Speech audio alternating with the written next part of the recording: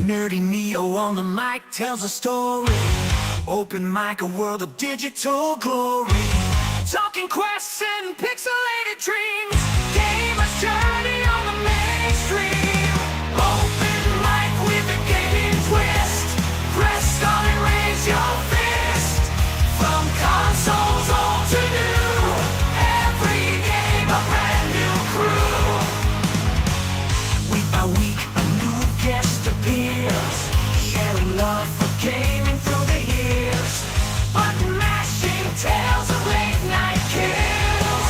Level up, adrenaline thrill. Open mic with a gaming twist. Press start and raise your fist. From consoles old to new. Every game a brand new crew. From pixel art to high-def screens. Open worlds and cutscenes. Neil's questions deep they go. Discovering every game in tow.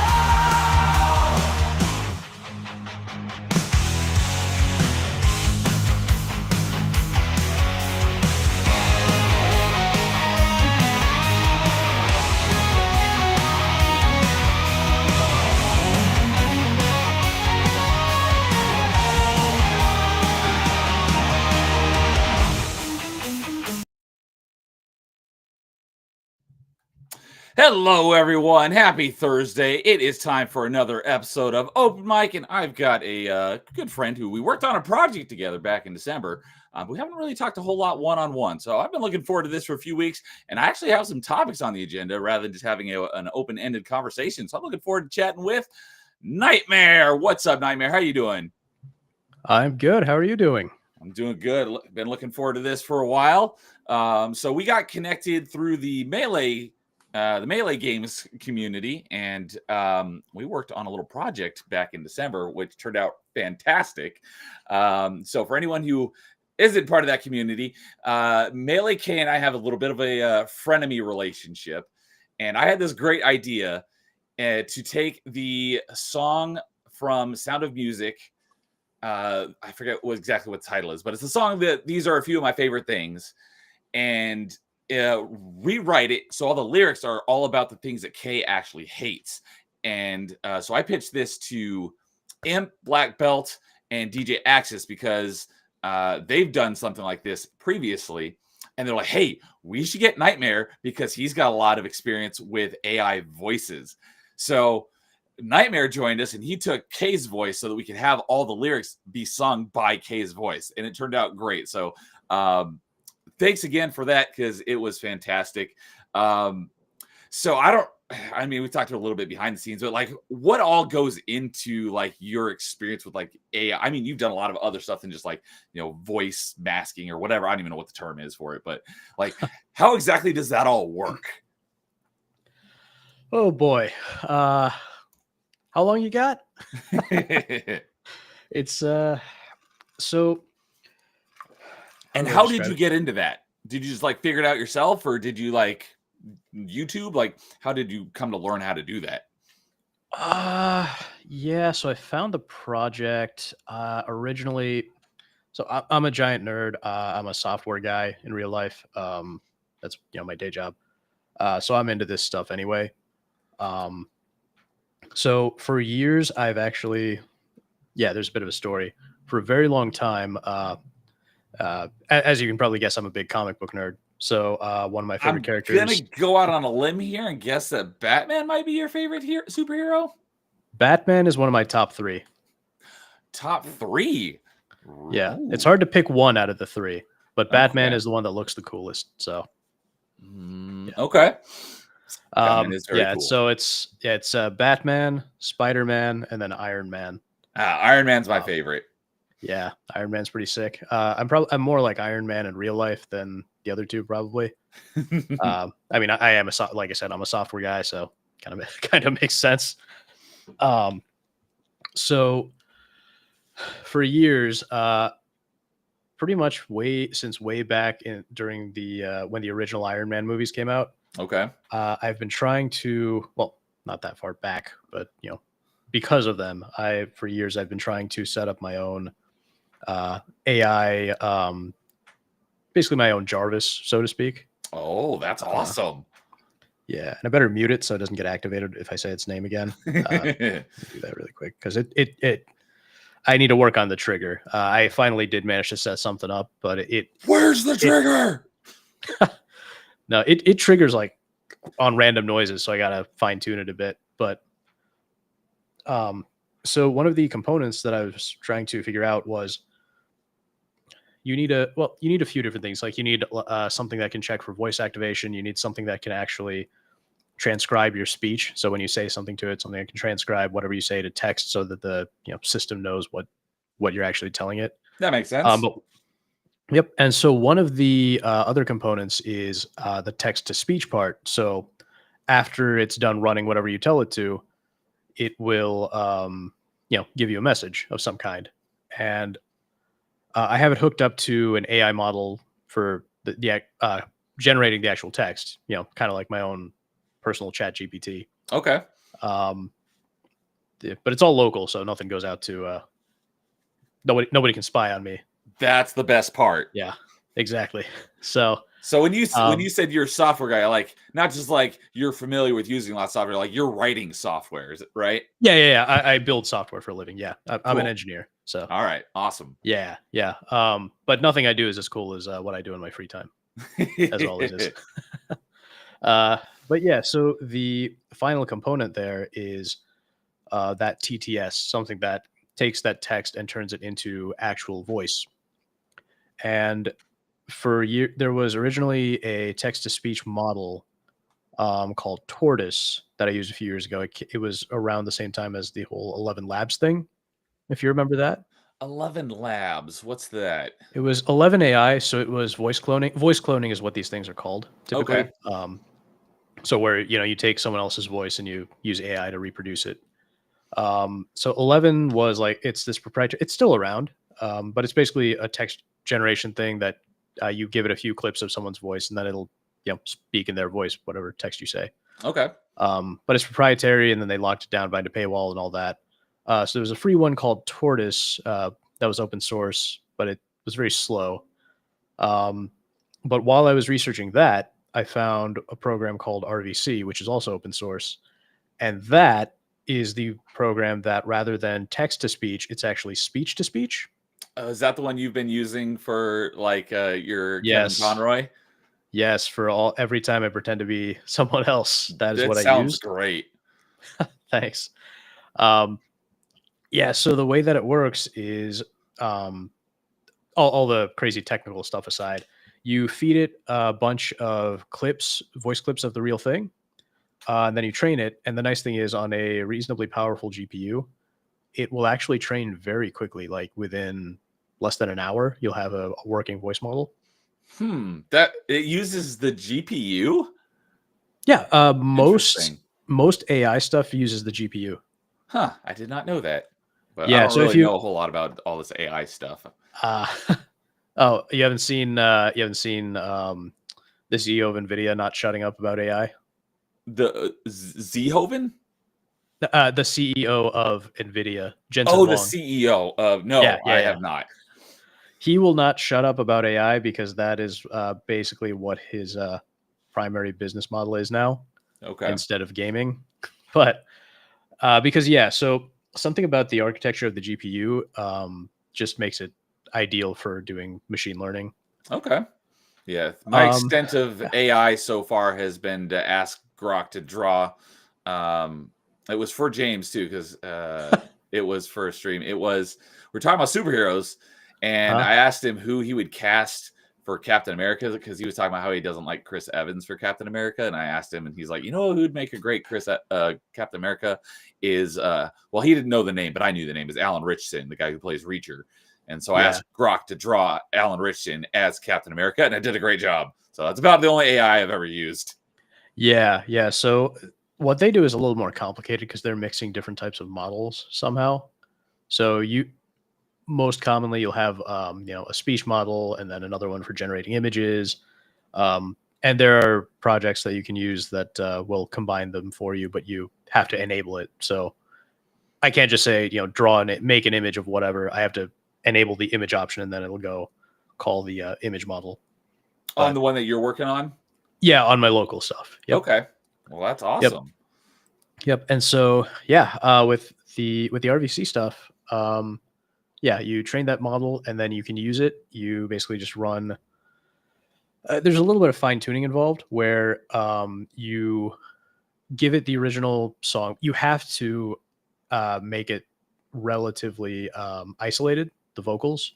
Okay, that makes 'Cause- sense. Yeah, because otherwise it doesn't know what's a vocal and what's not a vocal. Yeah, so So it's like what it- background noise or something. Exactly. So then you'll get all the noises in the background. Yeah, so you got to do that, and then you run it through with your chosen model, and it will generate the audio sounding roughly like the person. But then sometimes you got to play with like the generated pitch and tones and stuff. And you might remember when I sent you guys a few different clips of the K singing one at different pitches. Yes. Yeah, so you got to fine tune it a little bit with that, and then once you're done with that, you just put it back on top of whatever vocals you want. So that's how I was able to do the K one. I was able to do the Kevin Conroy singing I think Skyfall, and what was the other one? Snake Eater. Okay. Oh, That's and I awesome. also got him to do you remember at the beginning of, you've played all the Arkham games, right? Yes. Yeah, so you remember at the beginning of Arkham Knight, you remember it plays Frank Sinatra's "I've Got You Under My Skin." I remember the diner part at the beginning, but I don't But remember. before that, I think before that, during the Joker cremation, It's when been you s- move the analog stick and Joker's body is burnt to a crisp. Okay, I vaguely remember. It's been a really long time since I played Arkham Knight. Ah. That's on my list of games that I want to replay because it's been so long since I played it. But Okay. that does sound vaguely familiar. Yeah, so it's an old Frank Sinatra song, and I was able to make the Conroy AI sing that song too, which it's a little funny because it doesn't actually sound that different from the original song. But yeah, so that's how I do all of that. Awesome. So, well, I guess that I wrote down some things I wanted to talk to you about in no particular order, but I think that probably segues perfectly into one of the topics here is that you've actually done some modding for games, and some of the things you've done has been voice work in games. So, can you tell me a little bit about some of those voice mods that you've done, and was that via this RVC that you were talking about? So, if I remember right, the only voice mods that I've done were for Doom Eternal, and they were the Alex Jones as Doom Guy and Kevin Conroy as King Novik. And they did not use RVC because that was a little before RVC kind of blew up when I Okay. made those mods. So I actually used the Tortoise program that I was talking about. Gotcha. So rather than converting the spoken speech in the game, I actually had okay, no. So the Kevin Conroy one was AI. That one I used Tortoise for, and so that one I just typed out what I wanted and tested it out a few times until I finally got to sound roughly like what I wanted it to. You would not believe what a pain it was to get the voice to sync up with like the mouth movements in the game. I bet. Yeah, but it turned out pretty nicely. I was pretty happy with it. The voices that you put in, did you just have the original dialogue just with a different voice, or did you write like your own dialogue? No. So for the Kevin Conroy one, because it's AI generated, so what I did was I just literally retyped the same things that they were saying. Okay, so the dialogue didn't change, just Yeah. the voice of what they were Exactly. saying. I retyped the dialogue and then it spit out Kevin Conroy saying that dialogue. But for the Alex Jones one, that one is not AI at all. I literally just took clips of Alex Jones because Doom Guy is only ever shown speaking once, not from the first person. So you can really make him say whatever you want, except for the very end of Ancient Gods Part 2 when he has one word. I was just gonna say, yeah, if I remember correctly, the only time he speaks is the very end of the second DLC. He says one word, and I don't. Yeah, remember what but he that also was, but I did speaks. remember He he also spoke. speaks in the flashbacks in the main game in a couple of places. I think I it's. don't remember that. It might be almost entirely in the level where you fight the. I forget what it's called, but you're in that like a Sentinel arena, and it's like a giant marauder with a shield. I cannot remember. What And it's he's got called. like the flail. Yes, yes. Yeah, the Gladiator Beast, I think is what it was called. Yeah, yeah, that thing. So in that level, there are a bunch of flashbacks to when Doom Yes. Guy first showed up. He speaks during those flashbacks. I couple didn't times. realize that that was Doom Guy speaking. I thought that was Yeah. his memory of someone else speaking. Because I played that level No. a crap load of times. Because back when I played Doom Eternal, like every week, they often had a challenge, and it was like complete like 4 or 5 levels, and that's easily the shortest level in the game. So I played that level so many freaking times. I remember doing the same thing until I figured out how to make an unlocker mod for all the like skins and whatnot. Oh, well, I didn't play it on PC, so I didn't have that option. Yeah. Well, the nice thing is if you unlock everything the right way, you can use it in online. You know, if you want to play online. If you do it my way, you can't play online for obvious reasons. Yeah. I did do the online. I don't know if I think I played the Doom Eternal multiplayer online like legitimately like twice, and then the rest of it I just boosted it in order to get the multiplayer achievements. I didn't really care for the multiplayer that much. Yeah, I Doom never touched the 2016's multiplayer was very underrated though. I had a lot of fun with that one. It had a feature called Snap Map, right? That was pretty popular. That was Doom 2016. I never saw anyone use it. Like I looked into it a little bit myself. And it was a really cool idea, but I didn't actually like mess around with it. But it was a cool concept. Yeah, I never touched either multiplayer. But yeah, just to complete the Alex Jones thing. No, don't be. I just like to get back to what I was originally saying and finish it so we can move on to the next thing. Completely agree. I usually try to do that as well. If we get off topic, I'll usually try to make a mental note to be like, all right, we need to go back to this after we're get done with this tangent. Yeah, exactly. So with all the flashbacks, which I think they are all in the Gladiator level, there might be one somewhere else. But it's pretty much there's like 3 or 4 of them in that Gladiator level. Yeah, and he only has like 3 pieces of dialogue even there. And he's basically like basically in the real dialogue he's just saying a couple of words about the demons or whatever, huge guts, something like that. But with the mod, since I had a whole bunch of Alex Jones rant clips, I basically inserted a giant Alex Jones rant into each spot of dialogue, and I was able to update the subtitles to match. And so if you install the mod, I don't know if it works because I haven't tried it since they added official modding support, which broke a lot of stuff. But at least assuming it works still, the mod will update both the voice and subtitles. But the thing is, the rant is so long that the subtitles are generally just cut off. So it's that long of a rant compressed into like a couple seconds. But it's great. It's not like sped up so the whole thing fits in a few seconds though, right? I think one of them is sped up just a tiny bit. Okay. But you probably wouldn't be able to tell. But yeah, and the thing is, it fits perfectly too. That's the beauty of it all. Like within the setting of the game. Yeah, because he's yelling about demons and stuff. I had a feeling it's probably something about like demons or potbelly goblins or whatever. I don't think literal pot. Yeah, I didn't include the literal potbelly vampire goblins. That's the line. But yeah, no, it's just like demons. He's ranting about our species is stronger than you, faster than you. We're gonna beat you. Get that through your head. Something like that. I'm human and I'm coming. Something, that kind of thing. Yeah, I got the idea from that old video from I think it was Sargon of Akkad, who just slapped a ton of Alex Jones rants on top of Doom Eternal just gameplay footage. So that's where I got the idea to make an actual mod out of it. And just for completeness, I did mod the no at the end of Ancient Gods 2. I did find a clip of him saying no somewhere else, and I did put that in there just for completeness. That's great. Yeah. All right. So have you done any other modding of Doom Eternal than like the voice stuff? Yeah, I did do I thought you had mentioned something, but I don't remember Yeah, what it was.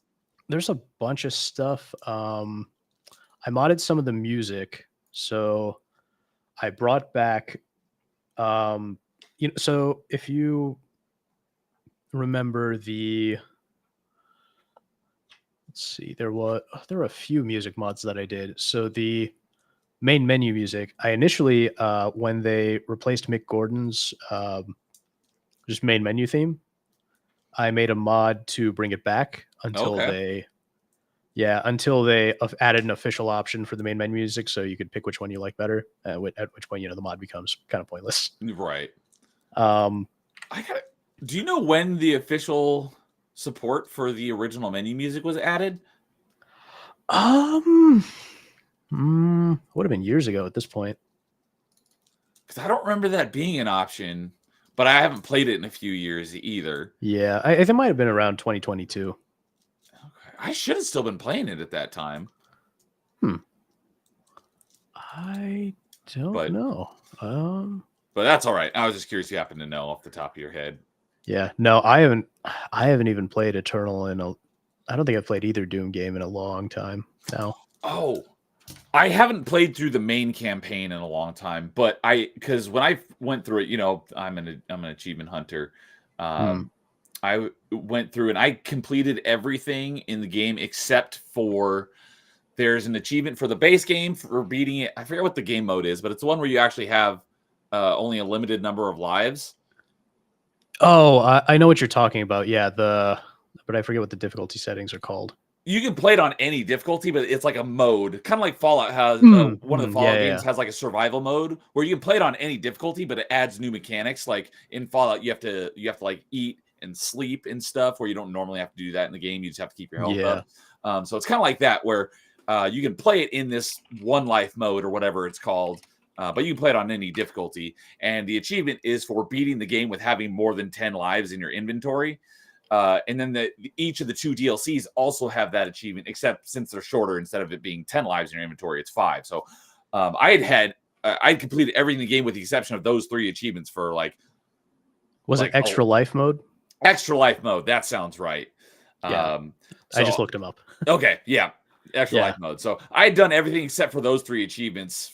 And so those 3 achievements had been sitting incomplete for a couple of years. So, and then I was like, I went back and mopped up those last 3 achievements. So I guess I actually did play through the game in its entirety. So, and it was probably I think it was for a challenge that I was partaking in at the time.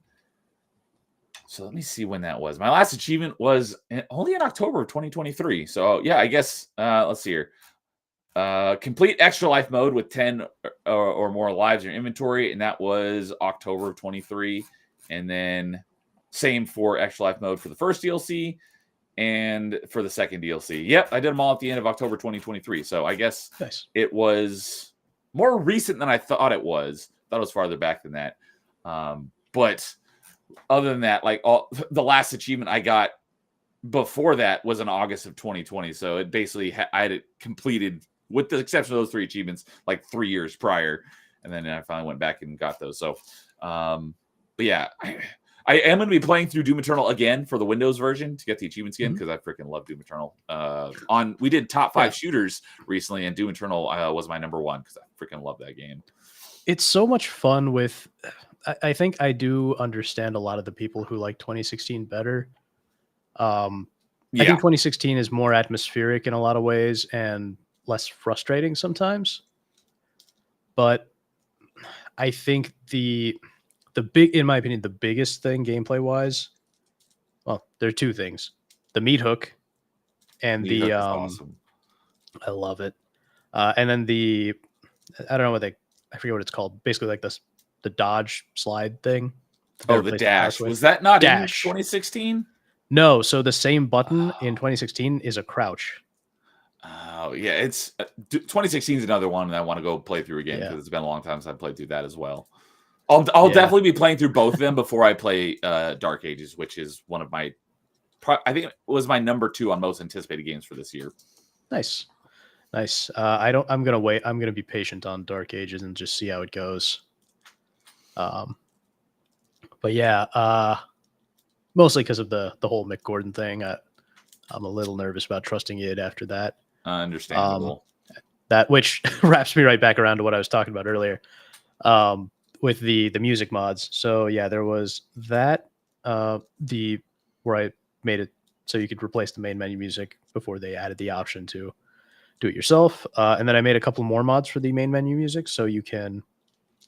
There is an extended version of At Doom's Gate from the first game that I found. And I asked the guy who made it, you cool with me making a mod with this for the main menu music? And he's like, yeah, sure. So I made a Nice. mod with an extended version of At Doom's Gate 2016 that replaces the main menu music. Then there In Doom is Eternal, right? yes, exactly. Cool.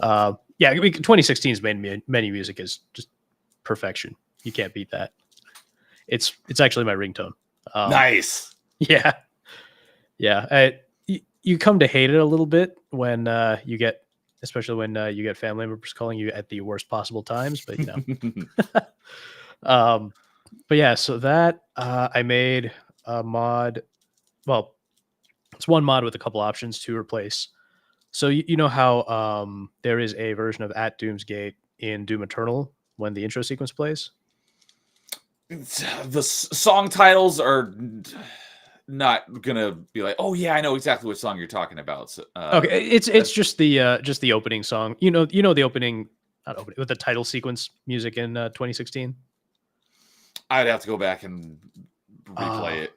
Man, it's the most memorable part of the game in my opinion. When he gets in the elevator and he's talking to Samuel Hayden, Hayden goes, "You must understand. It was for the good of mankind." And then at the same time, you're looking down at a guy who's been killed in the elevator. And then Doom guy smashes the speaker, and then you get the Doom title. I don't even remember Music that. goes- It's been it's- so the long music since I goes- played 2016. Oh, it is such a good track because it's based on the original At Doom's Gate. The famous first level music from the original Doom by Okay. Bobby Prince. So it's the one that goes. Yes. Yeah, that one. Yes, that So- one I recognize. So what the new, at least what 2016 did was for the title music, it starts off with like a very slowed down version of that, and then what they do in the game, or the way it's set up with the game, is it's synced up so that when it changes, you just get like a big beat drop when the title pops up. But until then, it's like a slowed down version going.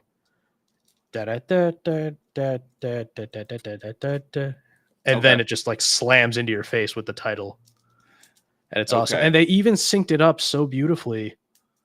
And I don't know if it always works, but they at least tried to sync it up so that at the end of the title drop music, the At Doom's Gate 2016 goes da da da da da da da da. But the last one of those notes is actually right when you get out of the elevator, Doom guy cocks his shotgun. And so the shotgun cocking is the last two notes of the track. Nice.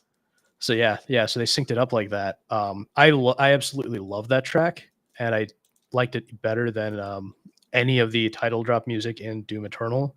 Okay. So Eternal has the three. So one for the main game, one for Ancient Gods Part 1, and then one for Ancient Gods Part 2. And so Yeah. the mod basically lets you restore a recut version of that title drop music from 2016 into each of those segments. Okay. And then there's also one more that lets you use, I believe, at the end of every level in 2016, it plays that music again. So it plays the portion of the title music. And so I basically just made that for Eternal. So at the end of every level, now the music will just like slam into your face like it did in 2016. Awesome. Yeah. And then let's see, the other mods. I did make a couple of like visual mods, just like, the Unmaker, for example, that weapon. I Yes. always thought it was hideous. Oh, So I made it. I never blue. had a problem with it. What it looked like, just how it worked was Uh, wasn't really great. Well, I just thought like a lot of the Maker designs were hideous because they're like that weird white with pink on it. And Okay. it just looked ugly to me, so I made it blue with gold trim. Ooh, I bet that looks nice. Yeah, it does. It looks a lot nicer. I think I had electric blue weapon effects. I made one that puts like a glow, the Slayer's mark, which is like the big Doom logo. Yes. Yeah. Actually, before I tell you that, I ended up loving Doom and 2016 and Eternal so much that I got what do you call them? Like stickers, basically. Oh, I thought you were going to say you got decals. Decal. I thought you were about to say that you got that symbol as a tattoo. Oh, I hate needles. No way. But I got a couple of decals of the Slayer's mark, and I slapped them on my gaming PC. Nice. And because it's got glass panels on it, when I turn it on, you can actually see it like It glows. kind of the silhouette. Yeah, so it looks pretty Nice. sweet.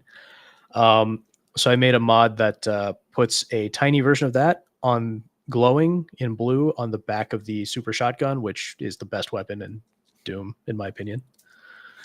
In just the whole franchise in its entirety, right? Yeah, it's just so much fun. It's so satisfying. And then there's I made a little New Game Plus mod too, because it kind of bothered me. Not that already have that? It didn't when I played it, unless they added it recently. Okay. So in 2016, neither 2016 nor Eternal has a New Game Plus, as far as I know. But 2016, I could be imagining that. It has level select. Oh, okay. Yeah, but the thing is, 2016, everything in 2016 is totally contained within the levels. So if you go back and play the first level and just play each level in sequence, you won't miss anything. But with Eternal, there are some parts of the game that are actually not part of a level. So I think it's mostly stuff that takes place in the whatever you call like Doom Guy's base of operations in the game. Oh, basically his Fortress of Solitude. Yeah, I forget what. Yeah, the space fortress thing. Yeah, I forget what it's called. Yeah, I have a photo of it. I might be able to find the name of it from that, but crap. It's such a cool. Was it just a Fortress of Doom? Fortress of Doom. I just googled. That's the first thing comes up. Is Fortress of Doom. Because Fortress of Doom sounds like a cartoon villain. Like the Legion of Doom from. Yeah, Legion of Doom or the Masters cartoons. Of Doom. Yeah.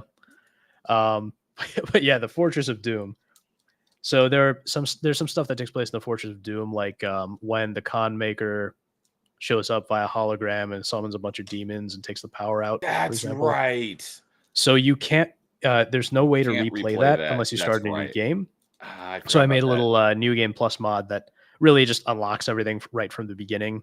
So you start a new game, you already got all your crap unlocked, except for like 1 or 2 weapons that will break the game if you have them upgraded, because it makes you take a couple upgrades early on. You like the super shotgun, since that's like critical to the story progression. I think it's the rocket launcher. Oh.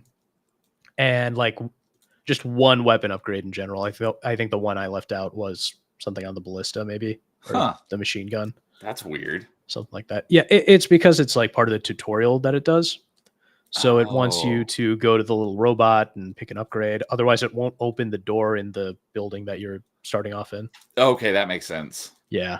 So yeah, but yeah. So that way you can still play through the full story and get everything in there and not have to deal with all unlocking everything once you're all the way through. Okay, gotcha. So I do want to ask you about that, but real quick, I haven't said hi to anyone. Amon Ra came in, said, "I need your autograph, Batman." I guess the first time I've ever seen Amon Ra up in the chat without a move first. So what's up, Amon Ra? Good to see you. So I'll have to get Batman to autograph something for you. And Pierce is here saying, "What's up, guys? What's up, Pierce? How's it going?" So, okay. So regarding Doom modding, this is all probably a while ago, right? You haven't done any modding for it in the last year-ish, I would assume. Might be like a year and a half. Yeah. Okay. Because I still have, I talk about this every so often, but I'm very generalizing because I don't want to give the idea out, because I still want to do this. But I had an idea for what I would consider to be like one of the coolest mods ever. It's basically a full conversion mod for Doom Eternal, where I had this idea where I want to take the building blocks of Doom Eternal and rearrange them and make a new game out of it. So I started investigating what it would take to actually do this. And this was probably around like November-ish of 2023. Okay. I had the idea well before that, but November of 2023 is when I, you know what, I'm actually going to look into do some research and figure out how I would go about doing this. So I started doing a bunch of research on the Doom modding, and I joined the Doom modding Reddit, or not Reddit, Discords. And I saw we are both in those together. I went and looked at our shared Discord servers. I'm like, oh, we're both in the Doom modding server. That's awesome. Yeah, there's two of them actually. Yes, I'm in both of them.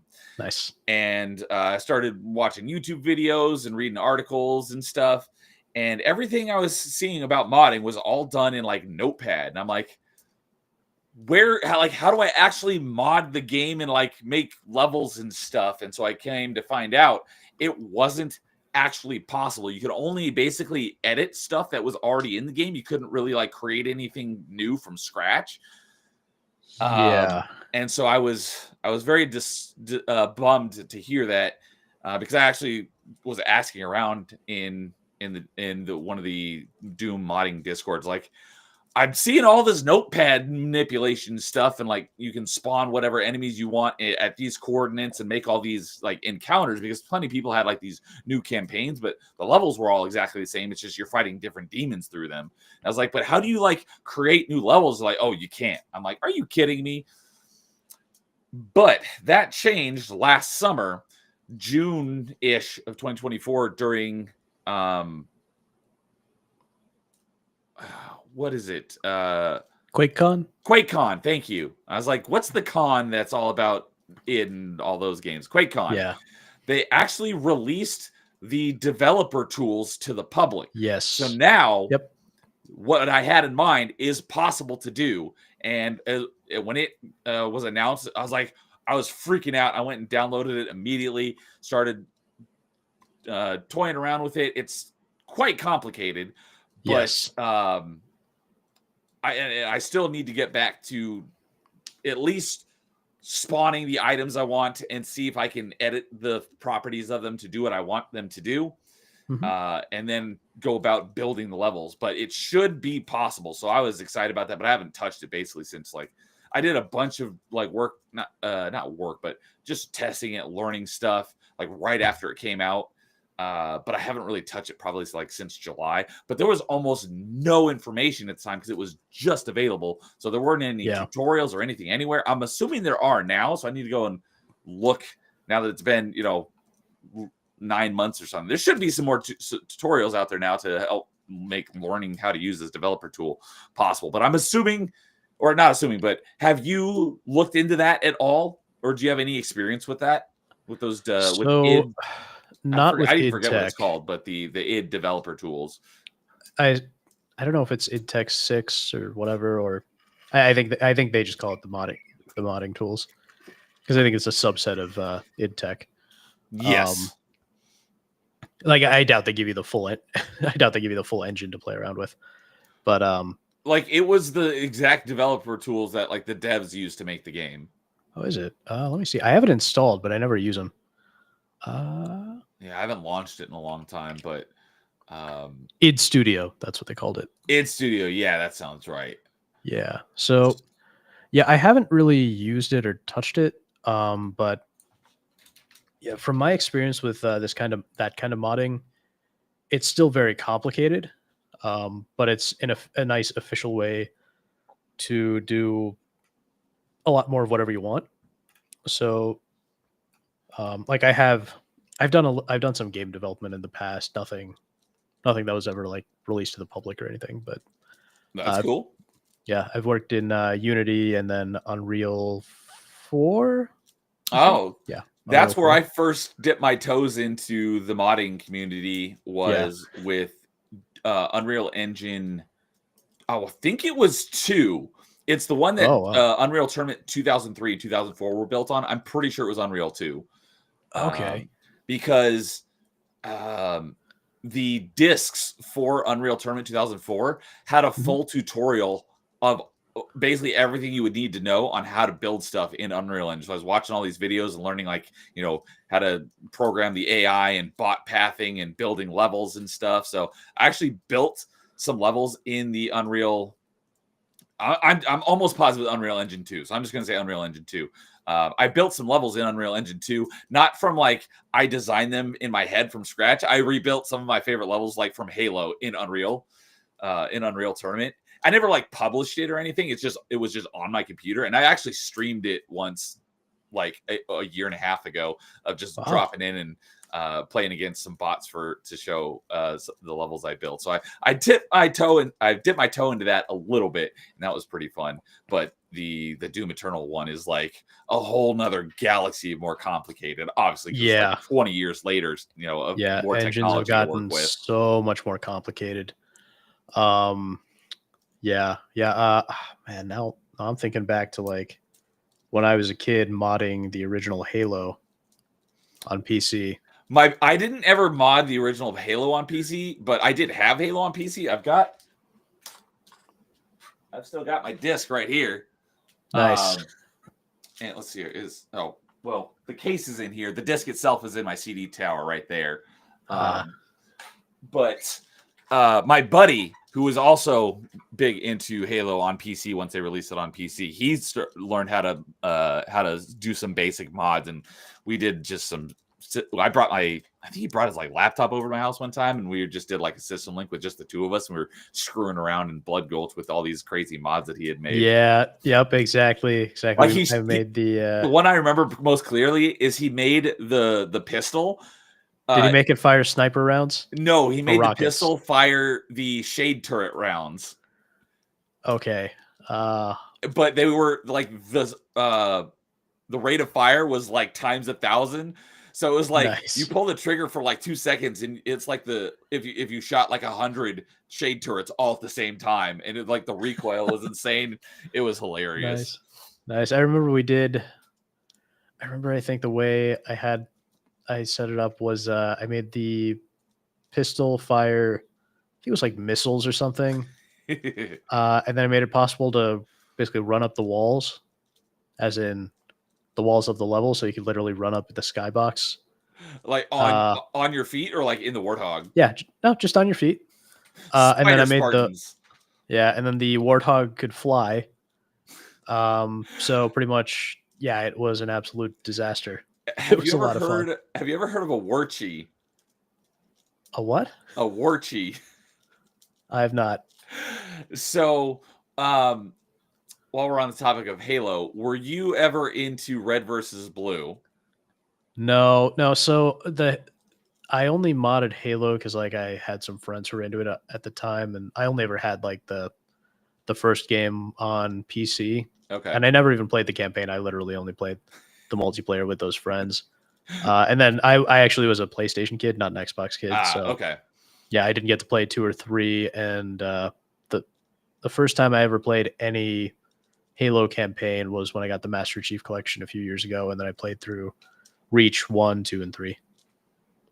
Okay, so you played Halo Reach, Halo 1, 2, and 3. No ODST 4 or 5, though. Nope. Okay. 5 wasn't even on. Yeah, 5's not in the Master Chief That's Collection. right. 5 is not in the Master Chief Collection. Is ODST in the collection? It was released as DLC, just like Reach wasn't originally in it, but it was released as DLC. I definitely recommend ODST. ODST is great. And I think out of all the Halo games, I think ODST's soundtrack was like my number 2. Nice. All the Halo games have great soundtracks, though.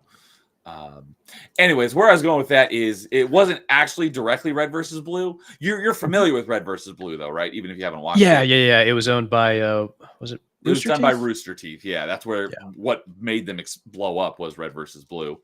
And I got all my friends in high school into Red versus Blue because I stumbled upon it one day, and I'm like, this is hilarious. It was like only like the 3rd or 4th episodes. They had like just started doing this, and I told my friends like, dude, you got it, because we were all super into Halo. I was like, you guys got to watch this. It's freaking hilarious. So I got all my friends into Red versus Blue, but there was a number of people who saw what Red versus Blue was doing and made their own So it was basically like not a spin-off because it wasn't by the same people. It's just like, fans of Halo, like, oh, I like what they're doing. I'm going to do the same thing, but, make up my own story. And there was one called I think it was Fireteam Charlie. And they didn't have very many episodes, but they, instead of playing in like the base game, they did the PC version. They modded it. And one of their mods was basically the flying warthog. It was a warthog. But it's been so long since I've seen it, so I don't remember if they modded like what the warthog actually looked like. But since it could fly like a banshee, they called it the Warchi. So when you said the flying warthog, okay. it reminded me of the Warchi from Gotcha. Fireteam. I'm pretty sure it was called Fireteam Charlie. So it was very limited run, so I doubt very many people ever even saw or heard of Fireteam Charlie, but it was basically another machinima based in Halo because of the success and popularity of Red versus Blue. Gotcha. So but so I pulled up Doom Eternal here on Steam because it's weird. The editor tool is actually considered the Doom Eternal game. So I haven't actually played Doom Eternal on Steam. I have 0 out of 50 achievements, but I have 180 hours in it. And that's because the editing tool counts as Doom Eternal. Wait, let me see if that's... That's interesting. Oh, okay. It doesn't show any statistics on the actual tool. It just shows the launch button. But yeah, because you hit... Well, you had to go through this like... I had to go through like all these like pages on its website to figure out how to do it, because you have to first download it, and then you have to go into like your Doom Eternal properties and set it to like don't launch automatically, and then it pops up with like a launch window. It's like, what do you want to launch? And then from there you have to like launch the game, and then once you're in the game, then there's an option to switch over to the editing tool, and it takes you out of Doom Eternal to the editing tool, but it still counts on Steam as playing Doom Eternal and counts towards your time in the game. Really? So it was really complicated, and I was getting frustrated just figuring out how to get into the tool. But really, because if you go into Steam and you just search Doom under tools, I actually just get like a direct link to id Studio. it may have changed, because the last time I launched it was in August, so it's been a while, so that might have changed. But on my Doom Eternal, it says I have 180 hours, but I have 0 achievements because I haven't actually played it. So maybe it's more complicated, but it did take a while to figure out how to do it, and I need to go back. The last thing I was working on was I was like, I'm doing everything this tutorial is telling me to do, but the lighting is not working. I'm basically working in pitch black. It's like, just give me some light so I can see what I'm doing. Yeah. Speaking of lighting, I will say Doom Eternal is the one game that RTX does not totally wreck. Oh, doesn't wreck? Okay. Yeah. Because every other game with ray tracing, you turn it on, your frame rate is basically cut in half. That is not surprising. Yeah, but Eternal is so well optimized. I think your frame rate is still cut in half in Eternal. It's just that Eternal is so well optimized, you can get like a really great frame rate. So yeah, even if it's cut in half, it's not too bad. I was just talking to someone within like the last week about how well optimized Doom Eternal is and how it puts other developers to shame when you have like these such unoptimized messes of games, because I haven't played it on Switch, but I've heard that it runs surprisingly smooth on Switch at 60 FPS. Like, you got it to run at 60 on Switch? How? Well, they probably did downgrade a lot of the character models and things. And to be fair, the type of game that Doom 2016 and Eternal are going to be a lot easier to optimize than, some kind of open world game. That's true. But even so, they did do a great job optimizing it, which is pretty good. And I also give them mad props for when they optimized 2016. So, well, if you played it on PC, I don't know if they made any changes to it on PC, but at least on Xbox, because when Doom 2016 originally launched, it was about 60 gigs, which is, pretty standard for a game like that. But they released a bunch of DLC and title updates, and it basically doubled the file size of the game up to like 120 gigs. And then they eventually made all the DLC free. And that's actually when I first played it. My first experience with Doom was Doom 2016. That was the first Doom game I ever played. And Yep, same. after that, I went back and played the classic. The only Doom game I still haven't played in its entirety, I've played a little bit, but I still need to go back and play through it in its entirety, is Doom 3. But I never played Doom back in the day, so I don't have like the nostalgia for the franchise. So I didn't go back and play them until after Doom 2016, but in 2016 made me fall in love with the franchise. But the file size basically ballooned up to like 120 gigs when the DLCs and stuff didn't add that much content to the game. So they actually went and reworked it and optimized it. They did technical magic behind the scenes, and they got all of the game and the extra content back down to about 60 gigs a couple years after the game came out. So mad props to id for actually respecting people's hard drives, unlike Call of Duty. Yeah, I appreciate when games do that kind of thing, go back and make updates that actually make improvements.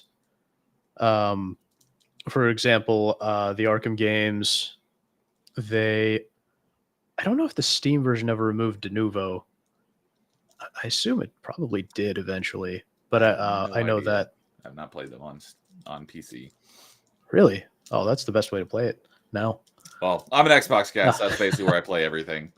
I gotcha. I do everything on my PC. So, but yeah, so they put all 4 Arkham games on GOG around the same time they did a bunch of updates.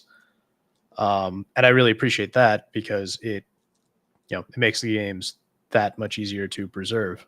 Yes. You're talking about GOG, right? Yes. Yeah. Because everything on GOG is supposed to be DRM free. Yes. Yeah, which I did do a little modding on the Arkham games as well, but they're harder to mod. Okay. You can do like some texture mods and some config mods.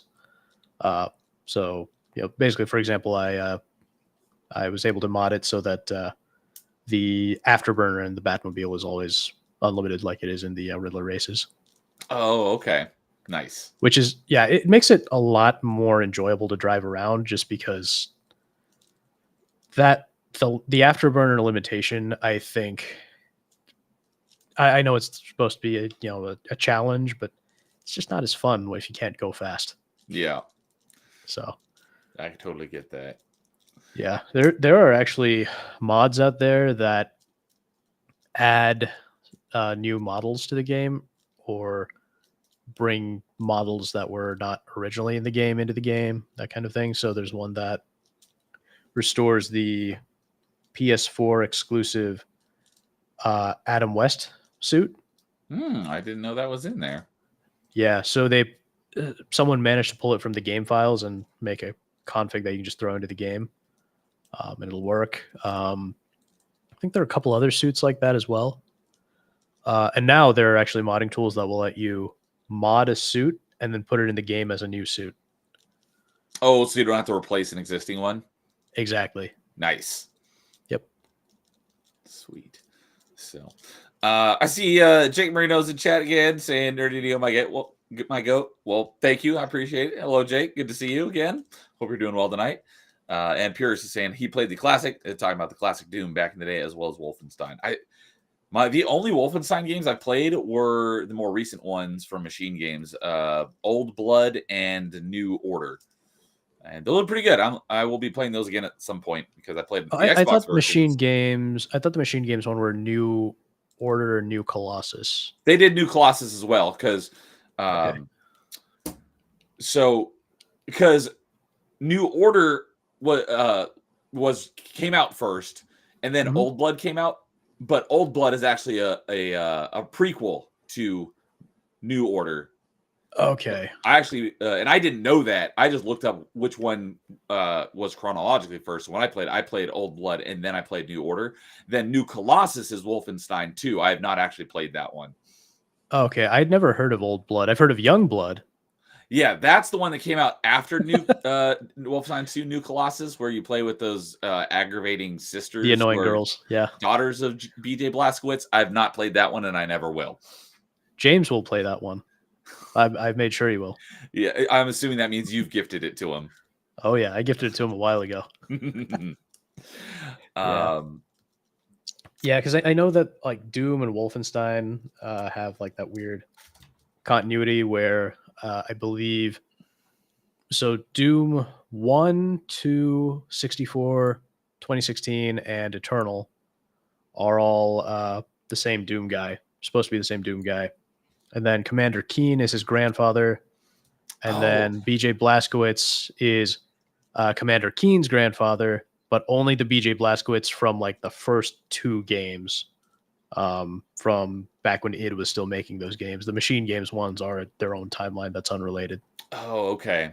Because I had never heard of, never seen Commander Keen until I unlocked the Commander Keen skin in Doom Eternal. I'm like, what the heck is this? And I went and looked. Yeah. At it. Like, oh, this is like one of their old school platformer games. Yeah, it's a kind of like, yeah, it's one of those like platformers for little kids almost. Yeah. Which is, yeah, it's kind of weird when you compare that to id's other games. And Pure is saying MechWarrior 2 was awesome back around those times as well. The only MechWarrior I played was MechWarrior 4, but that was I like that one. That was pretty cool. Oh yeah, that's where I was going. I was like, there was something I was going to mention while we were on the topic of gifting games to James. So yesterday I did a roulette stream of my own, and a few of the early games were pretty bad. Fortunately, most of the ones in the second half were pretty good. But one of the ones that came up that was freaking terrible was Stray Gods. And I went and looked this game up on Steam to see if James owned it already. I was like, dang it, he owns it already. Because I was like, I want to put this on my wish list to see when it goes on sale. I want to gift it to him. Not even 24 hours later, I find out that, I knew that they were doing, that Melee Games is doing their this month Gifted Games Gallery on this Saturday, but I didn't know until today that Stray Gods is one of the games that he's going to be playing on Saturday, and it's gifted by you. So I was like, I do my best to find the most quality cringe to gift him. I just thought like the timing on that was absolutely like, I just played this game, discovered how bad it was. I wanted to gift it to James. He's already planning on playing it this weekend, and the one who gifted it to him is coming on my channel for open mic all in the same day. Like, what are the odds of that? Just wait till you see what I gifted him today. Just wait till you see what I gifted him today. Already? Yeah, I gifted it to him and told him announce it during the gifted gallery when I come on. Oh, okay. Yeah. But yeah, I was like, oh my God, this is cringe. So I just thought that was hilarious that all that coming together. You gifted it to him, and then he's playing it this weekend right after I played it, and we're on open mic together. It's like, oh my gosh, that's just like perfect timing. I mean, if you see cringe and you find out he owns it, there's a very good chance I gifted it to him. Half my wish list is cringe for him. Yep, I usually have 1 or 2 games on my wish list that I'm just there to keep an eye on the price to gift to them at some point. Yep. So that was absolutely perfect. So, if you still want to talk mods, by the way, okay. There's probably one more game that I have done a ton of mods for. Oh, okay. And that was Tales of Arise. I did do some like Fallout modding as well for a little bit of New Vegas, a little bit of Fallout 4. For actually, you know what? For Fallout 4, I did like a really. Have you played Fallout 4? Real quick, I just want to give a shout out to my good buddy Dude1286, who's my achievement hunting cohort in crime over on Rumble, has just rated the stream. Thank you, dude. He was just playing Ninja Gaiden Sigma, and I was watching him up until we started our stream. But he's like, yeah, I'll probably raid you when I'm done. So I appreciate it as always, dude. Thank you for that, and hope the rest of your stream after I had to dip out went pretty well. But to answer your question, I actually just talked about this yesterday on one of my streams. The only Fallout, it was on Party Chat on Tuesday. I've played Fallout 3 in its entirety. I got 100% Mhm. in the game and all the DLCs. I've started Fallout 4 and I've put like 8-ish hours into it. So it's on the backlog of games I need to get back to, but I have not played much of Fallout 4, but I have played a few hours of it. Gotcha. Have you played New Vegas? That's another one. I wasn't ever planning on it, but just because of how much praise it's gotten from everyone, they're like, it's my favorite Fallout. I was like, I'll put it on my backlog. So I've never even touched New Vegas, but I will play it at some point. Okay. Yeah. So New Vegas is, at least in terms of the writing, New Vegas is the best Fallout game. And it is an absolute shame what they did to Chris Avellone, because he needed to stay at Obsidian. What happened with Chris Avellone? Effectively, he was forced out of Obsidian. I think there was something about false accusations of some kind. Did he get Me Too'd? Of misconduct, something like that. Yeah. Yeah. If you get falsely Me Too'd, there should be punishment for that. Oh yeah, there should be. Never is, but yeah. On a lighter note, yeah. So Fallout 4, I did a couple of mods that were kind of cool. So there in Fallout 4, the main plot involves your son Sean getting kidnapped and you waking up and Sean. Oh, what? Wrong game. Yeah, wrong game, same name. but yeah, so at the end, there's in some of the endings you can get a synth that is effectively your son. Yeah, a synth that is meant to resemble a child version of Sean. Clone, essentially, of your son. Yeah, yeah. Okay. So yeah, a synth. So they're not. I don't think they're technically robots, but anyway, they're like they'll never age or anything like that. But yeah, so he can be in places your son, but he's stuck in the Institute. So I made a mod that lets you take him with you. There were a couple mods for this, but they all made a copy of him. But mine actually let you take him around with you as like wherever you wanted him. Yeah, exactly. You could turn him into a companion, give him like a little suit, all that stuff, and have him, fight alongside you. Go on father-son adventures, so to speak. Which I always thought was I don't know, that always sounded cute to me, so that'd be fun. Cool. Yeah, and then I remember making another mod, and I can't believe, I swear, Bethesda does so many of these things where there's so many like little missed opportunities in their games. So there is a quest you can get from a guy, but to like rob a hotel or something like that. And then if you do that quest, you can like blackmail his dad or something like that. But if you kill the guy, then that quest just ends. So I made a mod that lets you find a key quest item that lets you continue that quest anyway, and then basically blackmail his dad. Basically, you can do kind of like a Machiavellian thing, which it just makes him that much more role playing. Okay. Yeah. So cool. That, and then the big one the big game I figured I should mention was Tales of Arise. Okay. I know that's a JRPG, right? Is it a JRPG if it's an action game as well? It's like an action JRPG, I guess. Yeah, I've heard that name. I know nothing about it, but you say Tales of Rise, JRPG is the first thing that pops into my head. I mean, it may be an action JRPG. Yeah, it is Japanese and it is an RPG. I just don't know if it's technically considered a JRPG or not, just because those definitions are so muddy. Okay. Oh, I have seen the key art for this game before. Yes. Yeah, it definitely has JRPG written all over it. Yeah, but I don't like. But it does say action role playing game. Yeah, yeah. Like I don't like the typical JRPG because it's typically turn based, and turn based I just can't do unless there's something really special about the game. I can't do turn based. That's I don't care for turn-based games. That's why I didn't do RPGs for the longest time, because I didn't know that there were RPGs that weren't turn-based. Yeah. My exposure to RPGs that weren't turn-based was Oblivion. Oh, wow. Yeah.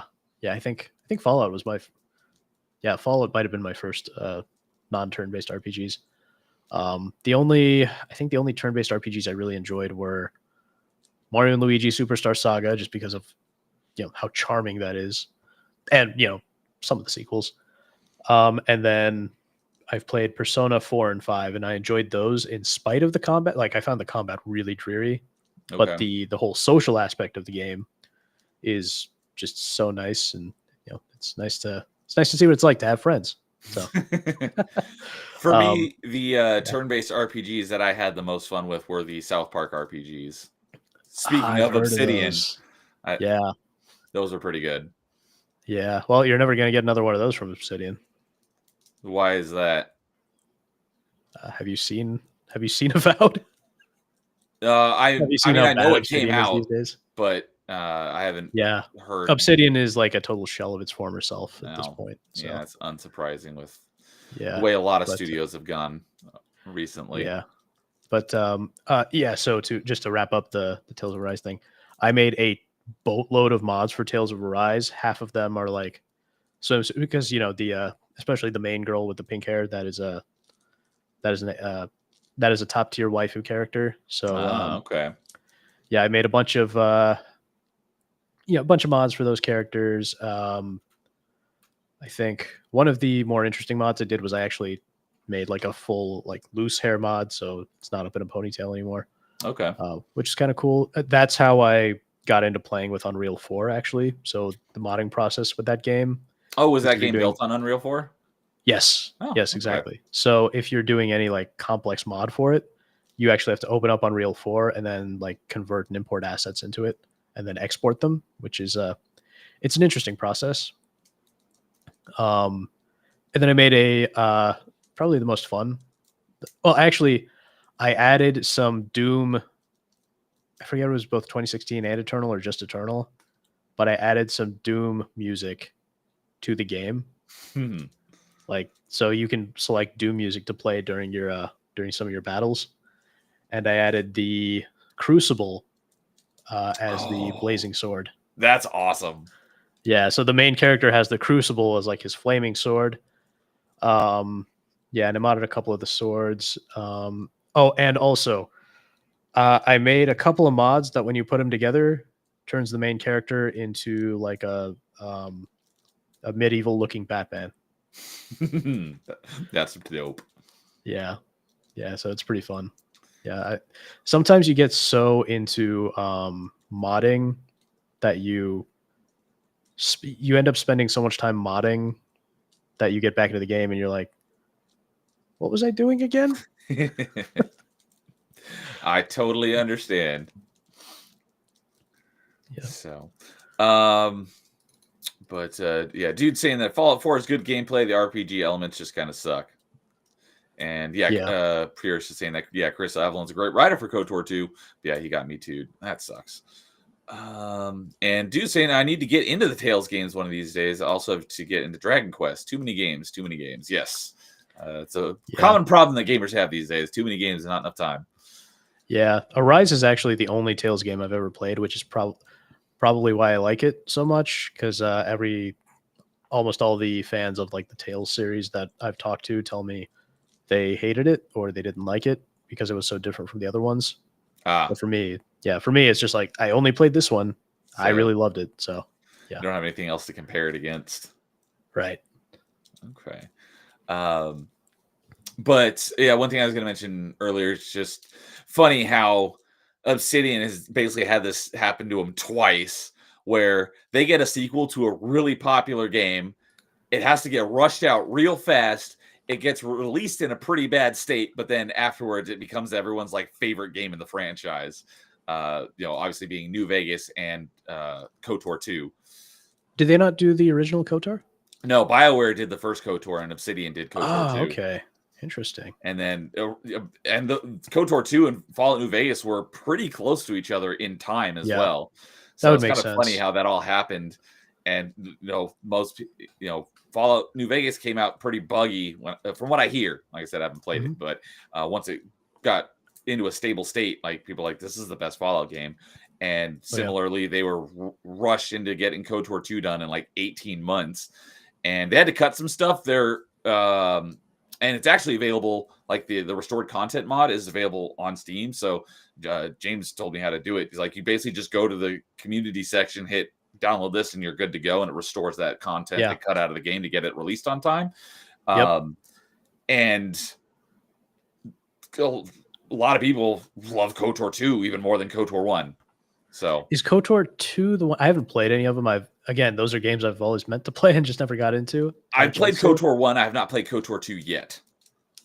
Yeah, but is KOTOR 2 the one with Darth Revan? Revan and Malik are in KOTOR 1. KOTOR 1, okay. In KOTOR 2, the main character is the Jedi Exile. And it takes place, I want to say it takes place a couple years after KOTOR 1. It's not like right after the first one ends, and you also don't play as the same character. Right. But yeah, Revan and Malik are like the main plot points of KOTOR 1. Gotcha.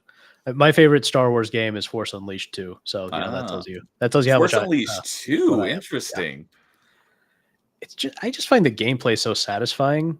That's really the main thing, and I think the main character is cool. Sam Witwer is absolutely awesome as the main character.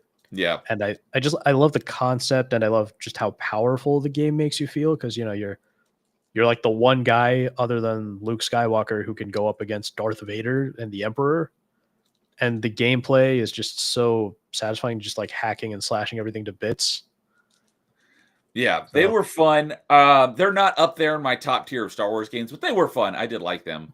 But yeah, I think Sam Witwer as Starkiller was the first time I ever saw like a character in game was also what they looked like in real life. Oh, like with the face scans. Yeah, that was the first time I saw like, wait a minute, I recognize that guy because he was also what character was he?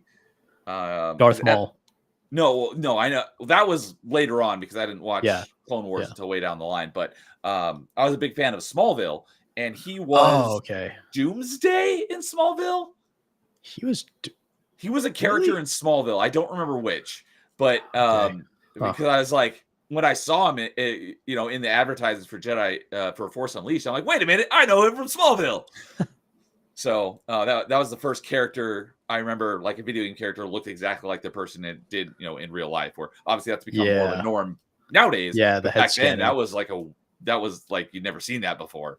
Well, we almost got to loop back around because we for a while there it was like we get these really beautiful recreations. Now we've gone back to, well, I guess the men still tend to look like they should, but yeah, the women do not. Women a lot of times do not. Yeah. But yeah, the main bad guys of KOTOR 2 are Darth Sion, Darth. Oh, it's in the chat. Star Wars Mulder Pierce. Oh, I was going to get to it. Oh, yeah. Darth Treya, Nihilus, and Sion. Yeah, those are the names I was looking for. But catching a little here on chat, dude. Saying never played New Vegas on PS3. I've heard that for some reason the PS3 version of New Vegas is like completely borked. So I don't have PS3, so I won't be playing it. Yeah, all the Fallout games are best played on PC, just because of all the like Bethesda practically depends on modders to fix their games. So if you're gonna play a Bethesda game, like Bethesda Game Studios game, probably play it on PC. I couldn't disagree with you, especially like that's why Skyrim is still so popular, is because the modding communities kept it alive all this time. Yep. And yeah, dude saying it starts breaking when the save file gets too large. I've heard that's the case with, I want to say, a couple of their games on PS3, but I don't know much about PlayStation because I've never owned one, but I have heard about that. So yeah, Purist is saying that Drew Karpyshyn wrote KOTOR 1, and Avalon and Karpyshyn both have great track records. Yeah, I do like Karpyshyn. I love Karpyshyn. He wrote the 3 of the 4 Mass Effect books. Mass Effect's my favorite video game franchise ever. He wrote 3 of the 4 books, and they're fantastic. I've heard he did that. I remember, and he wrote part of KOTOR 1 or not KOTOR. He also wrote or was on the writing team for Mass Effect 1 and 2 as well. Yeah, that makes sense. It makes sense why there was a big drop in writing quality with Mass Effect 3 then. But He yeah, I also remember wrote he the wrote a bunch Darth of Bane Star Wars books. novels. The Darth Yeah, Bane books. I was gonna say that. They're right. They're Yeah. right there because those are my favorite Star Wars books, and Darth Bane is my number one favorite Star Wars character. I freaking love Bane, Nice. and it's because Yeah, of I Carpachin. And I remember read that. Yeah. because I'm such a huge fan of Mass Effect. I Mhm. read the Mass Effect book just because it was a Mass Effect book.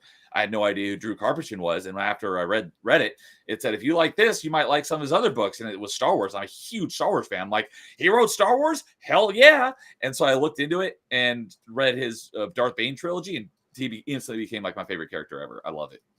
Yeah, I read I definitely read the original Darth Bane trilogy. I think he wrote a few other Star Wars books that I read. He But wrote the Revan book as well, which a lot of people are very split on that. Which I know Okay. purist. We've been talking about that a little bit because he's going to do a. I don't think he's done it yet. He said he was going to do it in February, but it hasn't. I don't think it's happened yet, or I missed it. But he was going Did to he do write like the Hand of Thrawn, something like that? no. Okay, But Pierce is I might going to be have like thinking a of something roundtable with some protractors, I guess, and detractors of the Revan book. So I'm looking forward to that because some people hate. Protractors? I don't know what the word would be, but the yeah, opposite of a fans. detractor. Just like fans, I guess. Yeah, of people who like the book versus people who don't like the book because a lot of people Yeah. are very split on the Revan book. Yeah. But yeah, I was gonna say with Darth Bane, I remember I read all 3 books and I didn't enjoy the second and third as much, but the first one was so good. I remember just really enjoying the way they pulled the plot off. Yeah, the first one's I think most people consider the first Bane book is the best of the 3. The second one is typically considered the weakest because he was kind of like KOTOR 2 and Fallout New Vegas, basically rushed. I think he had to get the second book out. They gave him like 9 months or something, some super short time frame. So it was kind of rushed. So Gotcha. a lot of people think that the second one was the weakest. I liked all 3 of them. But yeah, Darth Bane is awesome. He wrote a few of because the Revan book was in the Old Republic series of books, and I think he wrote a couple of the other Old Republic books as well. But yeah, I love Drew Karpyshyn's his books and stuff. They're great. So, but yeah, catching back up here with what Pierre is saying. Yeah, Karpyshyn and Avalon both have great track records. He's playing KOTOR 2 soon with the added content. Excellent. I'll be playing KOTOR 2. I can't say soon, but I'll be playing it at some point as well. But I'll be playing KOTOR 1 first because I've only played it once, and it was 20 years ago when it was new. So, and I played light side. So next time I'm going to play it dark side, and then I'm going to go straight into KOTOR 2. But yeah, KOTOR 2 is the Sith I think he meant to say triumvirate, not triumvirate. I think. Oh yeah, he corrected it down there with Traya, Nihilus, and Scion. Those are really cool characters. There's a lot of additional Revan lore told through the story of KOTOR 2. That's right. Yes, there is. And the Revan book and Annihilation. That I think Annihilation. Wait, was Annihilation? Oh, I'm thinking of Fatal Alliance. I was like, Fatal Alliance wasn't written by Karpyshyn, but I was thinking Fatal Alliance was Annihilation. Annihilation, I think, was one of his other Old Republic books that Karpyshyn wrote. Is very underrated Old Republic book of his as well. Yeah, okay. I read all the Old Republic books. I'm forgetting which one was Annihilation. Was Annihilation the one about Theron Shand? I think it was about Theron Shand. Or Shan, not Shand. There's no D at the end. Well, I certainly couldn't tell you. I'm a Star Wars casual. I'm pretty sure Annihilation was the one about Theron Shand. He says, I will still be doing that just behind schedule. Okay, I'm very much looking forward to watching that when it happens. And he's talking about the stream where he's got the fans of the Revan book versus the detractors of the Revan book. Gotcha. But let's see here. Was there anything else I was going to? Annihilation. Yes, I was right. Annihilation is about Theron Shan, which is, Satele Shan's non-force sensitive son. Yes. Gotcha. And Satele Shan is one of the main characters from the Old Republic game. I like Satele Shan a lot. A lot of people love Bastila. I like Satele better. They're both great characters, though. But okay. I guess another thing to talk about here is kind of while we're still on sort of the topic. I mean, it's always prevalent given your avatar here. You're a big fan of Batman. Who is your favorite Batman? Kevin Conroy. I had a feeling. I just had to make sure. Which is your favorite Arkham game? That is a difficult question because Is I that like Sophie's all three. choice? Well, each of the main three games, actually, you know what? I'd say each of the four big games has something special to it. That's what I always say, because a lot of people crap on Origins, and I always include Origins when Deservedly. talking about Arkham, and I say that Yeah. each one of them has some aspect that one does better than the other three. Yeah. So I mean, Origins deserves the crap it gets, though, especially because of I don't know what on earth they were thinking, not keeping Kevin Conroy on for Origins. There's no reason not to. Yeah. And in my opinion, Roger Craig Smith just does not sound anything like what a young Conroy Batman should, Okay. which is my main complaint about that.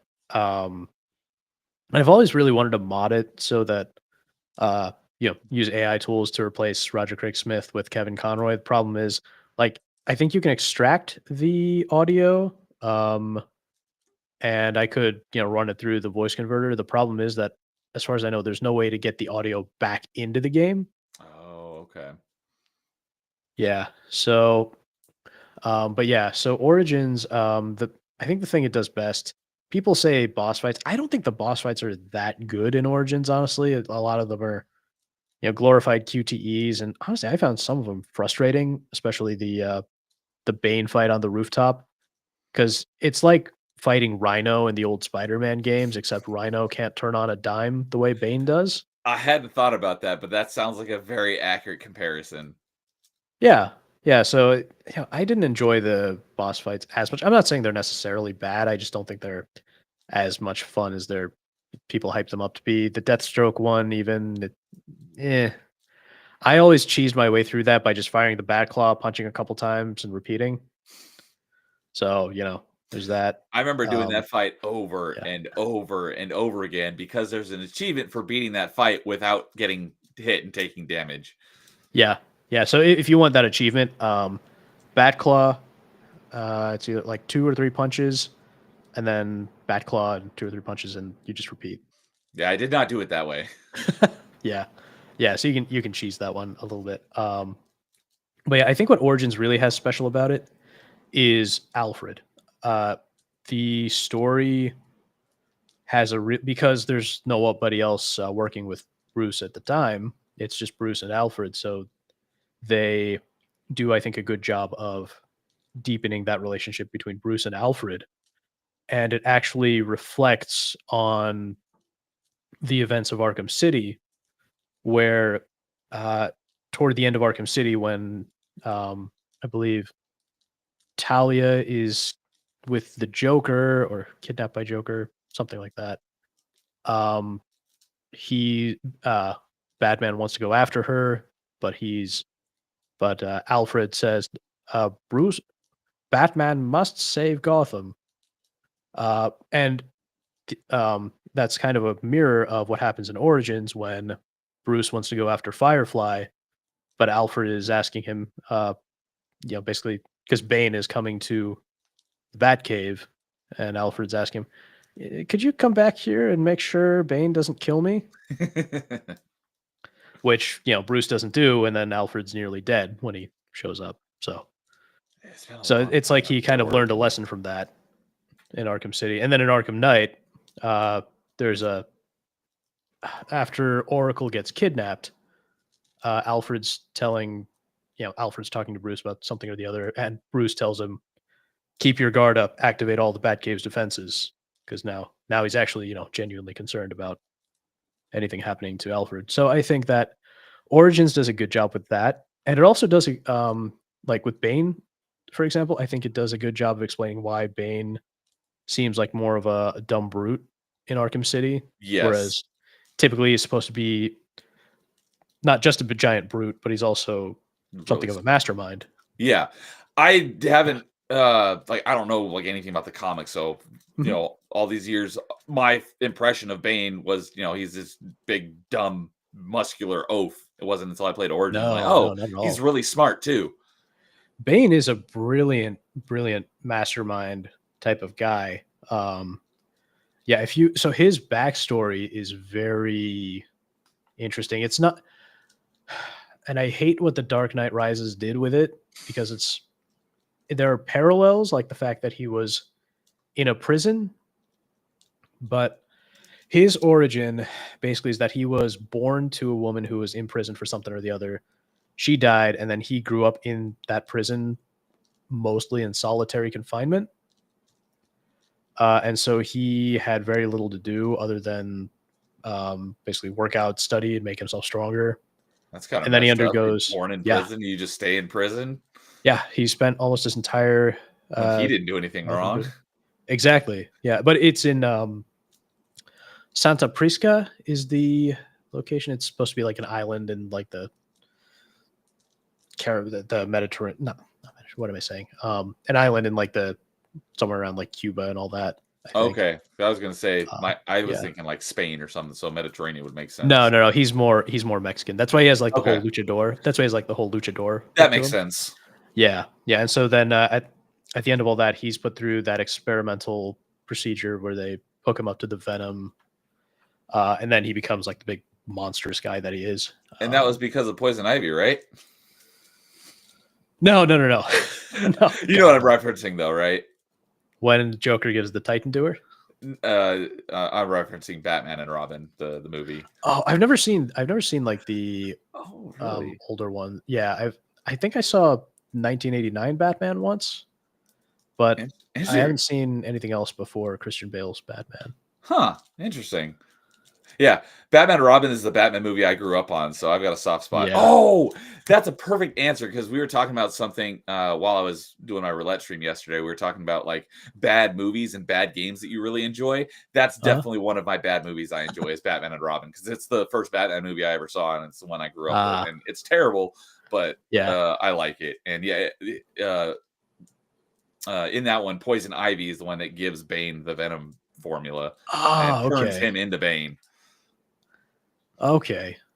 Interesting. Yeah. Because I know a lot of the comic origins and game origins and such, but yeah, I didn't know that that was in the movie. Wow. Yeah, it makes no sense because Poison Ivy and Mr. Freeze, played by Arnold Schwarzenegger, team up when they're basically exact opposite goals. But I freaking love Arnold in that movie. He's hamming it up. He's making all those ice puns. The ice puns are great. I love it. Yeah. Although I am so glad that the animated series gave Mr. Freeze a much better backstory. Yeah, animated series was great. Yeah. And Origins actually follows that backstory pretty closely for the Mr. Freeze DLC. Okay. So that's right. It was a DLC. I forgot about that. Yeah, it's a DLC that takes place I think it's exactly a week after because the main game takes place on Christmas Eve and the DLC with Mr. Freeze takes place on New Year's. Yep, and that's always exactly 1 week. Yes. Yep. Yeah, so that was pretty interesting. So yeah, there's that. And I think the Arkham games do the best job with Mr. Freeze of anything I can think of, in my opinion. Yeah, when we did top 5 boss fights, Mr. Freeze was on mine because that Arkham City boss fight with Freeze is freaking awesome. Yeah, that's great. But I actually just mean story-wise, even. I knew that's what you meant. Yeah, but the Mr. Freeze boss fight is one of the most interesting boss fights because it's not just about general basic like gameplay figuring out it's not just about like figuring out how to fight him. It actually makes you think. It's almost like a puzzle. Yeah, exactly. It's like a puzzle boss fight. It's great. Yeah, but it's not like the frustrating kind of puzzle or like the slow, boring kind of puzzle where you're literally solving a puzzle. Right. Yeah, it was great. But yeah, so I was saying Origins does Bruce and Alfred's relationship best, I think, exploring that and explaining some of the stuff that happens in the later games. Asylum, of course, is the most atmospheric. It has just that perfect atmosphere for Arkham Asylum and everything. If I had one major complaint about Asylum, it's that Alfred is not in the game. Yeah, because he should be. I don't mind Oracle, nothing against Oracle, but Alfred should be there. Alfred needs to be there. What, like, he was in the game as like a voice over the radio, though, right? He just not as like a character. No. No. So Alfred is physically shown in Origins and a little bit in Night, and then he's only a voice. There's like a picture of him, but as far as like gameplay wise, he's only a voice in City. In Arkham Asylum, the only Alfred that is in there is like a character bio. Really? I thought he talked to you over the radio in Asylum. Nope, just City. Oh, okay. Yeah, I like to think he would. There is an issue of Legends of the Dark Knight where I'm going wildly off tangent, but you'll understand where I'm going with this in a minute. There is an issue of Legends of the Dark Knight where Bruce sends Alfred off on a vacation to an island called Corto Maltese. And Alfred, being Alfred, promptly manages to get himself kidnapped by the cartels. So Bruce has to go save him. But I like to think that's what was going on during the events of Arkham Asylum, is that Bruce packed off Alfred on vacation, and maybe that's why he's not there. Missed opportunity, though. Okay. Yeah. And then, City, I think it's City has a lot of great things, but I think City is a really interesting political thriller in a sense. With all the Protocol 10 stuff and how Professor Strange, I got to be careful not to call him Doctor Strange because there's already Marvel's got a Doctor Strange. That's right. You just call him Hugo Strange. Yeah, you can call him Hugo Strange. But yeah, with Hugo Strange and Ra's al Ghul, their whole plan to kill off all the criminals, even though a lot of these guys are actually just political prisoners and all that. So, I think it's a very interesting political thriller type of story. And then Night, I think Night is just an interesting personal story, and gameplay wise, it is the absolute best gameplay. Everything is so fluid and, instinctive almost. The Batmobile is just so much fun to drive. I only wish that they had included a Batcave and made the Batwing flyable. Oh yeah, that would have been cool if Batwing was flyable. That would have been awesome. What's your take on the tank segments? I know a lot of people hate them. I didn't mind it. I thought those parts were pretty fun for the most part. I don't mind them too much. I think sometimes they can be a bit much. What I really hated were the stealth tanks. That sucked until I realized that you could use the CPU virus to take control of one of those tanks at a time. And so then you could get the tanks to sort of fight each other, which helps a lot. But yeah, I think that is the worst part of the game, is the Cobra tanks is what they're called. Okay. Yeah. So, but yeah, unrelated to anything we're talking about, but Pierce was asking, what program do you use for your avatar? He'd love to do something similar with a real Star Wars character, meaning pre-Disney. Okay, so you're gonna need a couple things. First of all, you're gonna need the actual model of the character you want to use. So, what might be easiest is finding a rip from a game, if you can. And then you have to use, this was the hardest part, is rigging everything up in Blender. There are a couple of plugins you got to set up to rig it for, I think OpenCFace is the animation, I guess, platform you'd call it. So you basically have to rig up the bones, as they're called, with these kinds of avatars, or not with avatars, but with 3D models. They're called bones. Yeah, so you got to skeleton, so it knows where the hinge points are and stuff. Exactly. So you got to hook those up so that they match up to what the OpenCFace applications are expecting, and then you probably want to set up some animations. So the mouth animation I have here is, it's not a one-to-one with a skeleton. It is also tied to the sound of my voice. So even if my mouth is not moving that much, you'll still see the jaw move up and down, just so you can kind of tell I'm talking. So you rig up animations like that. Once you've done all that and exported your OpenCFace compatible mesh, the program that I'm using to actually sort of do the VTuber thing is called Warudo, and it is a free application on Steam. I highly recommend it. The beta actually just added hand tracking. So, when you see me doing hand motions, that is actually my hands moving around. I figured as but- much. Although sometimes I was thinking earlier while your hands were doing that, I'm like, it reminds me of Stan S. Stanman from Monkey Island. no, I was gonna say was it Anchorman or was it Talladega Nights? He's like, I don't know what to do with my hands. Might be I want to say Anchorman. I want to say that was from Talladega Nights because they were Oh, okay. interviewing him after a race. I'm pretty sure. Oh, okay, yeah. I might have seen Anchorman once. I never saw Talladega Nights. but- Oh, those are great. I love No, those movies. when I Although was- haven't when I was seen them in playing with it- forever, but that's what that reminded Yeah. me of. When I was playing with it, though, because of the way that the hands kind of gesticulate awkwardly, sometimes I was thinking of Stan from Monkey Island, the way that he like wildly gesticulates everywhere.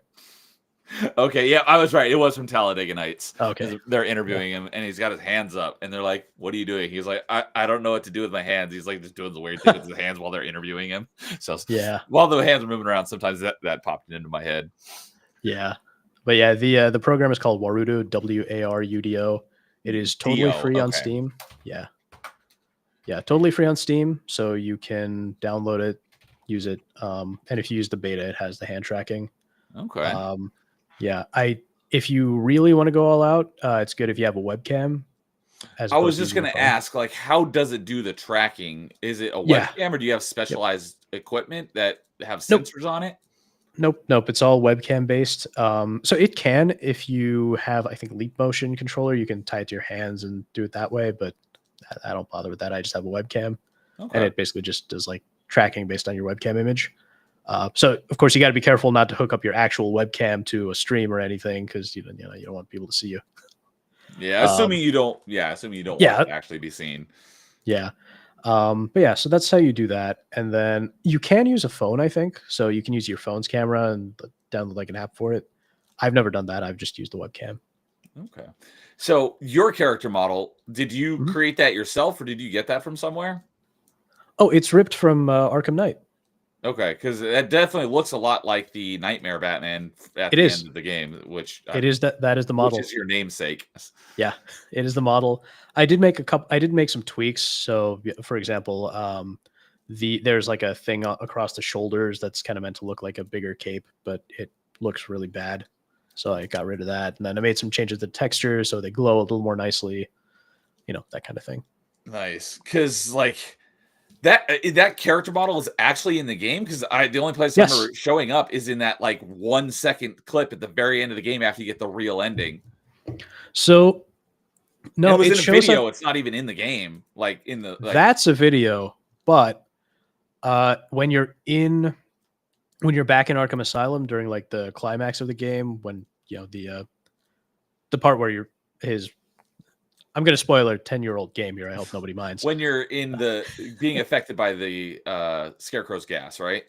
Right after that, yeah, when after Bruce's identity is revealed, all that. Once Jason frees him from the shackles, and he gets out and he grabs Scarecrow and gives Scarecrow his own fear toxin. There's that bit where you see from Scarecrow's perspective what Batman now looks like, and you see. Oh. And that's not pre-rendered. It looks pre-rendered, but it's not. It's because I guess they just did a really good job with that animation. It is actually the character model, and that's where the character model comes from. Okay. It's been other than Yeah. Arkham City, which I just played about a year ago. I played it last February. Mhm. I haven't played any of the Arkham games in a long time. Those are also on my Ah. backlog of games that I need to replay, is all the Arkham games. So I vaguely Yeah. remember what you're talking about. Yeah, I've been meaning to get back. There's actually a mod that lets you. I think there's a mod that lets you actually select this character model in the game, Oh, that'd be cool. just like one of the Batman skins, and then you can just play as the Nightmare Batman, it's cool, but it also looks super weird sometimes because the cape is ridiculously gigantic for effect. But yeah, My favorite speak- in-game skin that I always use, as long as it's available on all the Arkham games, is the Batman Beyond skin. I love that skin. Really, I always go with. Honestly, I love the Arkham City skin so much because I think it is the best adaptation of the classic comic book look. Yes, I would agree with that. That one is cool too. The other thing I was kind of disappointed that wasn't in there, at least not in the base game, because I haven't played it on a moddable PC. Is I wish that the Arkham Knight was a skin that you could play as. It is for Batman. Oh, not for Batman. Because you can play as him in the challenges, but you can't use that skin for Batman in the campaign. Yeah. So part of the reason is I remember when they were actually releasing those skins, Sefton Hill, the co-founder and at the time studio head of Rocksteady before Suicide Squad. Okay, I was like, I heard that name, but I wouldn't be able to tell you why I know the name Sefton Hill. I will tell you a couple things about it right after this that are interesting. So Sefton Hill tweeted when they were doing some of the final updates for the game. He asked people on what was then Twitter. He was saying we can probably do one more character skin, and that'll be. Oh, is he British? Rocksteady's British, yeah. Okay, So, I didn't realize that. I'm doing an impression of how I remember his voice. So you went British all of a sudden. I'm assuming it's because you're talking as this person. Yeah.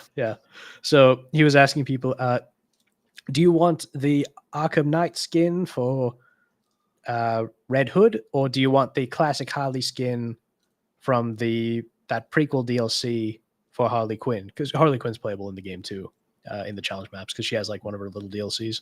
Right. And then there's like a classic Harley model that appears in the Batgirl DLC. So he was asking, we probably have time to rig up one more extra skin. So do you want Arkham Knight for Red Hood, or do you want classic Harley for Harley Quinn? And in the end, they released both. Oh, nice. Yeah, which was really cool of them. The other thing I was going to say about Sefton Hill. Oh, I remember. So the Arkham Knight wasn't an actual separate character in the challenge. It was just a skin for Red Hood. Yes. Yeah. Because it's the same guy. It's the same. That makes sense. I didn't realize. I was thinking they were two separate characters with different movesets, but they're the same. Just no. If you look at the costume of Red Hood and you look at the costume of Arkham Knight, you'll actually see that Red Hood's costume is actually the Arkham Knight's costume, but with a bunch of pieces changed out. Yeah, that's right. Yeah. So, the little story with Sefton Hill, I remember when they were first announcing the Suicide Squad game, they did this weird virtual announcement thing Warner Brothers did with Will Arnett from Arrested Development. If you know who he is. I know who he is, but not from Arrested Development, because I've never seen Arrested Development. Okay. So you know who he is at least. Yes. Yeah, he was doing. For some reason, they had him doing a bunch of announcements for Warner Brothers. He did voice Batman in Lego Batman. Oh yeah, he did. I liked Lego Batman. That was pretty great. I never saw that. I saw the Lego movie, but I never saw Lego Batman. But yeah. So when he was doing it in that like weird virtual stage, I don't know if you remember that announcement. It was a really weird event. I think so. That doesn't sound familiar. It's probably like 5 years ago now. But he's introducing, Rocksteady because they're about to announce the Suicide Squad game. Sefton Hill walks in, and I swear he looked absolutely dead inside. Like I could just tell he did not want to announce this game. He did not want to make Suicide Squad. I could just tell. He was being forced to make something that he knew was not going to be well received. Yeah, because I think originally they wanted to do a Superman game, which would have been amazing, by the way. Yeah, if anyone could do a Superman game correctly, I would say Rocksteady would be the ones. Yeah, 2015 Rocksteady would have been ideal for that. I know that's what a lot of people were like rooting for, is Rocksteady to do a Superman game. Yeah. Because Superman games have not had the greatest track record. No. I've always wanted to play Superman Returns. I did play that one. Yeah, because at least it's an interesting concept where like the city takes damage instead of Superman himself. Yeah, he can't. But he doesn't have a health bar, but the city does. Yeah, but like the problem is that I want to play the 360 version, which is a little better. That's the one I played. But I don't have a 360, and I don't want to buy a 360, so I'm waiting for Xenia to get to a point where it can actually play the game. Is that a 360 Xenia emulator? Yes, exactly. Okay. Yeah, I haven't heard of that one. Yeah. Oh, and I just pulled it up. It is not backwards compatible, so you would have to play it on a 360. You couldn't play it on an Xbox One or Series X or anything. Yeah, apparently there's like a whole story behind the game's development too with EA Tiburon. I haven't pulled up here. It says EA Orlando. Oh, Orlando. I thought it was Tiburon. But yeah, probably better well received than Superman 64. But at least looking here Yeah. on True Achievements, it's got a 1.96 out of 5 stars, based on 33,000 people who have played it. Yeah, I still want to try it though. I still want to try it because I had Superman. I didn't think it was that bad. It looked kind of fun. I had Superman Battle for Apocalypse, I think it was called, on PS2. Was that based on the Superman Animated series. Animated series? Okay. Yeah. I didn't play that one, but I was like, I think that was based on the animated series. Yeah, it was. I think it was Tim Daly's voice in the game. Might have been George Newbern, but probably Tim Daly.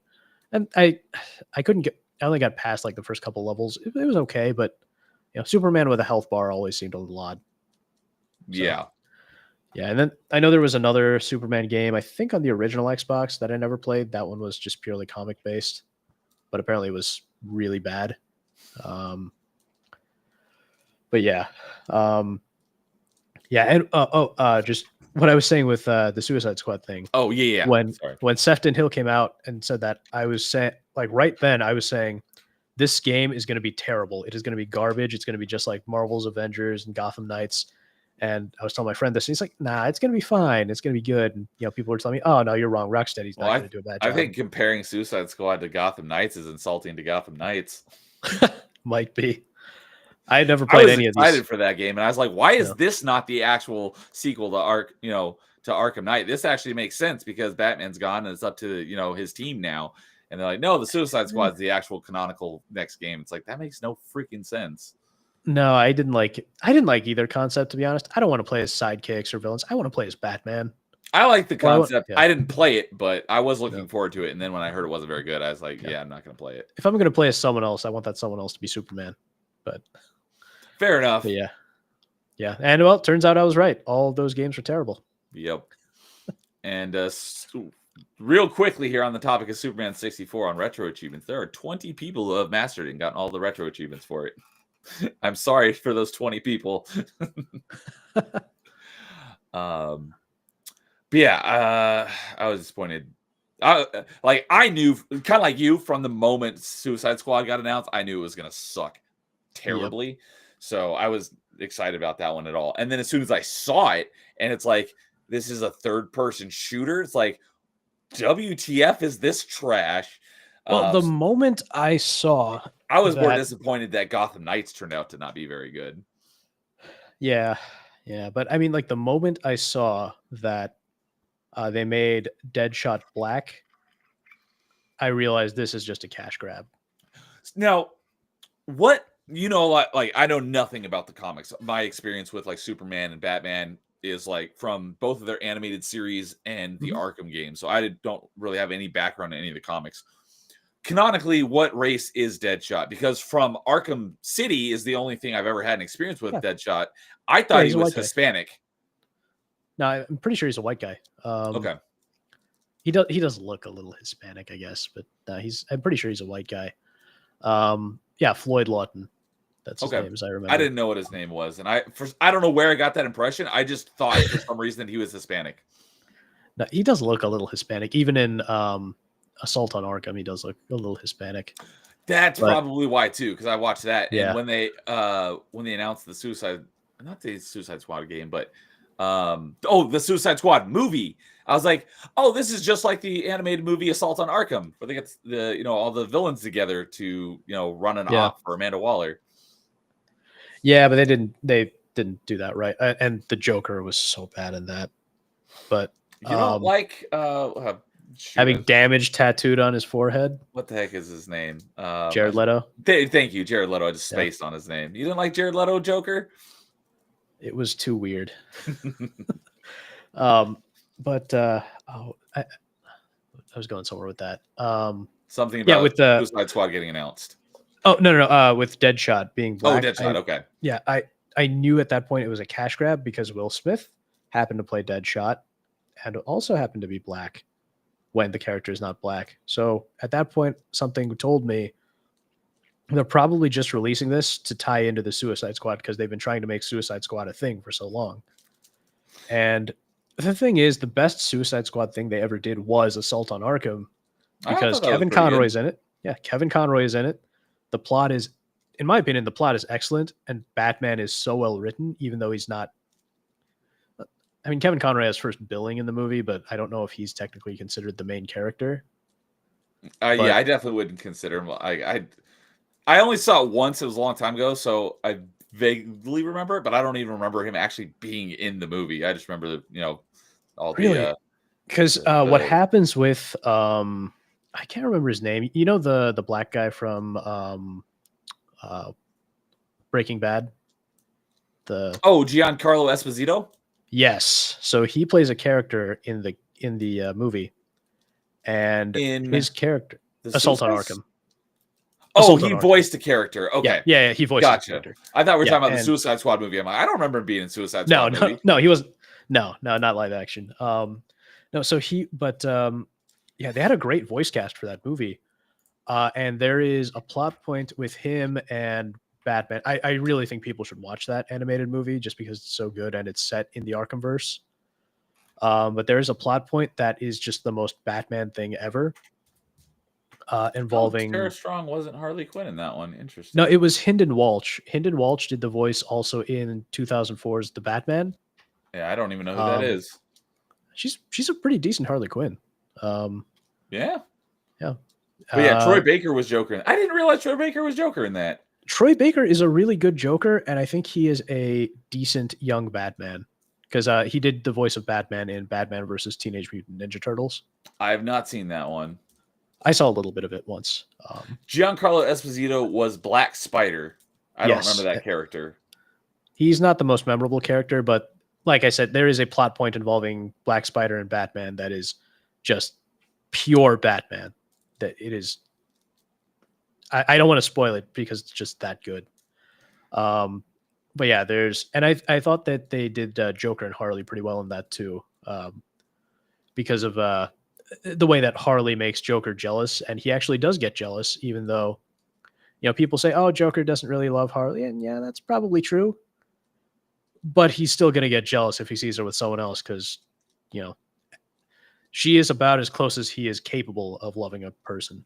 Yes, that's a good way of putting it. She is his favorite play toy.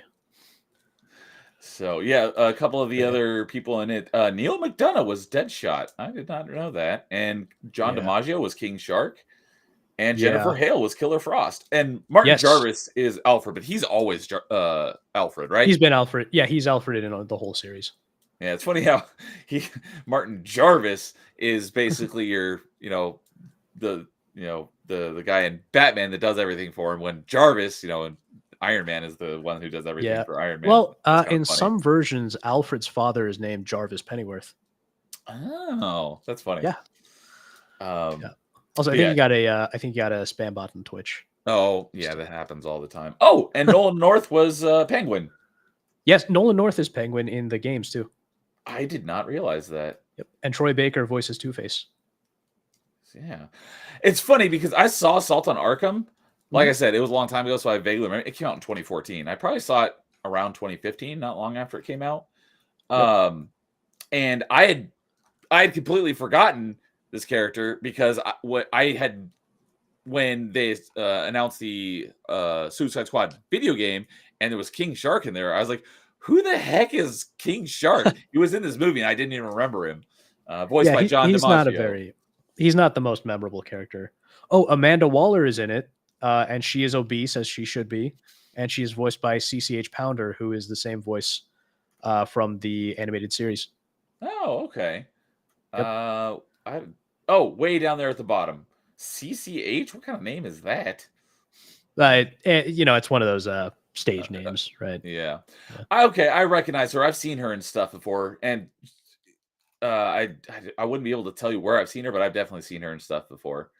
I don't know that I've seen her in anything, but I know her voice. She is also, if you remember at the very end of Origins, Amanda Waller pops in to where Deathstroke is in jail, and she tries to recruit him to the Suicide Squad, although nothing ever came of that for some reason. Nah. Yeah, I don't know what I've seen her in, but I have seen her in some live action stuff. I just don't know what. But big name cast for that movie. for voice Yeah. actors. And I really wish they had done the Superman game, because if they had done the Superman game, I think there's a very good chance they would have gotten either Tim Daly or George Newbern to voice Superman, and it would have been so nice. Are those, because I don't know, Tim Daly is the voice of Superman in Superman the Animated Series, and Okay. then because of some kind of scheduling conflicts, they replaced him with George Newbern, who sounds almost exactly the same. Okay. For Yeah, I don't Justice know the League. voice actor for Superman like I do for Batman. Yeah. Although, that's basically Yeah. Kevin Conroy. Yeah, there is a just speaking of that, Tim Daly's son Sam Daly did the voice of Superman in it was Justice League Flashpoint Paradox. And again, he sounds exactly like his dad. So Nice. but there is a video. Tim Daly had a YouTube. He has a YouTube channel, and years ago he did a little skit with Kevin Conroy, where they're sort of both pretending to be their respective characters. That sounds awesome. Yeah, and Tim's son Sam also shows up, but yeah, they're just being silly. It's nice. That's great. Yep. So, all right. So, dude was saying that there was an episode of the animated series where Ivy was sending spa invitations to big CEOs who were casual, Causing and natural destruction. Oh, causing natural destruction. So she went to Bruce and gave it to Alfred because he thought he needed a vacation. Turned out Bruce had canceled the project Ivy was mad about before she sent the invitation. Once she's written correctly, Amanda Waller is an amazing villain. Yeah, I actually remember exactly what episode dude is talking about, and Alfred has a girlfriend in that episode named Maggie. Oh, good for him. Yeah, it's nice. They're both nice old people. But I remember there's after Alfred gets sick from going to the thing, there's a small part where like Bruce is looking after Alfred. While Alfred's basically Bruce has put Alfred in bed, as I remember, and he's just like looking over him. And I just thought that was really sweet. See Bruce take care of Alfred. Yeah. And speaking of Batman Ninja Turtles, dude thought the fight between Shredder and Batman was pretty good. So I haven't seen that one, so I don't know. But okay. All right. Well, shifting gears here a little bit. One of the other things I had written down that we needed to talk about. I don't remember exactly what was the catalyst for this, but I wrote it down. Was Lords of Shadow 2, Castlevania. Yeah. Because I just played that for the first time and finished it earlier this month or late last month. So it's very fresh. I played Lords of Shadow 1 way back in the day, probably over a decade ago. But it wasn't until just recently I played Mirror of Fate and then Lords of Shadow 2, because I think Mirror of Fate actually takes place between the two games. It does, yeah. So why did I write that down? Because at some point I remember I keep telling James he needs to play Lords of Shadow 2, and you probably just saw me saying that. Yeah, that could be. Okay, yeah. I played Lords of Shadow. I finished it in September of 2013, so it's been a while. Wow. And I really like that game. The reason why I played Lords of Shadow is because I like hack and slash games. That was the first Castlevania game I ever played, and I only played it because it's a hack and slash. But I know, it's very different from the Castlevania pedigree, I guess. So I don't know how it was it was received by actual Castlevania fans. But I liked it. But we did talk about that. I did talk about Castlevania Lord of Shadow 1 with James when he came on Party Chat like not long after I started my channel, because he did not like that game. But Lord of Shadow 2 was a completely different genre, and the argument could be made that it's actually a Metroidvania, which it very much is. Which I was not expecting. I figured it to be more a linear level based hack and slash, just like the first one. So I was pleasantly surprised. Yeah. The only reason I even played the first one is because of the story. Because so what I find so interesting, I've never played the mainline Castlevania series. Partly because I know half the plot of the original series, because Dracula's the main villain. Half the plot of it is Alucard. And he's just trying to kill his own father, and I don't know. That just makes me sad. I don't want to kill my. I love my dad, so I don't want to do that. But then so that's what got me excited about Lords of Shadow, is that now you are Dracula. You get to play as the most powerful villain, and I just love a good power fantasy, you know. So like that, really, that is one of the main things that ties the games that I like together. A lot of the time, is it's just I am the gamer that the screeching people on Twitter complain about. I love the good. I love the macho male power fantasy. So you're playing as in Lords of Shadow now. He's Gabriel Belmont. Yeah, and in the first game, that's pretty much what he is for the most part. Yeah, Um, I went but yeah, because they teased it after you beat the game with the whole. they did such a bad job with that because the cutscenes were those weird animatics almost. Yeah, after And they I don't. beat it, and then like because I was just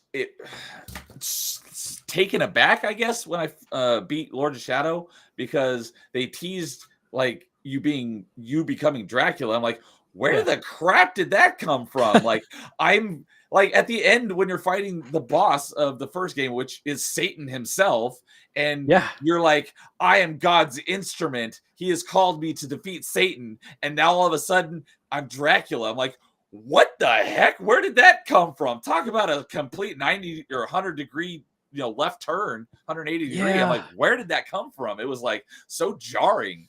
And then I in forget. 2, you Yeah. play as Dracula. So You're technically you're you're straight up playing as Dracula. the bad guy. Yeah. Well, sorta. Right. Sorta. This version of Dracula is not evil. Anti-hero. Yeah, I think anti-heroes probably fits because in the end, he actually is the hero when you think about it. But yeah, like the first game, I mostly just played because I knew it was going to happen because I played those games way after release. So I played the first game just out of just 'cause I felt like I should play the first game if I'm going to play the second game. I never played Mirror of Fate though, just because I'm not really into the 3DS style games. Okay. But Yeah, so I played the first one, and yeah, they did. I was so excited to see him transform into Dracula, and all that happens in just like a barely animate and a bunch of like static frame cutscenes, and like, come on, couldn't you at least give me like a nice cinematic of him becoming a vampire and absorbing that demon thing's power and becoming Dracula? Would it have killed you to do that? Would it kill you to do that? Yeah, So I was it's just so so disappointing. confused because it was like Yeah. now like you beat Satan. Now all of a sudden, like you were the poster child for his order was called the Brotherhood of Light, right? Yeah, the Brotherhood of Light, and I Which is forget how also from Star exactly. Wars. Yeah, Talk, that talk was in about the Darth when we were Bane talking. book. Yeah, Yes, exactly. Darth yeah, Bane. It was the Brotherhood, the Brotherhood of Light were the good guys, the the Jedi. Jedi army. Yeah, And then there was the army, Khan's army. Khan was the leader of the Sith at the yeah, time.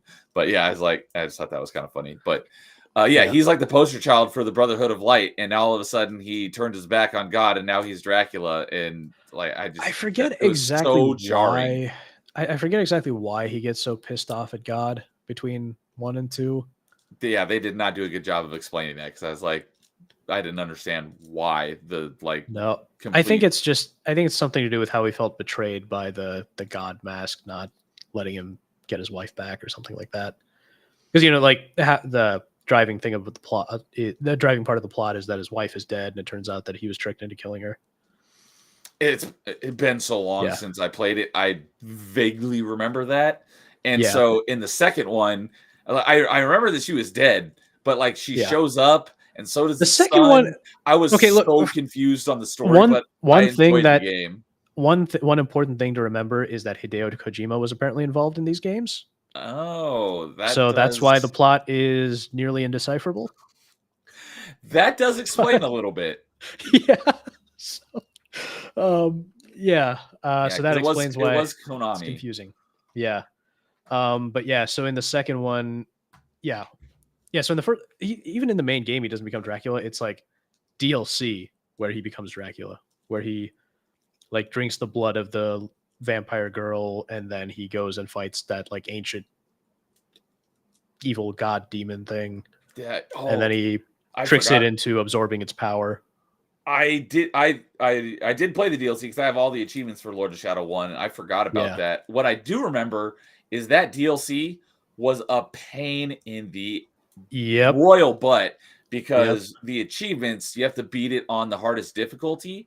Oh, And most of the game was not that bad, but the last level of that DLC, there's basically no founts to restore your health and your mana essentially. yeah. So basically there's no way to get it back throughout the entire level, and it was annoyingly long for that, and I had to play that level so many freaking times to beat it and get that achievement. Was not a fan. If they had just put founts to refill your health and magic before the final boss fight, it wouldn't have been a big deal. But they didn't give you any in the entire level. That pissed me off. It was so annoying. much. And that climbing segment right before that was very annoying. Was it another? I don't remember that, but was it one like where it's shifting back and forth? No, I don't think it was shifting back and forth, but like the giant demon thing was also climbing and you couldn't let it spot you. And so you had to like hide a lot. It was a pain. But like I said, it wasn't even very rewarding because the cutscenes are just like static drawings, basically. Yeah, it was DLC, so they didn't put as much effort into it. Yeah, like same thing Just Cause 3 did with some of its DLC. If you remember that. Some of the cutscenes for like the Sky Fortress DLC are just like I don't even static. remember being story to the DLC, but I freaking love Just Cause 3 is my favorite of the Just Cause games. I freaking love that game. I've only played 3 and 4, but 3 is definitely my favorite of the two. I would say 2 is definitely worth playing. I wouldn't bother with the first one. Okay. Yeah. Because I mean the plots are complete nonsense anyway. Right? Yeah, it's like I don't play Just Cause for the story. It's Michael Bay simulator. You just blow stuff up and have fun. Yeah. Well, I wish 4 had been more of a Michael Bay simulator, but it wasn't. So yeah, 4 was very meh. I was a bit disappointed by it coming off of Just Cause 3. But my favorite is 3, 2, 4, 1. Okay. For the Just Cause games. Yeah. The nice thing about 3 is that you can there are mods for it where you can make the jetpack unlimited, really boost up the rockets and increase the speed. So by the time I was done modding the game, I was basically flying around like Iron Man and just shooting rockets and everything. That's what I said when I had BDJCon for Open Mic way back, because he's a huge fan of Just Cause as well. It's like it's the best Iron Man game once you get the once you get the Bavarian wingsuit, you're Iron Man without the armor. Well, not just the wingsuit, but like the Sky Fortress DLC gives you a jetpack, right? That's what I'm talking about. The Bavarian wingsuit is what it's called.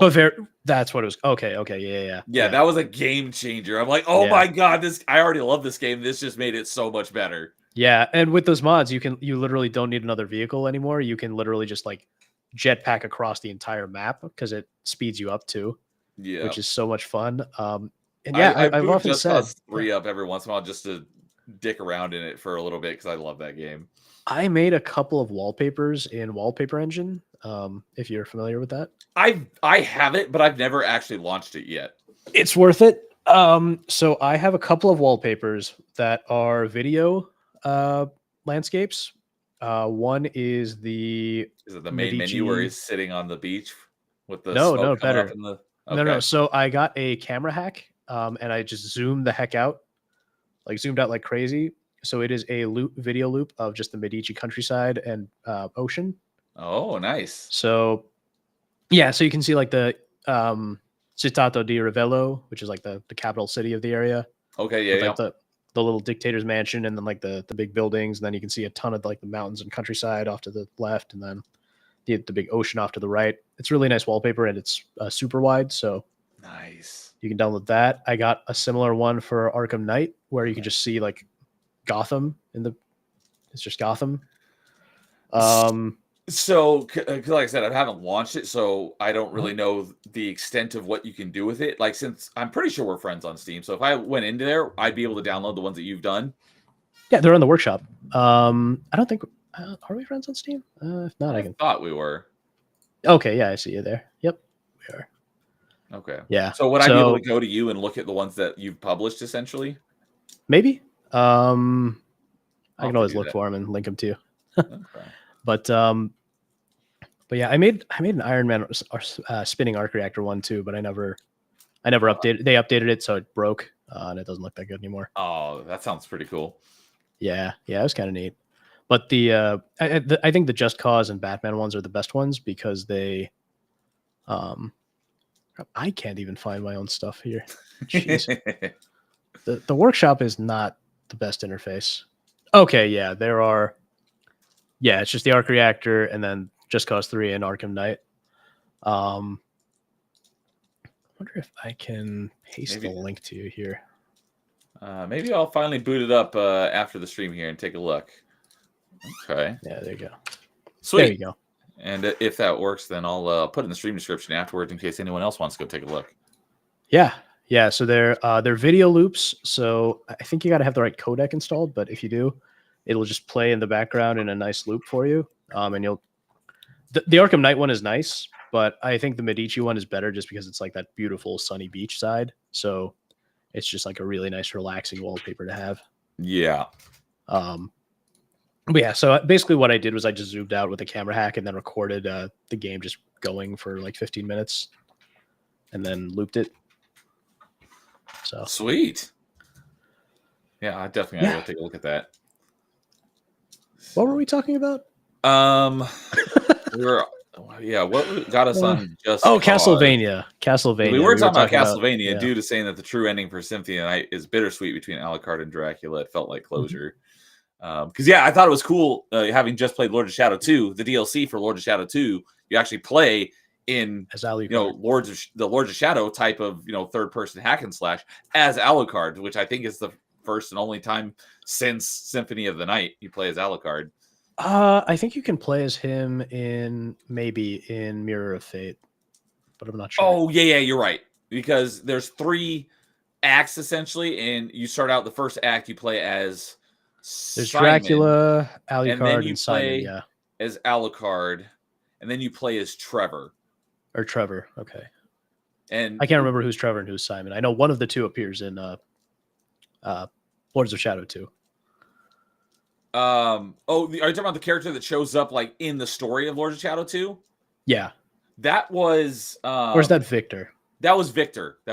I was like, that was a different character because that, he's around in the modern day. Because that was another thing. Yeah. Lords of Shadow takes place, in like the 14 or 1500s, and then all of a sudden, Lords of Shadow 2 takes place in modern day, hundreds of years later. Isn't it like the 11th century that takes place, like 10 something? I don't know, but it's something like hundreds and hundreds of years ago, back times. The medieval type time frame, and now all of a sudden, Lords of Shadow 2 is taking place in modern day. It was and it's very cool. Kind of weird. I did love that about Lords of Shadow 2, though, is that it feels like a very kind of like what Arkham does, where it blends that sort of like fantasy setting, especially Arkham Knight, where it blends like the fantasy setting with like our real world-ish setting. And there's all that like neon lighting and such, which I think it just looks really good. But yeah, so I love that about Lords of Shadow 2, because now you're playing as Dracula, and like the first game, you get to basically kill Satan. And I actually really like the storyline. Yep. But I really like the storyline between Dracula and Alucard in Lords of Shadow 2, because there's an almost Star Wars like element to it of like, Alucard redeeming his father. I did not think about that, but that's basically a Dark Lord. That's a good analogy. Because the ending is that comes late in the game, so you don't even know any of that until really late in the game, and you're like, it's like, exactly. That's pretty cool. Yeah, so it's almost like playing Star Wars from Darth Vader's perspective. Yes.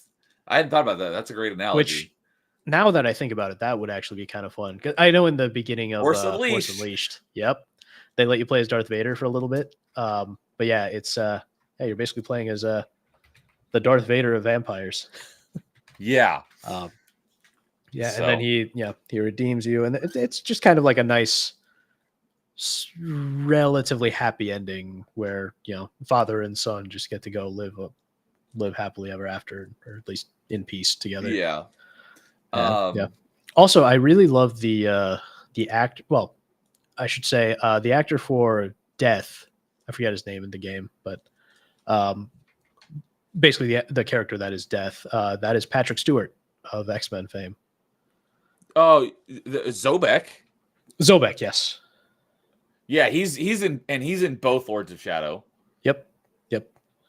And he is the Lord of Death. He's effectively Death in the in that series. And That's then a little bit of a spoiler, but yeah.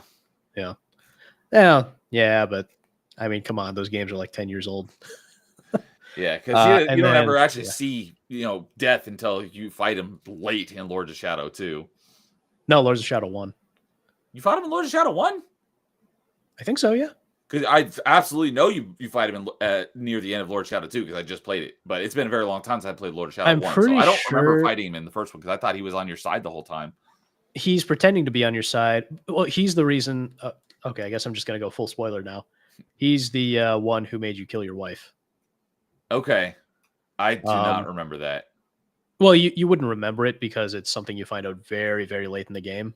He basically stuck the devil mask on you, controlled you, and basically basically he like controlled your body and made you kill your wife. Oh, okay. And then you fight him at the end as like the Lord of Death. So the Lords of Shadow are the Vampire Queen. She does appear in 2, and she's actually better looking in 2 because she does look as monstrous.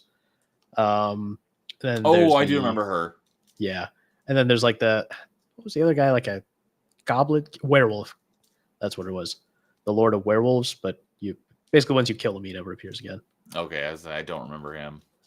Yeah, I was not very planning on memorable. playing Lord of Shadow 1 again before I played Lord of Shadow 2, but I was like, I'm on this. Because I've already got all the achievements. It was like I have to play through it. Yeah, not that it's a terribly long game if you're just going through it for the story, but I was like, I'm on this strong push to get my completion percentage back to a certain point because I've got all these games I've been backlogging that I'm waiting to start once I do. So I was like, you know what, I'm going to skip it and I'm just going to go straight into Lord of Shadow 2. So yeah. One thing I did find very memorable about Lords of Shadow 1 that I completely did not expect. You remember the little fairies? I think they were fairies or pixies. I was not expecting them to be like fully naked women flying around. So just getting slammed with that was I'm glad I was not playing that when I was a kid. That would have been very awkward. I don't remember that, but there was this special attack in Lords of Shadow 2 where you summon like this topless demon. I'm like, whoa, that's in 1 too. That. And that's in the like, first game too. Looks really familiar. I think this was in the first one as well, and I just didn't remember. So it's a special attack with like a crystal in the first one. In the second one, she only appears once, and it's not your attack. It's used against you, and you literally turn into a dragon and kill her.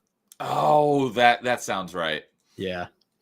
But yeah, there were a lot of but that was just like a topless woman, but like the little fairies in the first game, they're just completely naked, which was just, so unexpected. I did not see that coming at all. Did not see that coming. Hey, Paul's here. What's up, Paul? Good to see you, buddy. But dude saying that Alucard does appear in the Arya and Dawn of Sorrow games, which I think those were the DS ones. Because I'm not too well versed in the Castlevania franchise, so I know it's either DS or GBA. I'm just not sure because I haven't played those ones yet. Same. Because Castlevania Lord of Shadow, like I said, is the first Castlevania game I played. I've now played Mirror of Fate and Lord of Shadow 2, but I did after playing Lord of Shadow because I'm a huge Metroidvania fan. It's my favorite genre. Being that Symphony of the Night is part of the reason the genre exists. I was like, I owe it to myself to play Symphony of the Night. So I have played Symphony of the Night as well. I assume being a Metroidvania fan is part of what got you into Arkham Asylum. No, it had nothing to do with Metroidvanias because I think I played Arkham Asylum before I was like really into Metroidvanias. Oh, okay. I played it just because, not that I was like, I'm a huge Batman fan, but because like everyone was like praising how good these Batman games were. And it's still surprised. Like I've said it many times, the Arkham games, they had to grow on me because everyone was like praising how good they were, especially since so they just built them up for you so much that you had like that crazy expectation in your head, and so it wasn't as good as you expected it to be. Partially that, but just because everyone's praising how good they were, and similar to Superman not having a great track record of video games, Batman had a better track record of video games than Superman, but I wouldn't say by a lot. So the fact that this was a good game and everyone was praising it, and I was like, all right, I'll give it a shot. I got to play it. my biggest issue with Arkham Asylum, and it wouldn't have mattered which one I played first. It would have been the same for all of them. That it took me a while to get over this, and once I did, then I really fell in love with the Arkham games. But I'm this giant hulking I'm Batman. I'm this giant mountain of muscle. Yeah. And it's like, why is it taking me so many hits to take out one thug? I'm like, it should be one punch and these guys are down. And it's like, I'm having to punch these guys so many times to take him out. It's like, what the heck is this? I'm Batman. They should be down in one punch. But well, you got to remember the gameplay mechanic. Yeah. Once it's I the kind gameplay. of got that and got over the, my Batman should be able to take these guys out in one punch, accept that as a gameplay mechanic, then I was like, all right, I can start enjoying this game for what it is, not what I think it should be. And then I came to really enjoy the Arkham games. Yeah. Well, I mean, I think you got to remember a little bit that, for one thing, he's also trying not to kill anybody. He's just trying to take them out. And then these are also big, tough brutes. They're not just, they're not just anybody. These are like, big, tough guys. So it's going to take a few punches to take them down. Yeah. And the fact that literally every thug is also a roided out,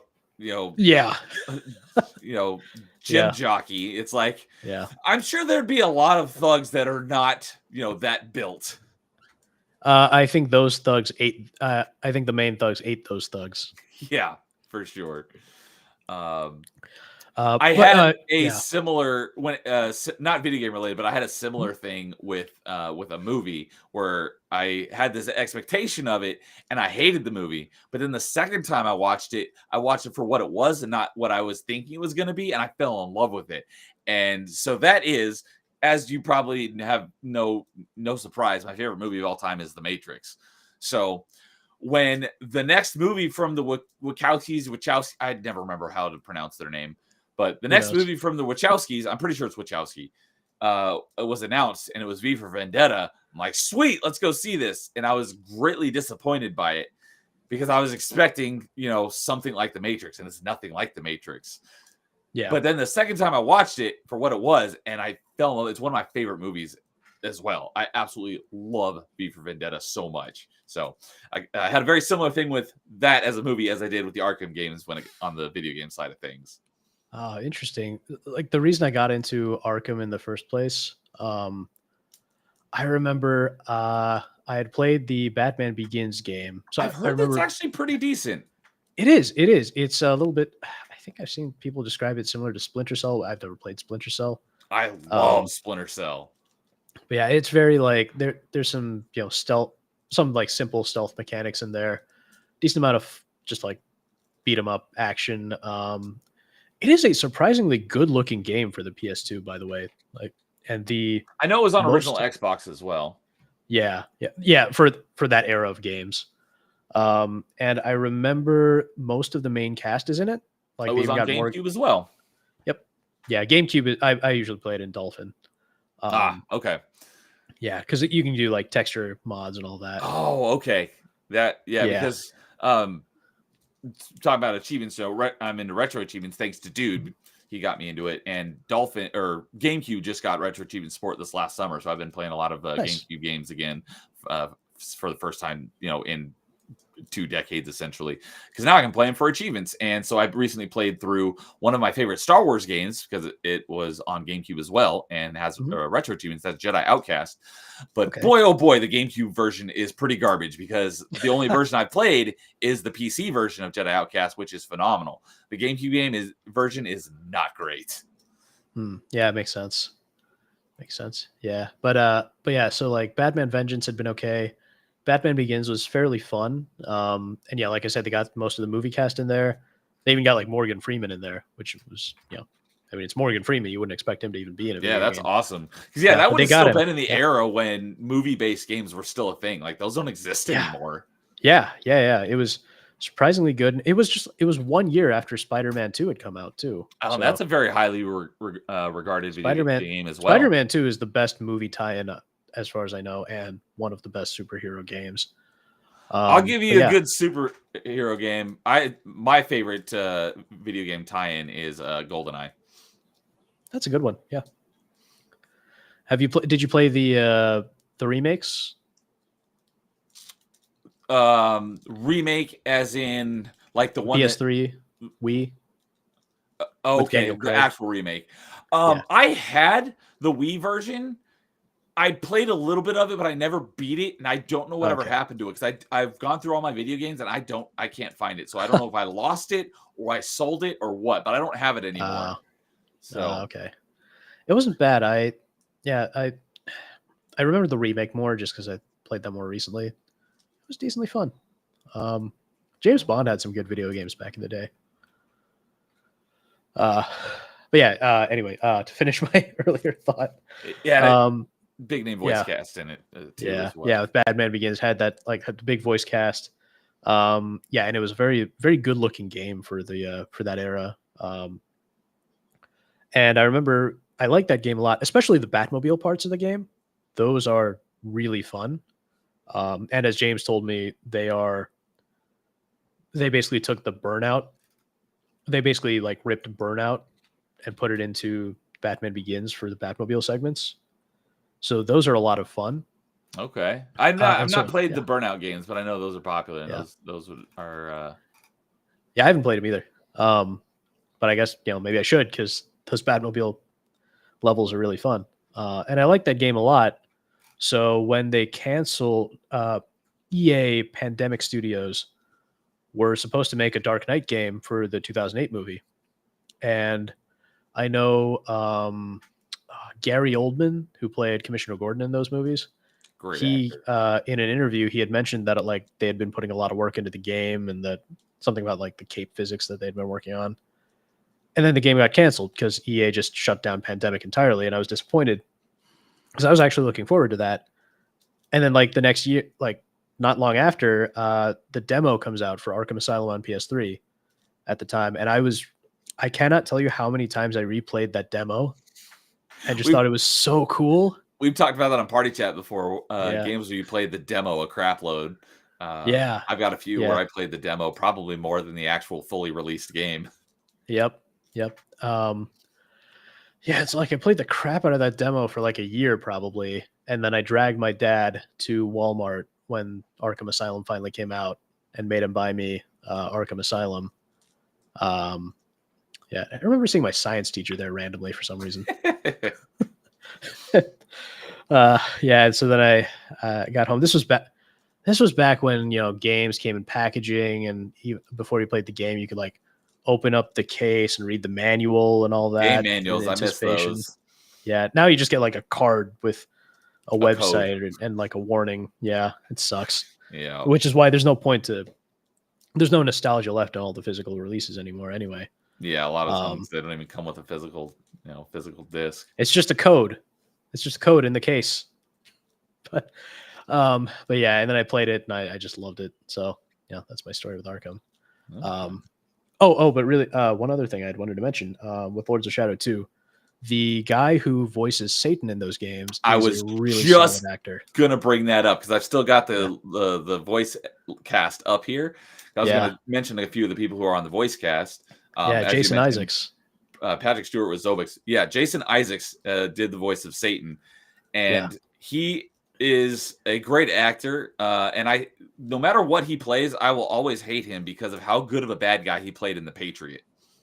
I never saw him in that, but he was Lucius Malfoy in Harry Potter. I've only seen the first two Harry Potters, so I don't really give a crap about Harry Potter. But I know he was in that, and he was essentially a bad guy in that as well. He plays such a good bad guy.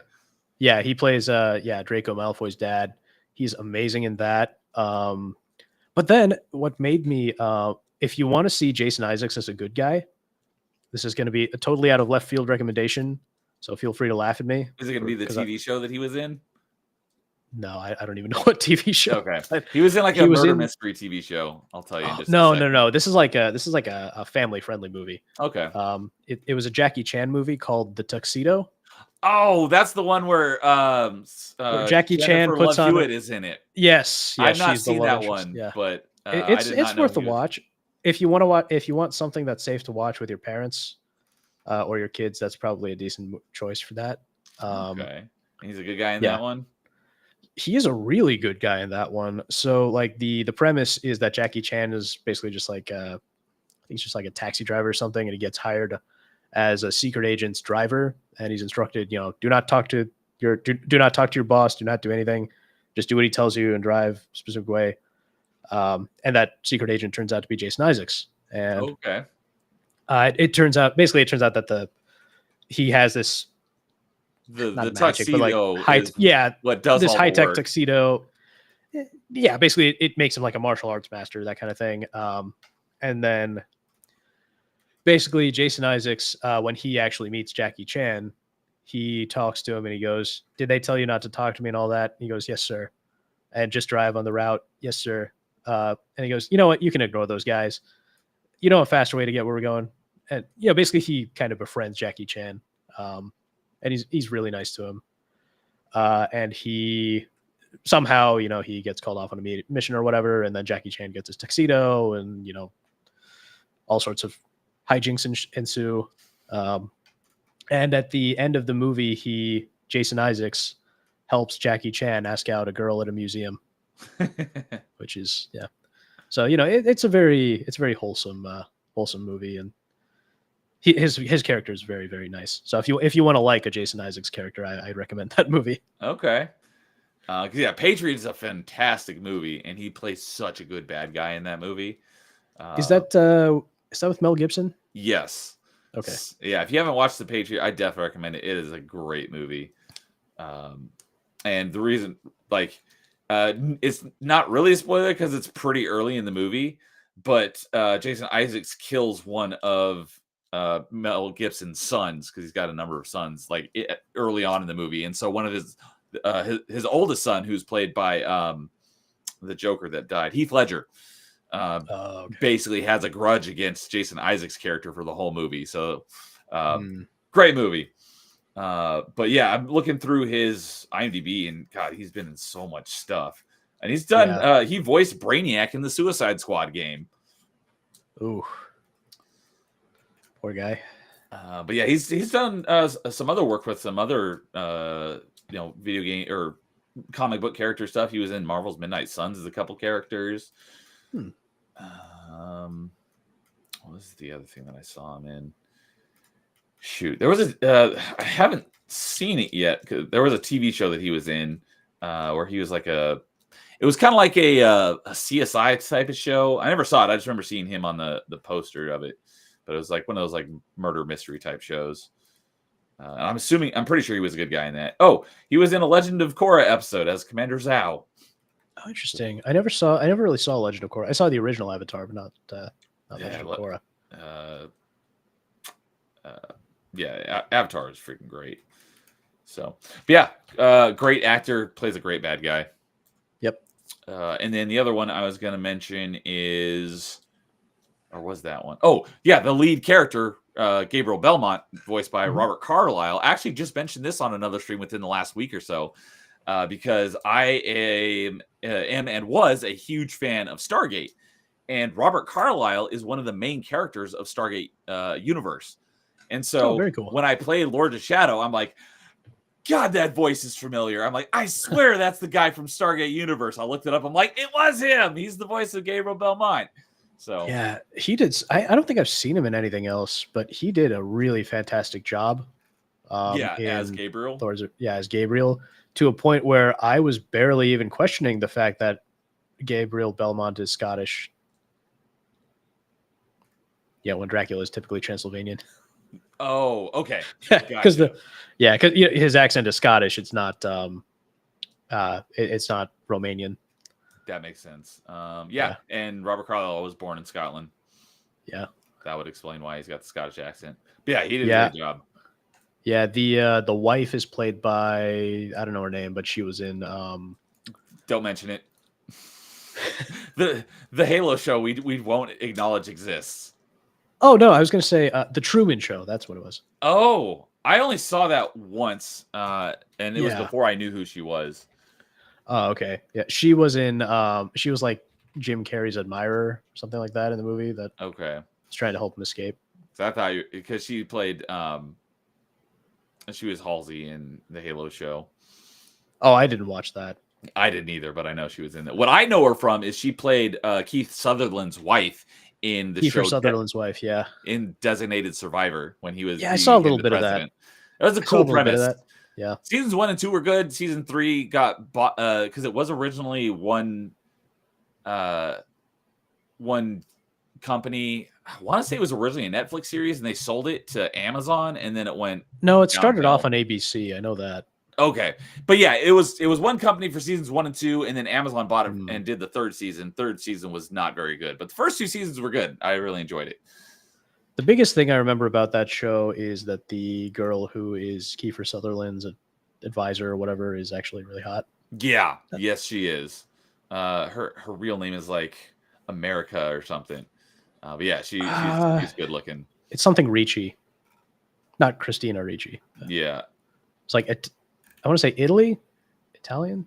I'm pretty sure she was Italian, but yeah, she was very good looking. No, like her name was something like Italy. Oh, or I'll have it here in just a second because Italia Ricci. There it is. That's what it was. Yeah, And I remember because she's she was hot. also on this. God, this is gonna make me sound so obscure, but she was in a random show on Cartoon Network when they were doing their whole live action thing for like a year or two. She was in a show on Cartoon Network that I remember actually being not too bad. Do you remember what the show was? I want to say Unnatural History is the name of the show. Let's see. Okay. It's not showing up on a search, but I may have to expand the search. So let's see here. Unnatural History. Yep, nailed it. Yep. 2010. She's 13 episodes. Yep, Yeah, she's hot for sure. Yep. absolutely. All right. Catching up here a little bit on chat. Dude saying, has Neo watched the OG Ghost in the Shell movie? No, the only Ghost in the Shell thing I've ever experienced was the Scarlett Johansson movie. So I don't really know anything about the origins of Ghost in the Shell, except for what dude has told me, because he's told me about pretty in depth about different media for Ghost in the Shell, the anime, the movie, the anime movies. But yeah, the only thing I've actually seen is the Scarlett Johansson movie. But he also go ahead. I have zero experience with anything Ghost in the Shell. So Okay. But he also says that he's a Legend of Korra enjoyer. I did like it. I thought season 1 was fantastic. In spite of Korra being a bad character, understandable. Zelda Williams, Robin Williams' daughter, played a villain of season 1. I did not realize that. yeah, I didn't know that. I do know that J.K. Simmons, who played J. Jonah Jameson in the Spider-Man movies, Yeah, I love him. He's great. Yeah, he's great. He's been in a bunch of stuff you wouldn't expect him to be in. Like he was in Gravity Falls, of all things. I've heard of that, but I've never seen it. That's an animated show, right? Yeah, it's like a kid's cartoon, but it's got like an interesting little plot to it. But yeah, I pretty much love anything he's in for the most part. Although, this show that he was in, where he was the main character, had a really interesting premise, but it was just so boring. I heard it was really good, but I only watched the first 2 or 3 episodes, and I was like, I didn't bother with it because it was just really boring. But did you ever see anything on Counterpart? I don't think so.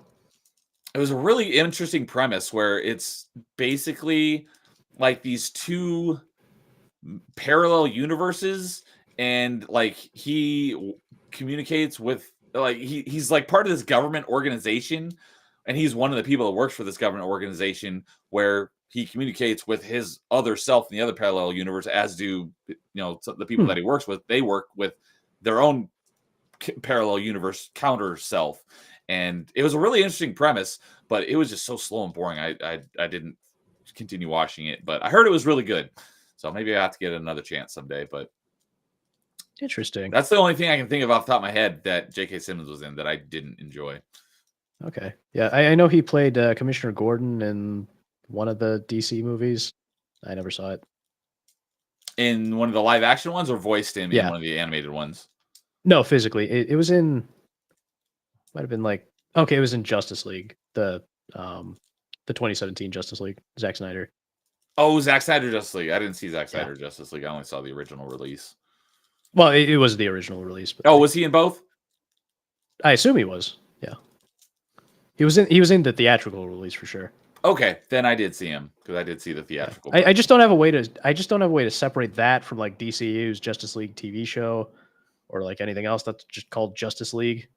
You know, is there a bunch of things called Justice League? Zack Snyder Justice League was the theatrical release. I was thinking that was the fan or the one that the fan movement got. No, released. so that was.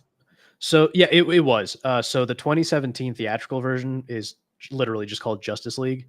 Okay, and then I did have it right in my head yeah. then. Yeah, and then the director's cut is called Zack Snyder's Justice League, but that makes it extra difficult to separate the theatrical version of the movie from the animated series, also called Justice League. Okay, Yeah. that makes a lot of sense. Yeah. So, but I did have it in my head. I was like, I swear that it was just Justice League, and then Zack Snyder's Justice League was like the one that the fan movement was able to get released. So, yep. But one thing I was and of course, Cave Johnson. Cave Johnson. How could I forget Cave Johnson?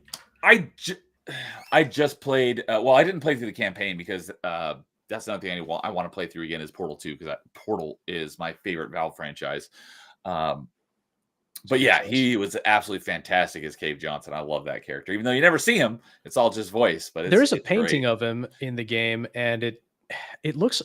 This is weird, but it looks like a guy who was on Conan O'Brien's show, back in like 2013-ish. Like a guest or like one of the regulars? He was one of the writers, I think. One of like the writers that was also on the show from time to time. Okay.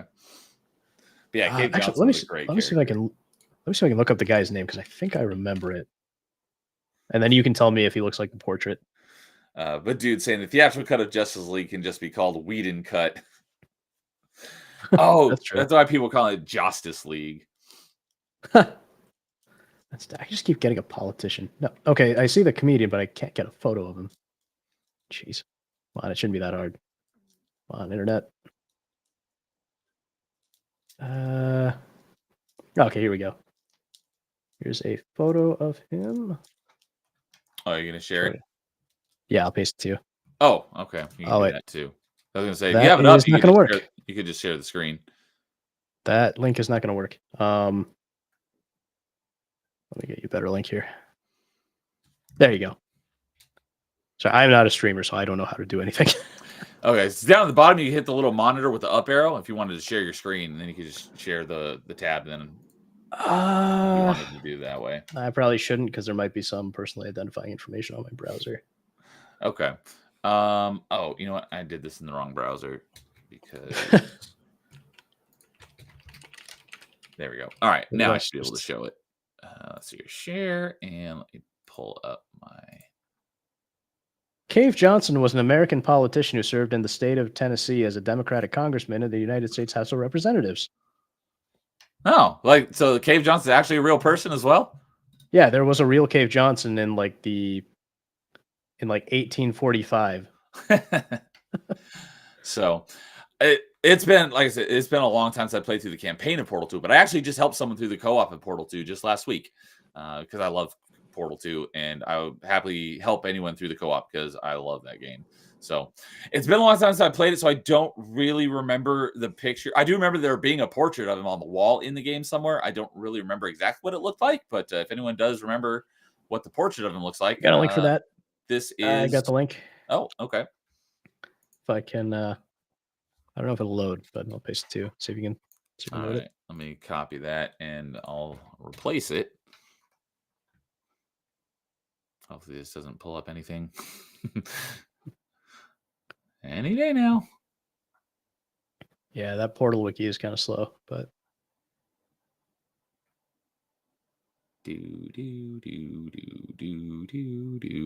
My goodness, it's taking forever. There we go. Okay. Okay. So I can see it a little bit, but the guy on this, it was on Conan, you said? Yeah, he was on Conan. I guess he now works for The Late Show or something. Okay, but he reminded you of Cave Johnson's portrait. Yeah, he looked a lot more like Cave Johnson when he was on Conan. Okay. And I just remember noticing that because I saw that guy like at the same time as I was playing Portal 2. And oh, okay. Yeah, that would have been about around the same time. So, Okay. One of the things I was going to mention way early on, because you said that your favorite Star Wars game was Force Unleashed 2. And I did enjoy it because when they were making the game, the whole motto for the game was kicking someone's ass with the Force, and they definitely delivered on Yep. that. It was fun, but I'm playing through it again for the first time in a very long time. But one of my favorite hack and slashes of all time is Ninja Gaiden. Not the NES one, but the Xbox one. Mhm. And that's what Dude was just playing earlier tonight, although he's playing the Sigma version. But that was an original Xbox game. Force Unleashed was a 360 game, or at least that's how I played it. And so my biggest thing is that coming from Ninja Gaiden because I was like, what I would love would be a Ninja Gaiden like hack and slash in the Star Wars universe. And that's essentially what Force Unleashed is, Yeah. but it's the best way I can describe it is that it's too clunky, if that makes any sense. Like everything is too magnetic and your movement is it's not that fluid. I can kind of see it. So I think the lightsaber combat did feel pretty fluid, but like the other powers did not feel as fluid.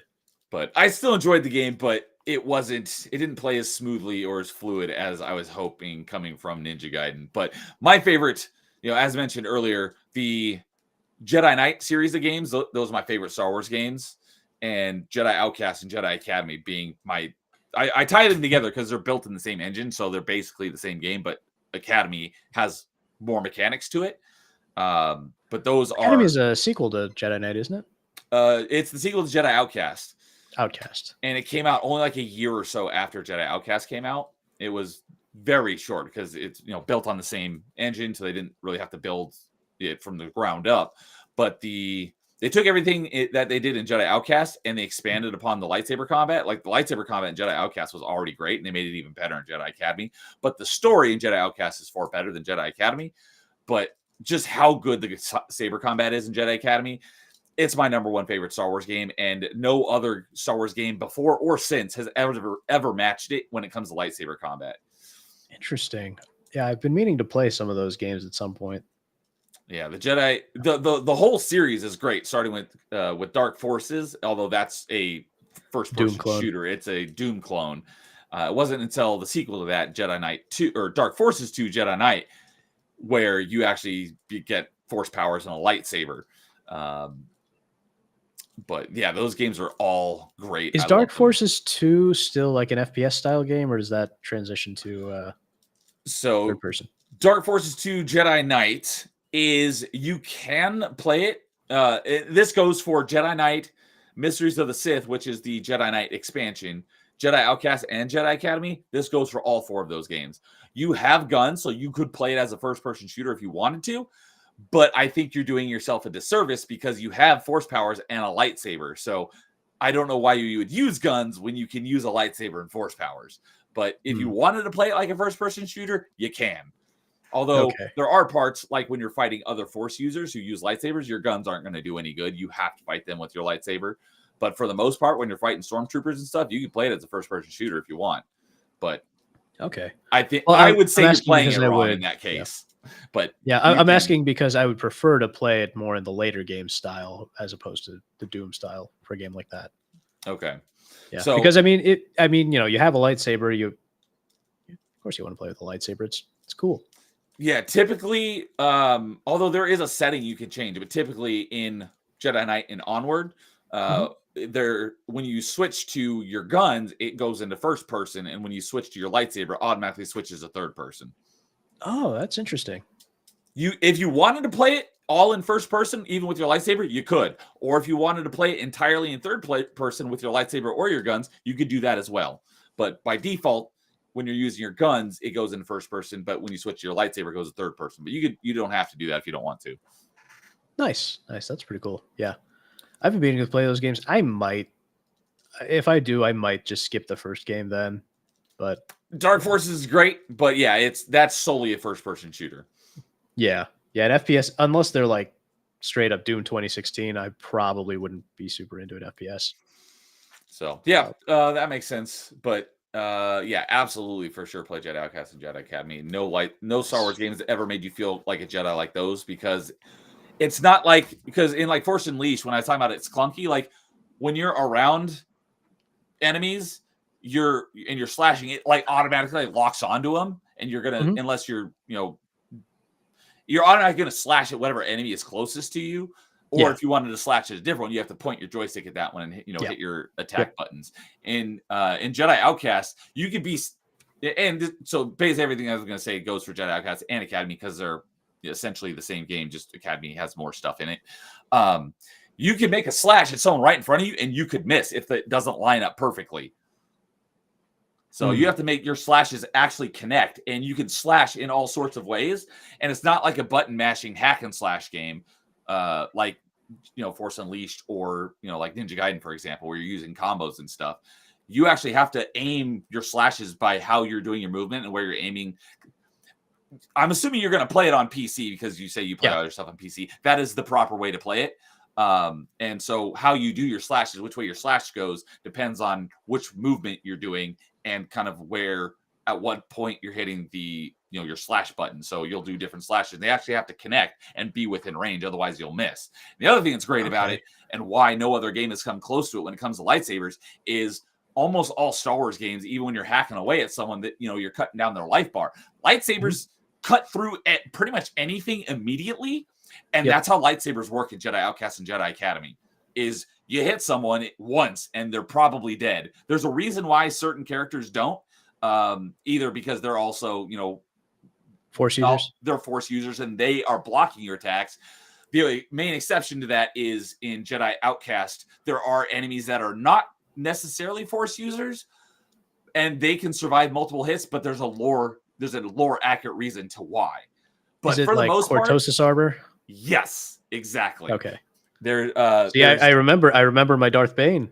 He was mining Cortosis. Yes. So in Jedi Outcast, one of the plot points is there's an Imperial scientist. His name is Gallic Fyar, and he creates the Shadow Trooper program, and he creates this armor that's resistant to lightsabers because it's powered by Cortosis. So there's a reason why you don't kill these guys in one hit. Like any normal stormtrooper, you're going to kill them in one hit because you have a freaking lightsaber, and lightsabers work in Jedi Outcast and Academy like you expect them to. And also why they're my favorite Star Wars games.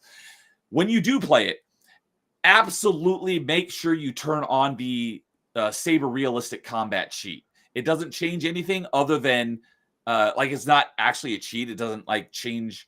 It doesn't make you godly or anything. All it does is when you slash, the enemies will dismember accurately to how you slash. So if you can slice off just their foot or their whole leg, or if you had a slash across the middle, it's going to cut them perfectly in half. That cheat makes it so wherever your lightsaber slashes, the dismembering is accurate to the slash that you made. So absolutely turn that cheat on.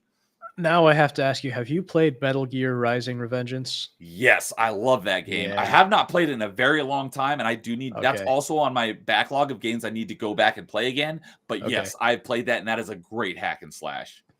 Because I remember, so the typical gameplay is pretty much like other hack and slashes with the you just mash the button kind of, but there is, if you remember, I want to say Zenketsu mode is what they called it. Zendatsu, I think is what it's called. Zendatsu, that sounds right. Where you hold down the button and then you use the joystick to slash. And you got to be right next to the enemy, but if you do it, it'll actually slice up the enemy into little bits. Yes, that's another game that because you can't go into slow motion like that in Jedi Outcast, but the slashes are accurate, especially when you turn on the realistic saber combat cheat. But I've never seen any other game do it like Revengeance does, where you can make very precise cuts. Yeah. That game is great. I love that game.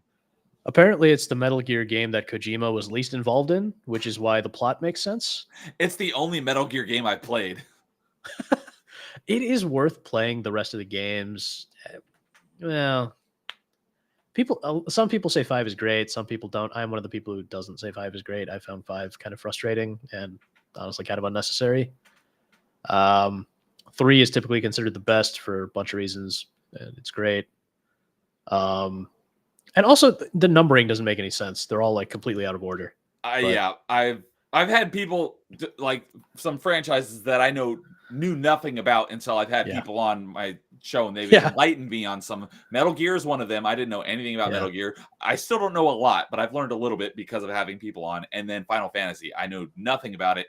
Now I know at least a little bit because of having people on my show. Well, unlike Metal Gear, the nice thing about Final Fantasy is every numbered entry is basically its own thing. So Yes, I learned that from Dude. Yeah, yeah. I'm actually playing Rebirth right now, Final Fantasy VII Rebirth. So, Okay. Yeah, I never played the original Final Fantasy VII. I've only played, I think, my first Final Fantasy game was actually 15, which I kind of enjoyed up until the end, up until the whole road trip thing ended. But up to that point, I really liked it. Then Final Fantasy VII Remake, I think, was the next one I played. I have a feeling I would I may play Final Fantasy VII Remake and Rebirth at some point. I'll probably like him because, as we mentioned earlier, one of the reasons why I was never interested in Final Fantasy is because it's turn-based. Yeah, but these ones are more modern action hack and slash almost, so I would probably enjoy them.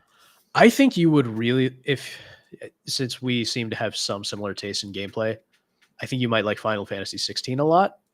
Okay. It is very hack and slash spectacle fightery.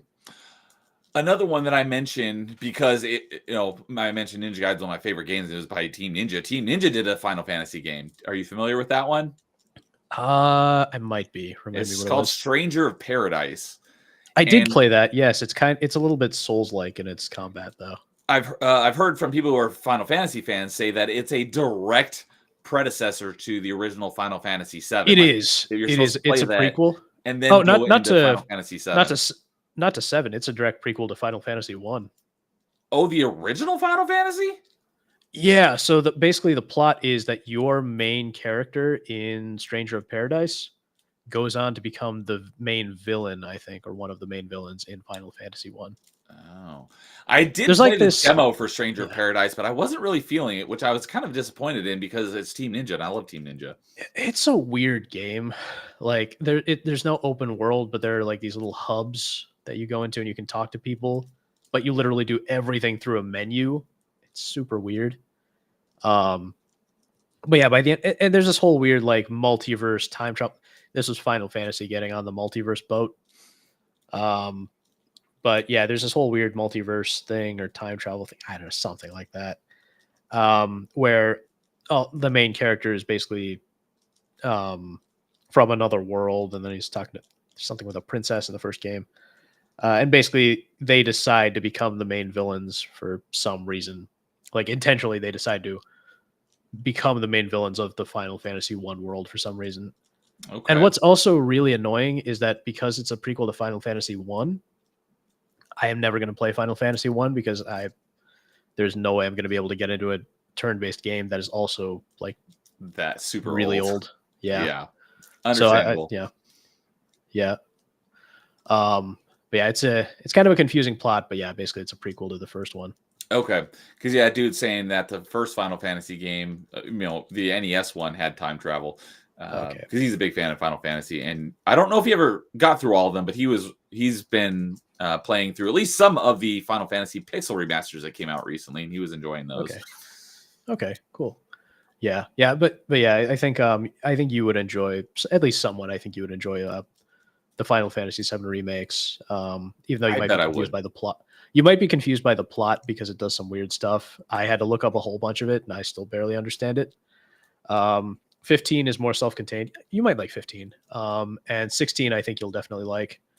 Again, that one is self-contained, and it's got an interesting plot. I think Clive is one of the best Final Fantasy protagonists I can think of because he's a lot more. He's not a femboy at all. Oh, so, okay. He's a very manly protagonist. And basically half the plot is you going around collecting all the powers of the summons are called icons in this game, and you actually become the icons at some point. So you use the powers. I think that would probably be the icon of darkness, but something like that. Odin. But yeah, you go around collecting icon powers, and there are a couple of big icon fights that are kind of like, those big Japanese monster fights, like Godzilla versus whatever. Okay. Where you become those giant icons and you fight. It is just so much fun. I think you would enjoy it. Okay. Especially like I wasn't big on the setting, but I like the story and the gameplay. But if you like medieval fantasy stories, you will absolutely like it, I think. Okay. Yeah, I'm not huge on fantasy. Like I always say, like 9 times out of 10, I'll take sci-fi over fantasy. Me too. Um, Yeah. I prefer like something a little more contemporary or sci-fi to any kind of like historical fantasy. I will absolutely not play anything that is just not even fantasy and is just historical though. Like the Kingdom Come Deliverance people talk about. I will never play those games. yeah, not that there's anything wrong with them or anything, but yeah, I doubt I would ever play it either. So, all right. Cool. Oh, that's what I was gonna say. Is Paul saying, yeah, Final Fantasy 16 looks dope, and I'm not even a Final Fantasy guy. Yeah. Yeah, it is really fun. So, and dude says, I need to get back to the Pixel remasters. So, Yeah. All right. Well, we are already at 3 hours. I do have one more thing I want to talk to you about, but I wanted to ask you on your time. Do you? Yeah, got a little more I'm time? happy to stay. Yeah. Okay. Yeah, no rush. Yeah, we've gone through everything that I want to talk about. I still have one more topic on here that I had written down for some reason, kind of like Lord Shadow. I'm like, I wrote this down to talk to you about, but I don't remember why. So if you got a little bit more time to talk, then I definitely want to talk about this. Yeah, So, absolutely. I wrote down Dishonored. Why did I write down Dishonored? Probably because I have said a couple times, and I was actually going to say this a little earlier when we were talking about like Jedi Knight, Jedi Outcast, Dark Forces, and all that. I have said for a long time what Star Wars should have done at some point was rip off Dishonored and make you like a Force assassin, basically like a Dishonored game set in Star Wars. You probably heard me say this at some point, or seen me mention it in a chat somewhere, where I think they should have made like ripped off Dishonored, but instead of Corvo's folding sword, you get a lightsaber. Instead of the pistol, you get a blaster, and all that stuff, and you get force powers instead of the Outsiders' powers. And so I just put that in the Star Wars universe. You print money. That sounds pretty cool. I never thought of like a basically like an assassin game in the Star Wars universe as like a lightsaber wielder and force. Yeah, it could be up to like the developers on whether it's an actual force user. Maybe you're just someone who has a lightsaber and doesn't actually have any access to the force and has like cool gadgets or something. But either way, that would be a cool premise for a game. I would totally be into that. Yeah, and I thought I was thinking of that earlier because Kyle Katarn is basically he's a bounty hunter, right? At the beginning of so Dark Forces, the first game in the franchise, he's a mercenary and he gets hired by the Rebel Alliance in order to, they hire him to run a few missions for them. Yeah. Oh, okay. Yeah. So a mercenary, which basically is a little bit like an assassin in that sense. And that's depending on what they're hired for. Yeah, could be. Yeah.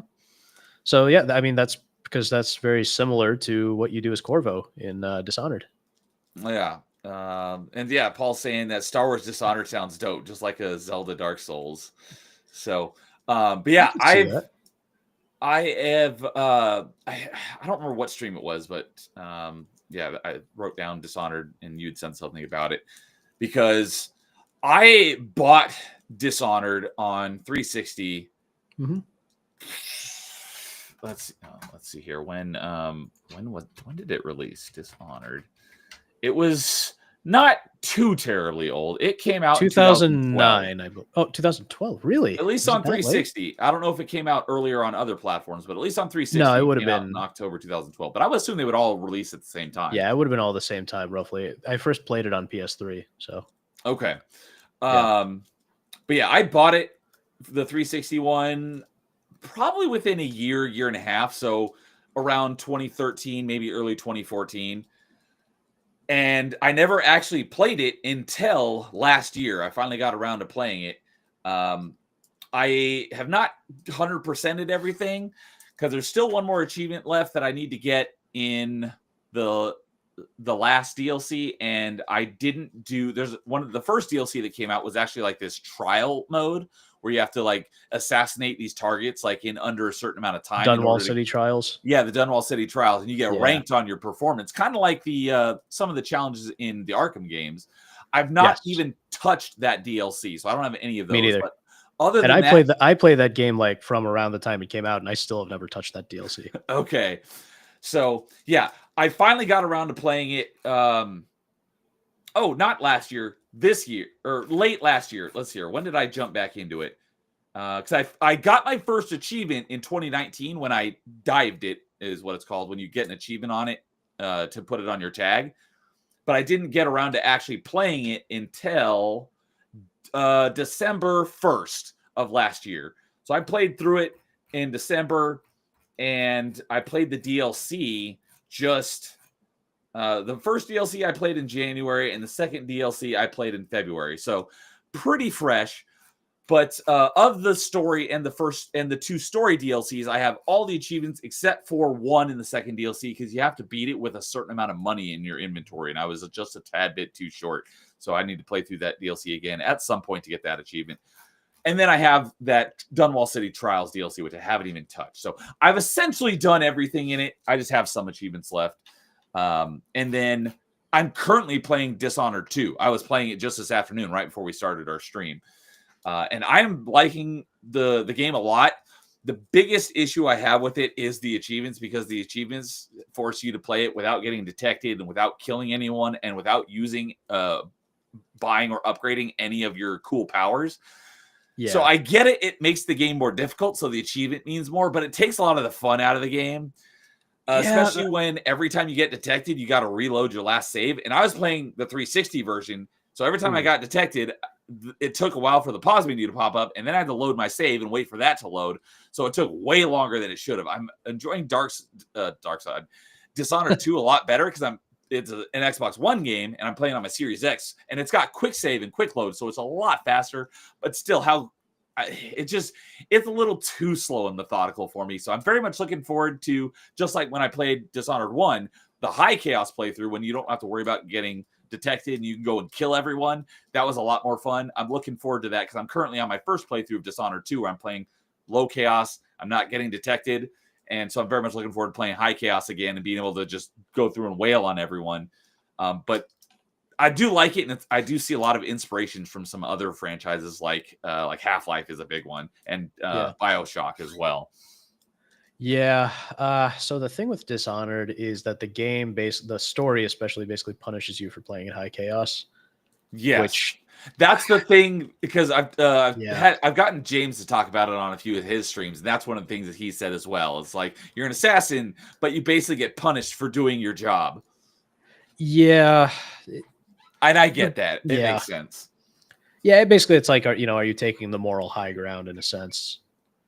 But yeah, and the worst part is that one of the coolest set pieces, you remember the last level in the main game on the big, I think it's the lighthouse, Yes. or basically the giant tower. Yeah. It looked like a giant lighthouse, but yeah, that was King the last Sparrow level. Island, I think King- is what it was called. That sounds Yeah. right. The last So- level of the first game.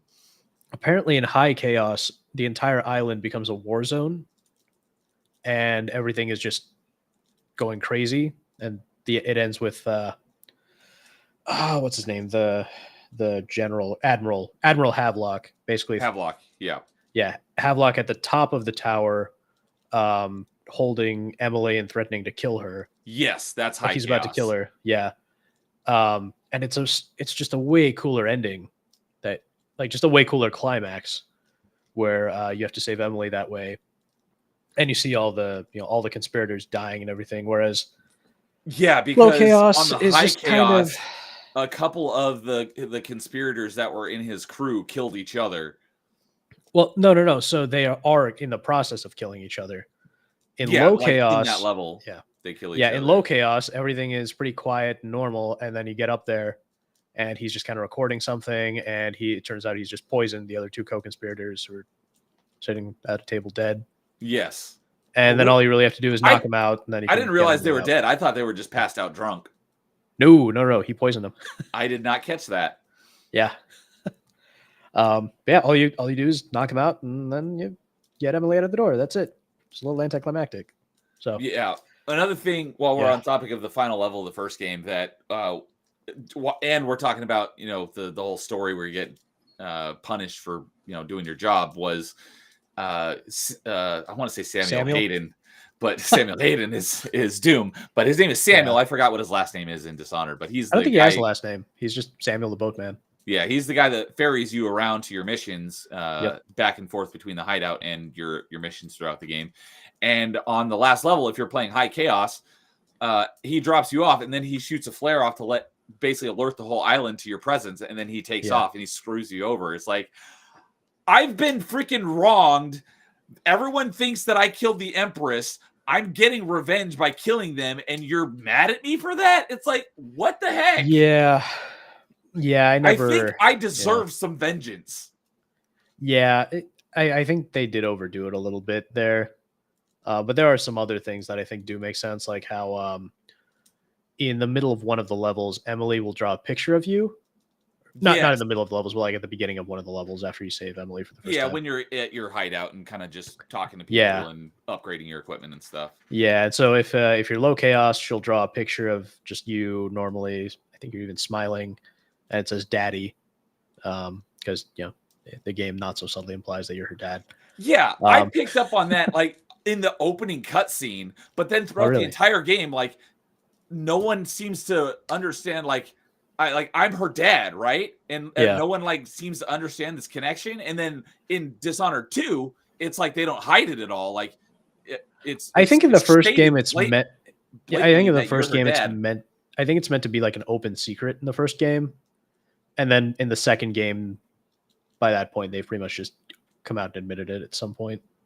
That was another thing that kind of threw me off because like Yeah. I'm her dad, right? And then the fact that no one's like talking about me being her dad and like accusing me of killing the Empress, who is her mom, who I'm assuming that we are together because we're her parents, but no Yeah. one seems to say anything about that. I'm like, well, wait, am I not her dad then? Yeah. Well, remember the whole thing was a conspiracy to begin with. So, Yeah. So and their relationship was supposed to be a secret, okay, but yeah, Yeah. that kind of I was very confused Yeah. about that the whole it time. is a little weird. But yeah, there was that reason for it. But yeah, I think the second game does a little better job of making low chaos more fun, especially if you get into New Game Plus and then you can play with both sets of powers. I never actually played as Emily. I only ever played as Corvo. I'm But playing yeah. on Dishonored 2. I'm currently on my low chaos, and I'm playing as Corvo. And then once I do beat that one, then I'm going to do high chaos as Emily. Oh, okay. Yeah. So when you do New Game Plus, you can get both Corvo and Emily's powers, collect all of them. Oh, I did not know that. Yep. And yeah, so I always just play as Corvo. Yeah, you can do that, and it gives you a lot more options for non-lethal. I've been watching a guide as I'm playing through to make sure I don't miss any of the collectibles. And the guide that I'm watching, they're playing as Emily, and Emily does have some cool powers. I forget what it's called, but like you can link people together so that when you knock them out, all of them get knocked out simultaneously. I'm like, that's pretty cool. Yeah, like Domino or something like that. Yeah, I think that's what it's called. Yeah, and you can mix it. You can mix powers too in a weird way. Like you can make duplicates of yourself, and then you can link the duplicates to enemies, and then you knock out the duplicate, and the enemies are unconscious. That kind of stuff. Awesome. Yeah. So the game gives you a lot more options for non-lethal, which is really nice. Yeah, and I think nothing quite beats the Boyle party. Is it not? Was it Boyle in the first one? Yeah. Was it Boyle? Was that the name of the sisters? Yes. Yes. Lady Boyle. Yeah. Yeah. The Lady Boyle. Yeah, the Boyle's party. Nothing quite beats that level because that is just such a. I love that kind of level where you're just like almost James Bonding it. Yes, that was a cool level. Yeah. So I love that kind of thing. I think one of the. I'm trying to remember which James Bond game did that. Or one of the earliest levels, you're at like a fancy party. I want to say I cannot tell you Nightfire, 'cause the maybe? only James Bond game I've played is GoldenEye. Although no, I did play. I don't remember what it was called, but I did play a James Bond game on original Game Boy way back in the day. Oh, okay. Wow. Well, if you ever get a chance, I would recommend playing Agent Under Fire and Nightfire, which are I've heard a both, lot of people have a lot of good stuff to say about Nightfire. I just never actually played it. Yeah, so they're both based on the Brosnan era. Yeah, they're both fun. But yeah, so Okay. I love those kinds of like, blending into a party kind of levels. I think there's a level like that in GoldenEye too, or at least the in the there might be a remake. level like that. Yeah, there 'Cause might there be. definitely wasn't on the original N64 version of GoldenEye. Okay, yeah, I gotta replay that at some point. But yeah, the Game yeah. Boy game I was referring to is just called James Bond 007. My friend let me borrow his Game Boy and that game, and I'm pretty sure I beat it. And I remember I learned how to, because there was a point in the story, in order to progress, you had to win at I think it was Baccarat, the gambling game, and I had no idea how to play it. And I was like, I don't know, like 11 or something. And so I learned how to play that game in the game. I've never actually played it in a real casino or anything, but I learned how to play it in the game so I could earn enough money so I could proceed with the story. Nice. Yeah. Yeah, I'm trying to remember. I think there was one level in Dishonored 2 that I thought was really good, but I think I know which one you're gonna mention. I can't remember. Yeah. It's the level I literally just finished minutes before we started our stream. Is you get this device from the Outsider that allows you to see into the past, and you can teleport. Yeah, that's the one. Back and forth between the past and the present, and things that you Where do you're in the past affect what happens in the present. It was a really cool level. Yes, Aramis Stilton's Manor, and that's the level I literally just played today. That is exactly what I was trying to think of. Yeah, it was a really cool level. Because not only is there a past and a present version, but there's one point in the level where something that you do drastically changes what happens in the present. And so you're basically, it's almost like 3 different versions of this mansion that you're in. The past, and then there's the present unaffected, and then there's the present affected. And the present affected, the present unaffected no longer exists. So it was really trippy. And it was a really cool concept for a level. Yeah, and it affects some of the stuff that goes on later in the game too. Okay. Well, I just beat that level, so I think there's 2 levels left in the game, so I'm getting close to beating it. So when you're next on the boat, I think you'll see the some of the effects of like back on the ship. You'll see some of the effects of what you did. Okay. You didn't kill Aramis Stilton, did you? No, I'm doing low chaos, no killing, so I just knocked him out. Yeah, you'll definitely see some good effects then. But yeah, that was a cool level. Yeah, that was a really cool level. So if you ever decide to just play the Dishonored games for fun, that's what I was gonna say. Is because the achievements kind of take a lot of the fun out of the game. I really should just play it however I want to for the fun of it. Yeah, like I never play games for achievements. I just never cared about achievements, so I just play whatever I feel like. Fair enough. I think that's how most people are. Dude and I are the weird ones. Some people like trophies. Well, yeah, because I was a PlayStation kid, so for me they were called trophies. Yeah, initially. But yeah, so if you ever just decide to play for fun with no restrictions, one thing I recommend trying out is just getting like Cheat Engine or Wiimote or something, and then using the unlimited mana cheat. That's another thing that I remember James saying is like you should play with unlimited mana. Although basically what I do is because it will recharge automatically. So I usually just wait for it to recharge and then use it again. So I barely ever have to use the mana potions essentially. So it depends. I know it recharges for like Blink if you wait, but for other like heavier powers, it will not recharge as much. Yeah, well, I think it recharges the same amount, but because they use more power, it won't fully recharge. Yeah, exactly. So yeah, I rarely use one of those unless I really, really have to. Because I don't remember if it was the previous level or 2 levels ago, but there was a level where you have to infiltrate basically the witch's manor, and there's a bunch of the witches all over. And it's not their manor. It's like a conservatory. Yeah, it's the conservatory. Yeah, and they've basically taken up residence there. Yeah. And for some reason, like I was being like, quiet as a mouse, and for some reason one of them was like, "What's that over there?" I'm like, "You didn't hear me or see me. What the heck is that?" And it came over and almost detected me. I teleported on top. I blinked up to on top of the bookshelf, and then there was like 5 of them within like 20 feet. So like all 5 of them like converged on where I was, and before they noticed me on top of the bookshelf, I used stop time, and then I pulled out my sleep darts and I shot a sleep dart at all 5 of them. So when time resumed, they all got tranked at the same time. Yeah. But I had to use like almost all of my mana Ton bar of in order mana. to do those, Yeah. to blink and use that power all at the same time. But other than blinking around, I almost never use any of the powers that like in quick succession. Yeah, because it's your mana is so limited that you don't get to use the powers in all the fun ways, which is That's why true. I think it's more fun to play with unlimited mana. That's what also, a lot of people say. Also, what you can those do, mana potions are there's a lot fewer of them than there are the health potions. Yeah, that's true. But one of the other things that unlimited mana lets you do is you can play it a little bit like Batman.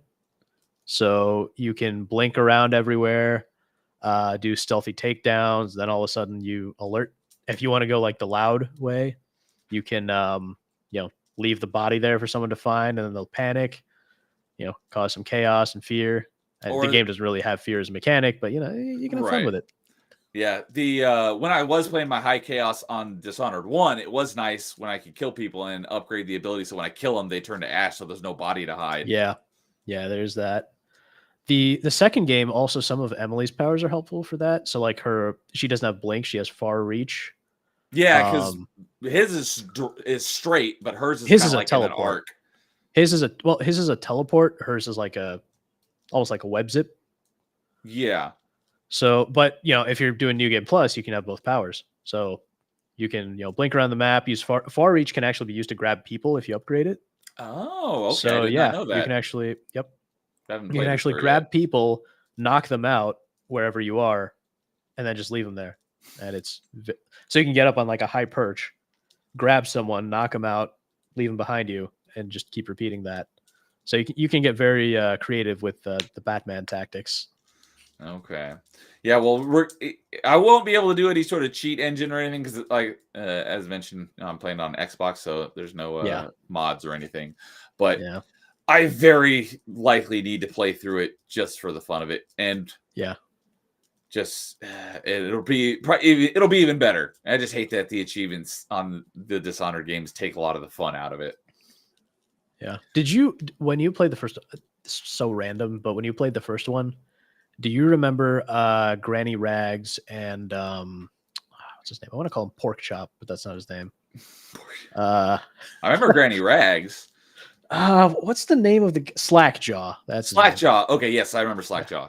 Why do I want to call him Pork Chop? I don't know what anyway, but you remember when you come across that? Did you help Slackjaw or did you help Granny Rags? Yes. On my low chaos, I helped Slackjaw. On my high chaos, I helped Granny Rags. Okay, that makes sense. Yeah, because Granny Rags is the one who turns out to be evil. So when you came across Granny Rags about to cook Slackjaw, did you save Slackjaw? Yes. Okay. Did you kill Granny Rags? So I think I did all of the possible ones because I made like a save and then I basically reloaded and did each of the possible outcomes. Gotcha. So what I always like to do is after I burn the cameo and whatnot so that she becomes killable. Yeah, vulnerable. Vulnerable, yeah. What I do is I actually knock her out and then I throw her in her own soup.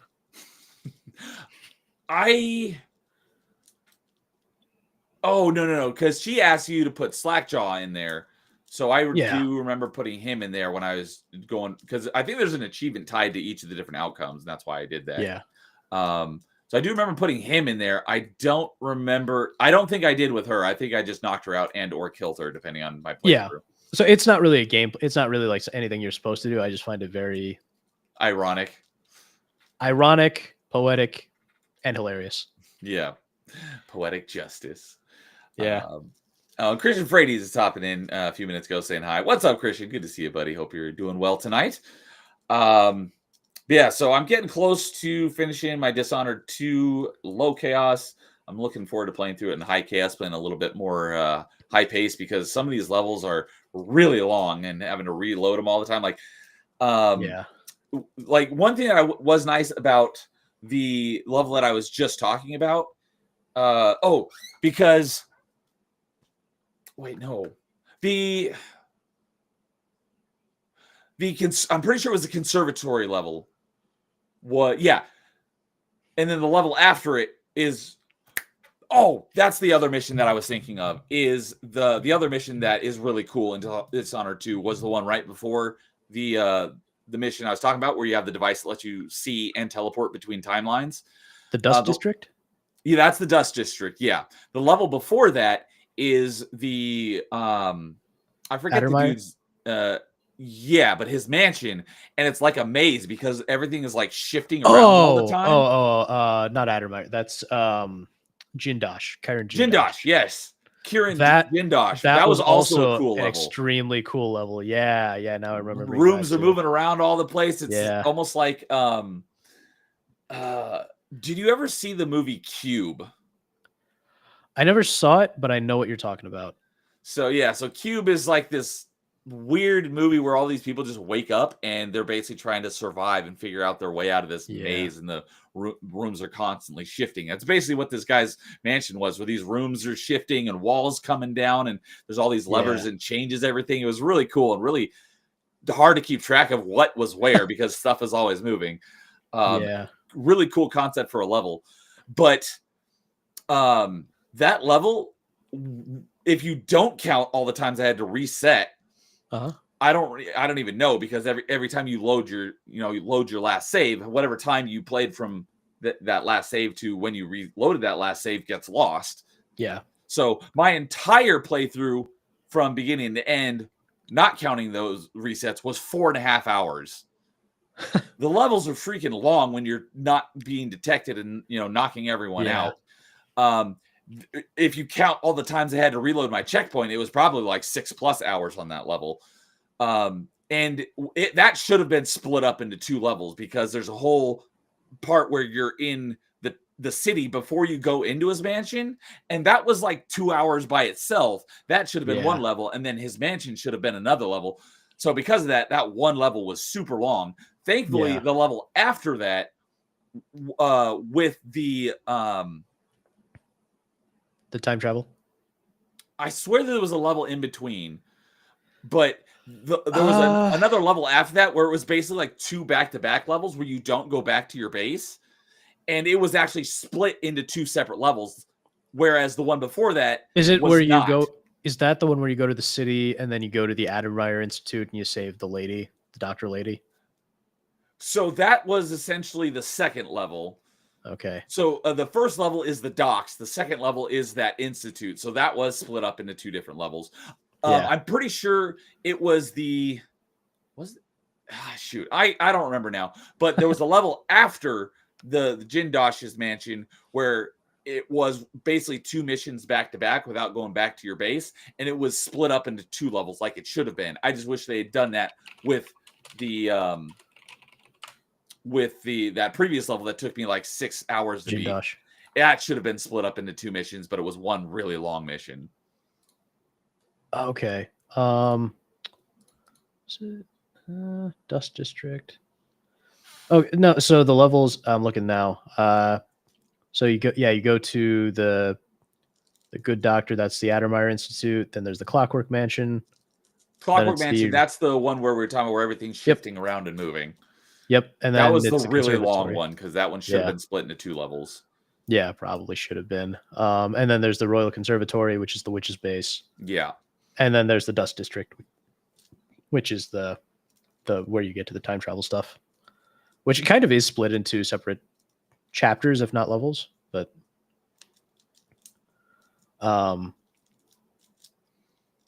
yeah, the Clockwork Mansion, did you like end up getting inside the walls and like really messing around in there?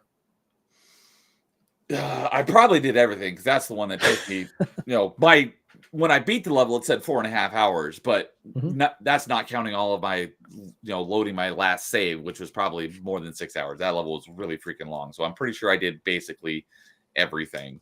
And I remember it threw a wrench in the spokes, essentially, because sneaking on that level is a lot more difficult, because you can't knock the clockwork soldiers out. And not only is it because they're mechanical, so you can't choke them out like people. They but, can see 360. Well, not 360, but they can see in front of them and directly behind them, but they can't see to the sides. So you can't sneak up on them because they'll see you even if you're coming up behind them. Yeah. Yeah, there's that. And so again, I remember if you use unlimited mana, you can have a little more fun with it because you can stop time, beat up a soldier, unstop time, and hide. And then they'll be like, "Oh, you blew up a soldier. Oh, what's happening? What's going on?" So that's pretty fun. And I assume you did the non-lethal route for Jindosh. Yeah. So, and I thought my game was glitched because there is an achievement when you eliminate Jindosh, and they say eliminate because that encompasses either lethal or non-lethal. And so I got up to, because he's protected by 2 of those clockwork soldiers when he's at this desk, so it's pretty difficult to get up there without being seen and grab him. But I knew there was an achievement for it, so I got up there and I choked him out and wasn't getting an achievement, so I reloaded my save and I went up there and choked him out and I didn't get the achievement. I'm like, what the heck? So I was like, all right, you know what? I'm gonna go up there, and I think I shot him in the head with either a crossbow or my gun or something, and then the achievement immediately unlocked. I was like, okay, well, that got me the achievement faster, but I reloaded my save and did it again. And then I realized it's because if you're doing it high chaos and killing people, you just kill him. But if you're doing it low chaos, the method to actually eliminate him is you have to hook him up to the electric chair and basically fry his brain. And I didn't realize that until, because that's where I stopped it, because that level was so freaking long. So I stopped at that point after I got the achievement. I'm like, I'll finish the rest of this level tomorrow. And I think I just did that a few days ago. And so the next day when I came back to it, I choked him out, and it still said, eliminate Jindosh. I'm like, what are you talking about? I already did. And then I looked at the objectives a little closer, and it was pointing me to this chair. And I'm like, oh, that's why I didn't give you the achievement. Because on the low chaos, that achievement won't unlock until you hook him up to that chair, and you have to solve the electricity puzzle to get enough power to the chair. And then you shock his brain and basically make him forget everything. There's some really interesting, both games so far. There's been really interesting methods for taking out targets in low chaos without actually killing them. Yeah, and a lot of them are actually worse than killing them. Actually, after Jindosh, after you fry his brain, I always feel so bad. I almost want to kill him just to put him out of his misery. It's like, have you ever heard of the story Flowers for Algernon? That sounds familiar, but I couldn't tell you anything about it. But it's basically just a story about basically a dumb guy who somehow is given extreme intelligence, and then he loses it. And it's like knowing what it's like to have. He was better off before he knew what it was like to be intelligent, and so it's just like a really sad story. Okay. Yeah. But yeah, so that's basically what it is. It's like you just feel so bad for him. That's kind of very similar to a recent episode of Stargate I watched. Oh, interesting. It might have been based on that story. So, have you ever watched Stargate at all, like the show? No, I think when I was really young, I had my parents had like a DVD of it. I think it was one of the movies with James Probably Spader. The original movie. Yeah, James Spader plays Daniel Jackson in the movie, and Kurt Russell plays the main character, Jack O'Neill. That sounds right. It wasn't The Rock in one of those? Not in Stargate. Okay, I wonder what I'm thinking of that spun The Rock was in the Doom movie. No. Yeah, I know he was in the better Doom movie. But it's sad that is the better Doom movie now. You're talking about the worst one being the Doom Annihilation movie, right? Yep, with there's no actual Doom guy. I haven't seen either of those movies. I just know that they're both pretty bad. Yeah, me neither. Apparently, the first one, Carl Urban, is about as close as they get to Doom guy. Okay, it's not, I like him a lot. He's a good actor. I saw his version of Dredd, and I thought he was really good. Dredd is awesome. I love that movie. Yeah, and he didn't complain about keeping his helmet on, which I appreciated.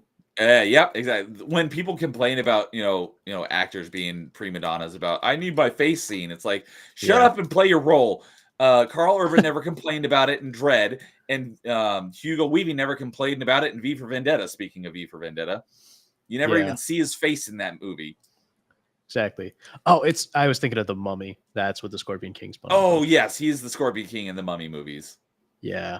or That's movie. I think he was only in the first one. And that's some of the worst CGI Yeah. ever.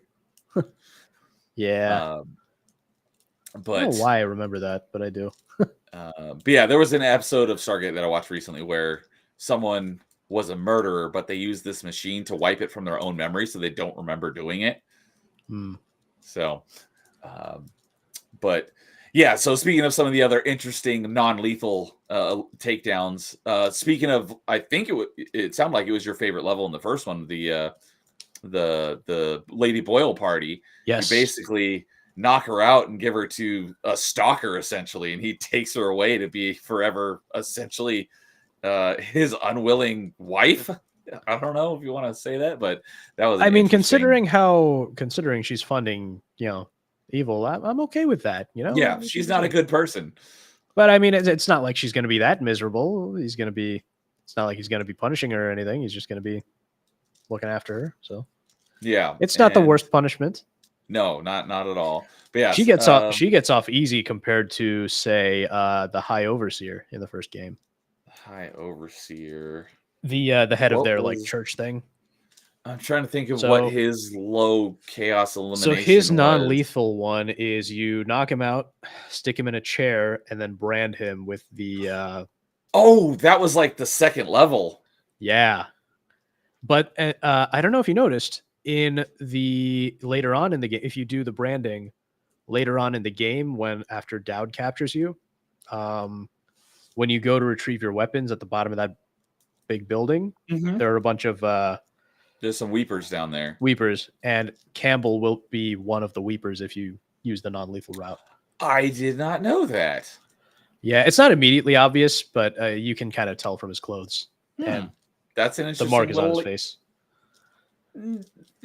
nugget of information. Interesting. Yeah. Yep.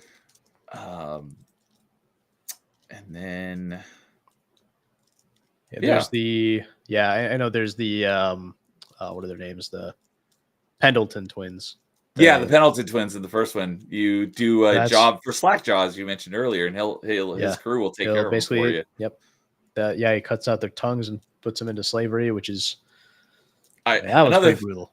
talk about another thing ironic, because that's well, not the tongue cutting out part, but they put people to work in their mines, and they end up working in their own mines. Yep.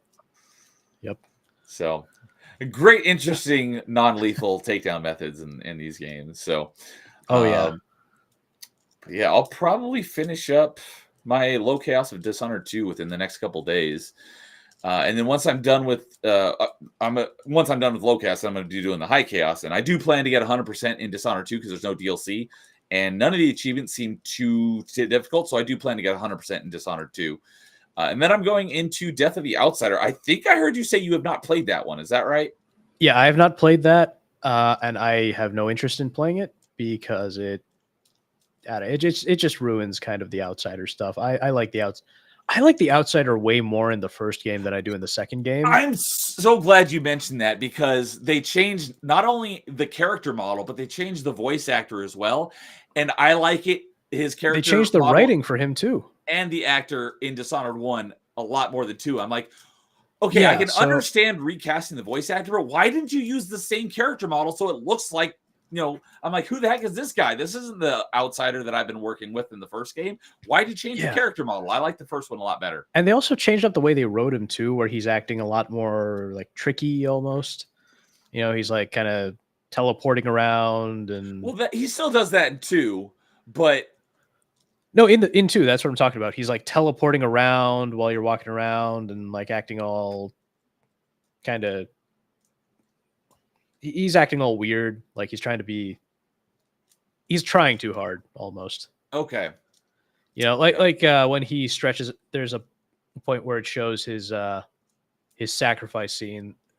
There's like a stone I scene that just shows like his that was in right after you beat the time travel level, as you're leaving the mansion, you get sucked into the void and you see that Yeah. cutscene. So I just saw that today. Yeah, and so he does this like the Dishonored one outsider would never do this, but the way that he shows it to remember he's lying on the table pretending to be sacrificed again. Yes. He's And talking about so- when he died 4,000 years ago. Yeah, it just feels like he's trying too hard, should be all cool and mysterious, whereas in the first game he was there, he was very calm, very mellow, and he just kind of floated there, all distant. And the voice actor was also better. The first one was named Billy Lush, was the name of the voice actor. Apparently, he's been in some stuff. Wait. Um, Because I was like, that's the name of the character, but that's Billy Lurk. It's funny No. how close Yeah. that their names are. yeah, no, Billy Lush. I think he's an actor on like one of those like crime dramas or something too.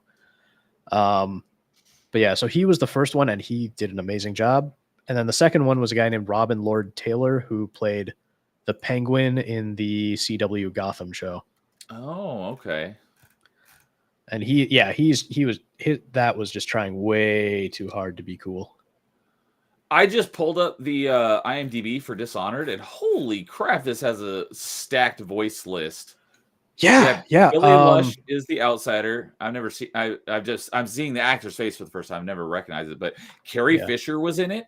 Who did Carrie Fisher play? It just says alternate street speaker, so it must have been a very small role. Okay, it must have been like a cameo then. But yeah, Susan Sarandon plays Susan Granny Rags. Sarandon is Granny Rags. Lena Headey is Callista Kurnow, which is one of the One of the maids. conspirator maids. Yeah, Well, she's the one that watches over Emily after you rescue she's her. Emily's tutor. Yeah. Yeah.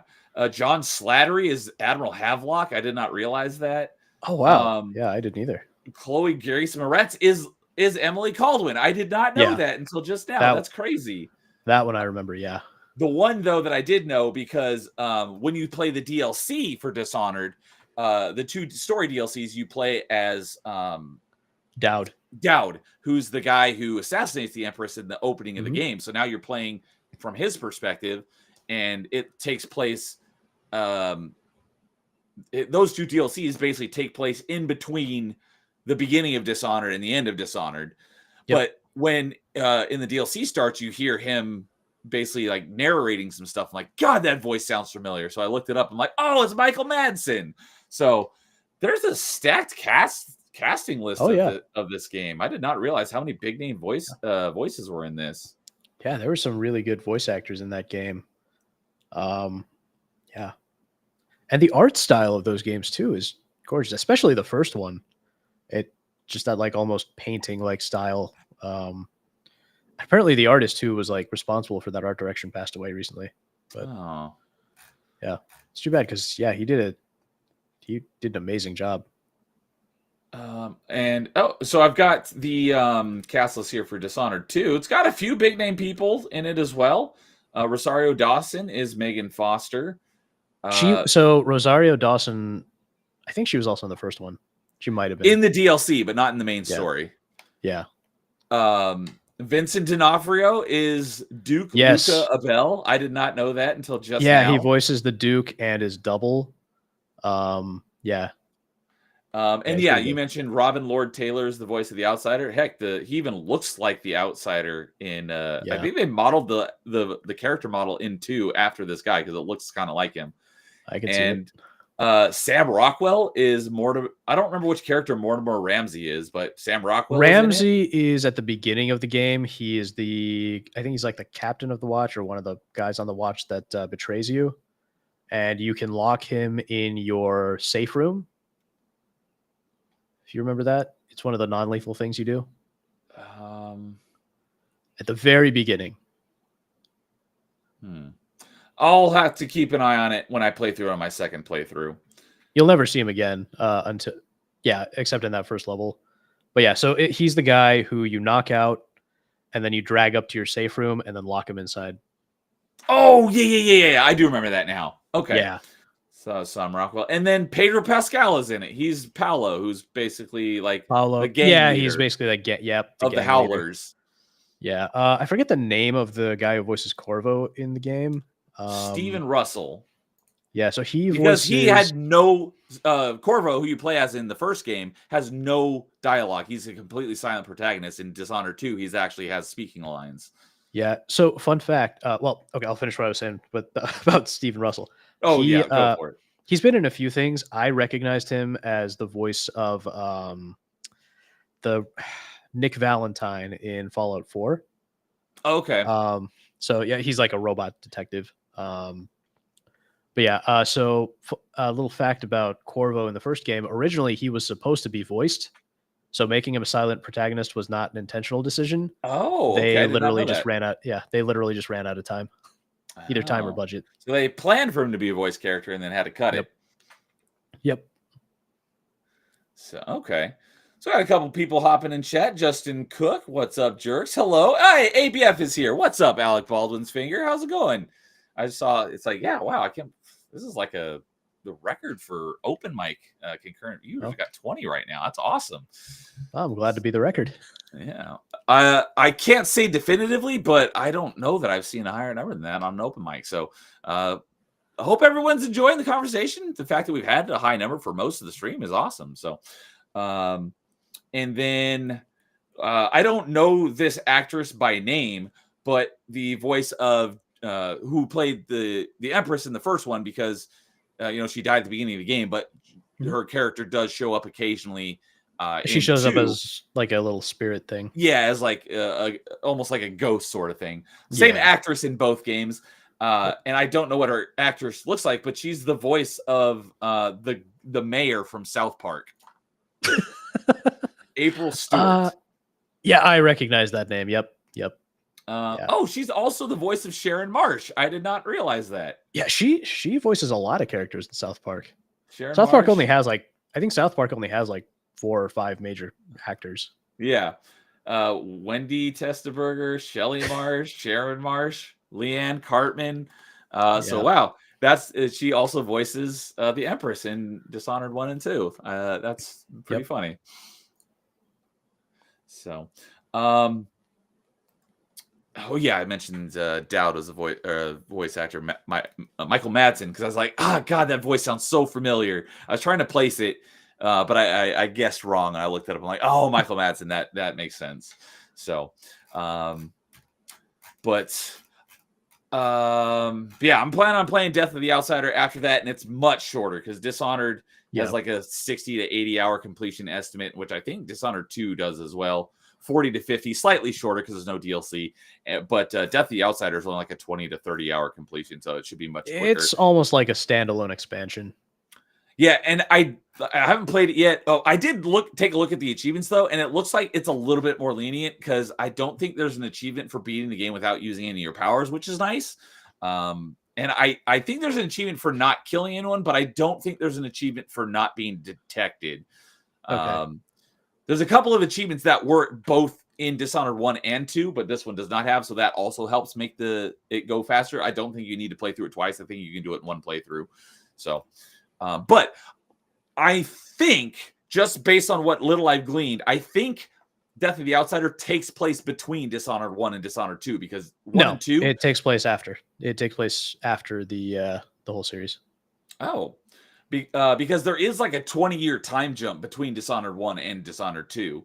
And the character on the cover of Dishonored, Death of the Outsider, I think there's a little bit of a spoiler in there, but I know who that is.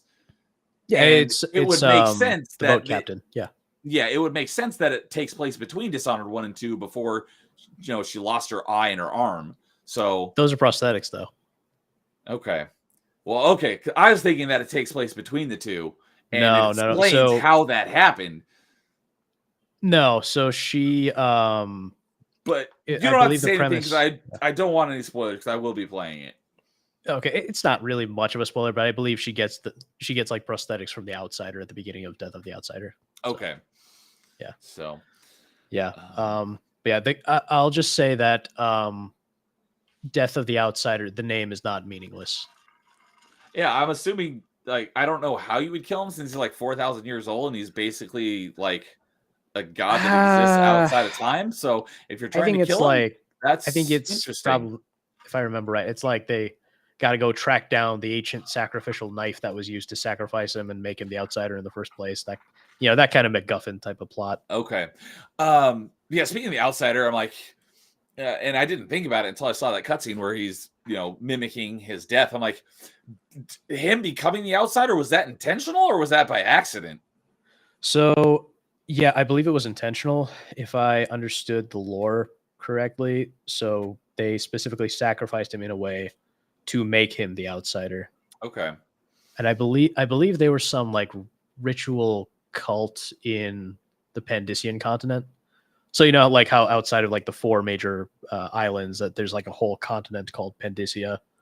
I don't remember the geography because it's in like Okay. one short cutscene, but Okay. I will, if you say so. Yeah, so that's basically how it is. There are the 4 little islands, and then there is Pandicia, which is just like a massive continent that's mostly unexplored. Okay. But Sokolov, the slightly mad scientist from the first game, and Yeah, he's in both games, actually. kidnap him because he's working for the bad guys, and you basically kidnap him. Then he comes around to your side, and he's basically your ally in the second one. Yeah, after he befriends your genius Piero, who I am so disappointed that Piero was not in the second game, because I really like Piero. Piero. Piero is the guy who makes all your weapons in the first game. That's right. Okay, I was like, I remember that name. Which character was that? He was your vendor essentially. Yeah, and so he and Sokolov become buddies. So the health elixir in the game, in the second game, I should say, is lore-wise. So in the first game, you know how your health and mana potions, one is your health potion, I believe, is Sokolov's elixir, and then Yes. Your mana potion is Piero's remedy. That's right. Yes. So in the second game, your health potion is, they combined their potions. That's why it says like S and J health elixir. Okay. It's Sokolov. Sokolov and Joplin. Piero's name was Piero Joplin. So it's Sokolov and Joplin. Yeah. I did not pick up on that. Yeah. And then then your mana potion is that Adamire solution, which is from the created by that doctor lady. Dr. Adam. One you save from being a monster in the Adamire Institute. I was just going to say, is that the one that went crazy and you had to Yes. inject her in order to turn her back from being crazy? Yeah, I can't remember her name, but yeah. Okay, because I was like, that's Hypatia. Hypatia, yes. Dr. Hypatia. Dr. Adamire Hypatia is her full name. Is that right? No. Adamire is the name of the the institution. That's right. Yeah, that's the institute Yeah. and that you're at. Okay. Yep. Gotcha. But yeah, so yeah, I was a little disappointed that Piero wasn't in the second game because he's such a likable character. Yeah, I liked him too. But yeah, there's one more thing I think I was going to say, but I cannot remember now. Yeah, I was going to say something else as well, and now I can't remember what it was either. Yeah, something about yeah, Pandicia. That's what I remember. What I was going to say as well. Okay. But yeah, so Pandicia is there's that big continent that only like Sokolov has been to, a few other people. I think Granny Rags went there once. But basically it's like a big mysterious place. There are apparently people living there, but they're like, I don't know, savage or something. And so I think that's where the outsider was where the outsider was from, and there was some cult on the island that sacrificed him and turned him into the outside. Took him from some young guy into the outsider. Okay. By killing him. Yeah, gotcha. Okay. The last thing I was going to mention was because you have to play the 2 story DLCs after Dishonored 1 before Dishonored 2 because it's vital to what happens in Dishonored 2 in the opening of it.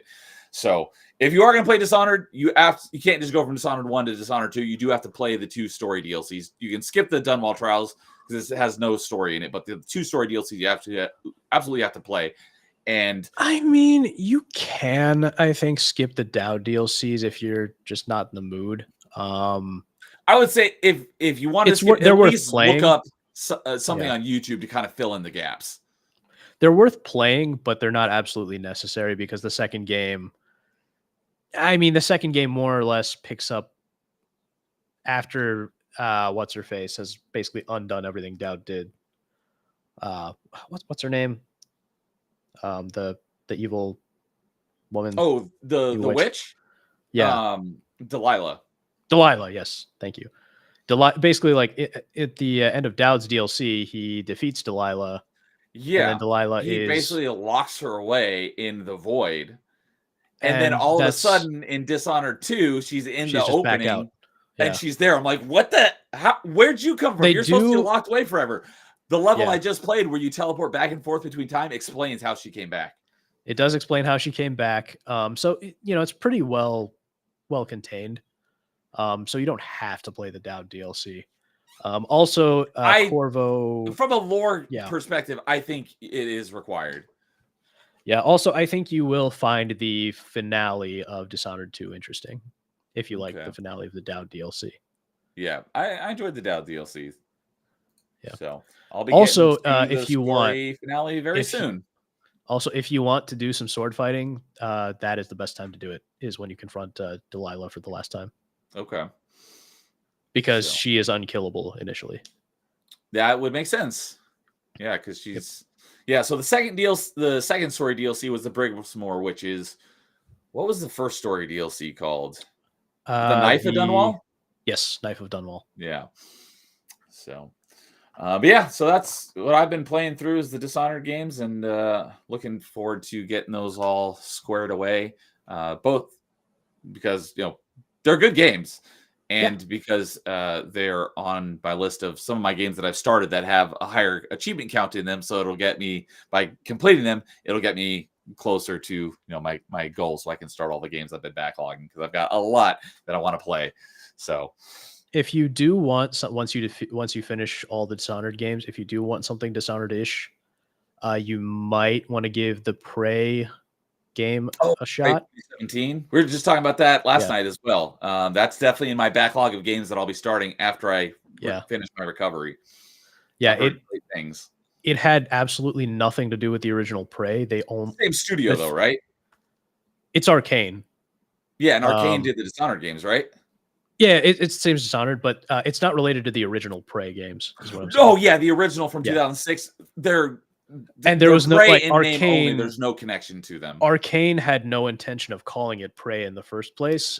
Basically, Bethesda made them call it Prey to capitalize on the marketing.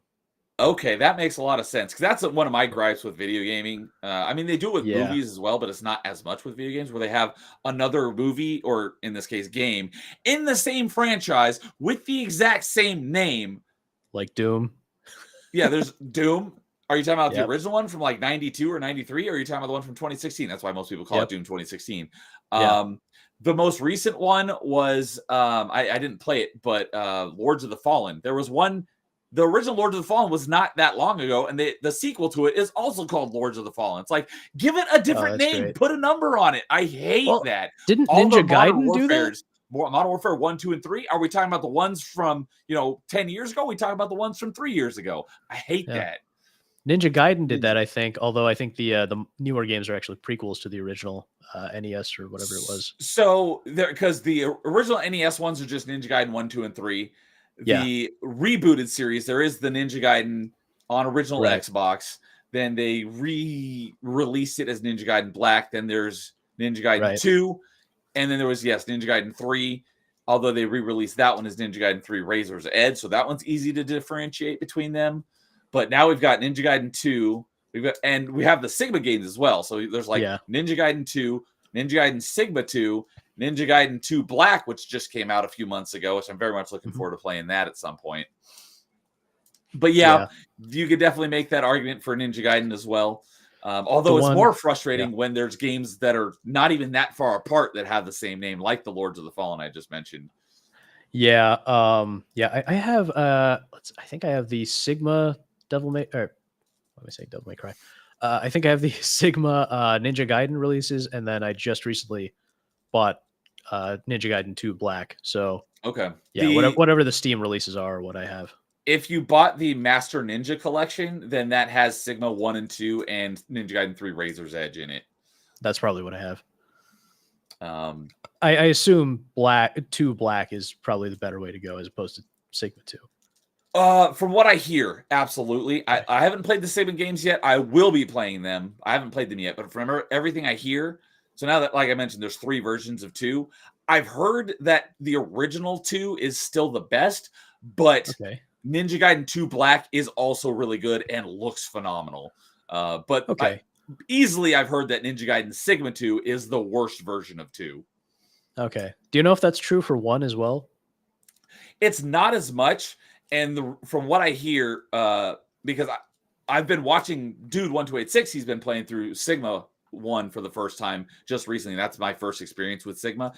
It's very similar to the original Ninja Gaiden. They added a few more segments, and there's a few more like items that you can actually equip that actually change not the gameplay, but some of the items you equip actually have like status effects, whereas that wasn't in the original one. The changes between them are very minimal.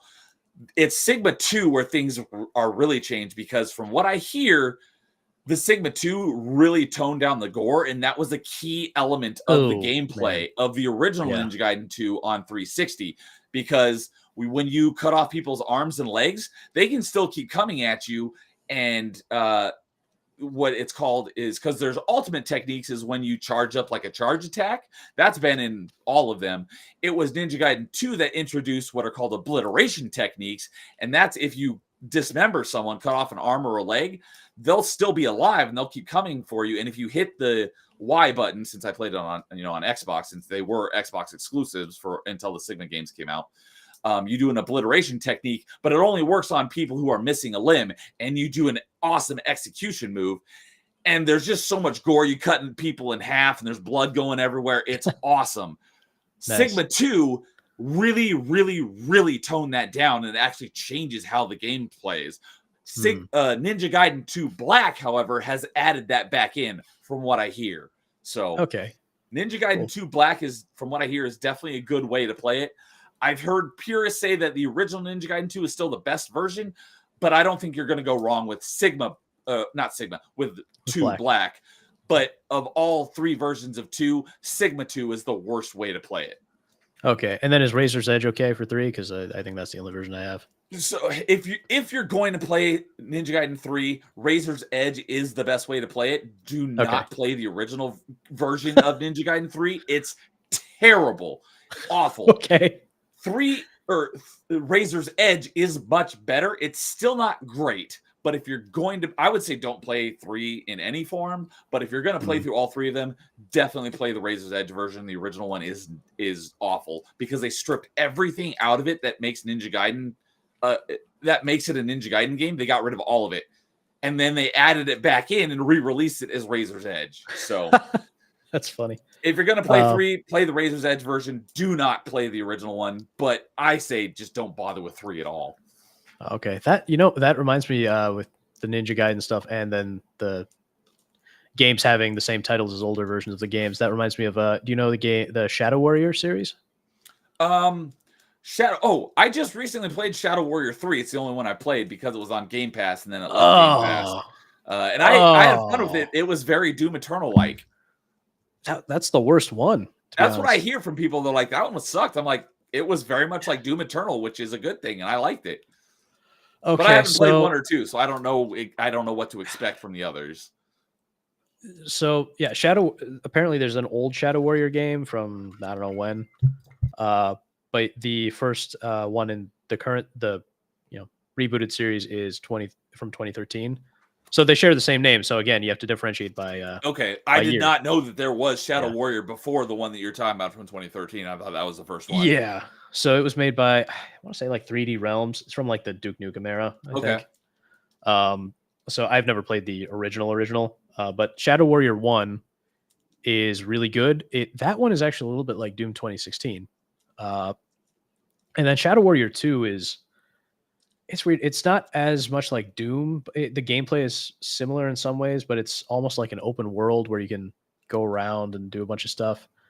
It's a lot of fun, but yeah, the first 2 Shadow Warrior games are way better than 3. Not least of which is because the voice actor is absolutely ridiculous. So in the third game, they sanitized it, so he's not, quote unquote, offensive. I thought you were saying the other way around, and that 3 was the one that was ridiculous. So 3 is just plain. 3 is just so generic. I think they just got some generic Asian guy to do the voice in 3. Okay. The first 2 games, the character is Asian, but it's actually a white guy doing the voice, and he does the most stereotypical like Chinese-ish accent ever. Oh, that's funny. Hello, my name is Lo Wang. Like that. Okay. Like just think the City Walk guy in Yeah, South in Park. South Park. You want shitty chicken? Exactly. Yeah. Not quite that bad, but it's pretty bad. And that adds to the charm. Goddamn, I hate the Mongolians. Yeah. And it adds to the charm. But the thing is, so you remember Hoji in Shadow Warrior 3, the demon guy that's your buddy? Oh, the mask. Yes. Yeah, the masked guy. So in the first game, that's where you first meet him. And Yeah, he I had no idea what was going on in the game because obviously I hadn't Yeah. played the first two. I'm like, this is jumping in. Yeah. I'm assuming from where 2 left off, and I have no idea what's going on. Kind of, yeah. So the third one, that was the one good thing that I think the third one did, is that it brought back Hoji. So in the first one, you meet him and there's all this weird demon stuff going on. And you got to defeat his demon brother or whatever. But he helps you out. But at the end of the game, he dies. And in the second game, he's still dead, but you work with like his relative. And then the second one also has like a really hot girl that lives in your head, so it's worth that. So yeah, there's that. And then like his sister turns evil, something like that. But basically at the end of the second game, the entire world is destroyed.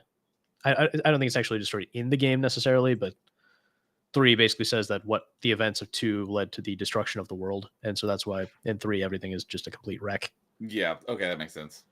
But yeah, if you get a chance, you should play 1 and 2. I think you would enjoy them. They're a lot of fun.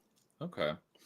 Yeah, the main reason why I was like, you know what, I'll go ahead and play 3. It was leaving Game Pass, so it was a panic play, and it was I affectionately stolen that term from Paul. He gave me that term. So anytime, because like I said, I'm not starting any new games until I get my percentage back to where it was. Then I'm starting a bunch of new games, except for games that I want to play when they're leaving Game Pass, because you basically get a 2-week warning, like, hey, these games are leaving in 2 weeks, so play them now. So I panic played that one because it was a pretty short completion. It was like 12 to 15 hours, whereas Shadow Warriors 1 and 2 are like 50 to 60 hour completion. So yeah, it's like how people panic watch stuff on Netflix before it expires. I haven't had Netflix in like over a decade, but yes, that is a perfectly accurate analogy. Oh yeah. I mean, I don't have any streaming services either. I basically have cable over internet. That's my TV. But speaking of games with that reused names that piss me off, Spider-Man. Insomniac Spider-Man. Spider-Man 1 and 2 piss me off so much. Yeah. It's funny because when Spider-Man 2 came out on PC last year, James streamed the original Spider-Man 2 from PS2 on that launch day. I'm so disappointed I wasn't around for that stream, because I love that. I love Spider-Man 2 the original. Oh wait, did he stream like the original PC release of the original, or it was you said PS2. I don't know exactly which version he was playing, but he was playing the original Spider-Man 2 from the classic years ago on the Steam release of Spider-Man 2, the new one last year. I assume he was playing the good release, because the thing is that the the original Spider-Man 2, when it came out, for some reason they didn't. For like Spider-Man 1 and 3, the PC release is the same as like the main console release. So the PS2 release. GameCube release, all that, but the PC for version Spider-Man, of Spider-Man 1 and then 2 is different than the console versions.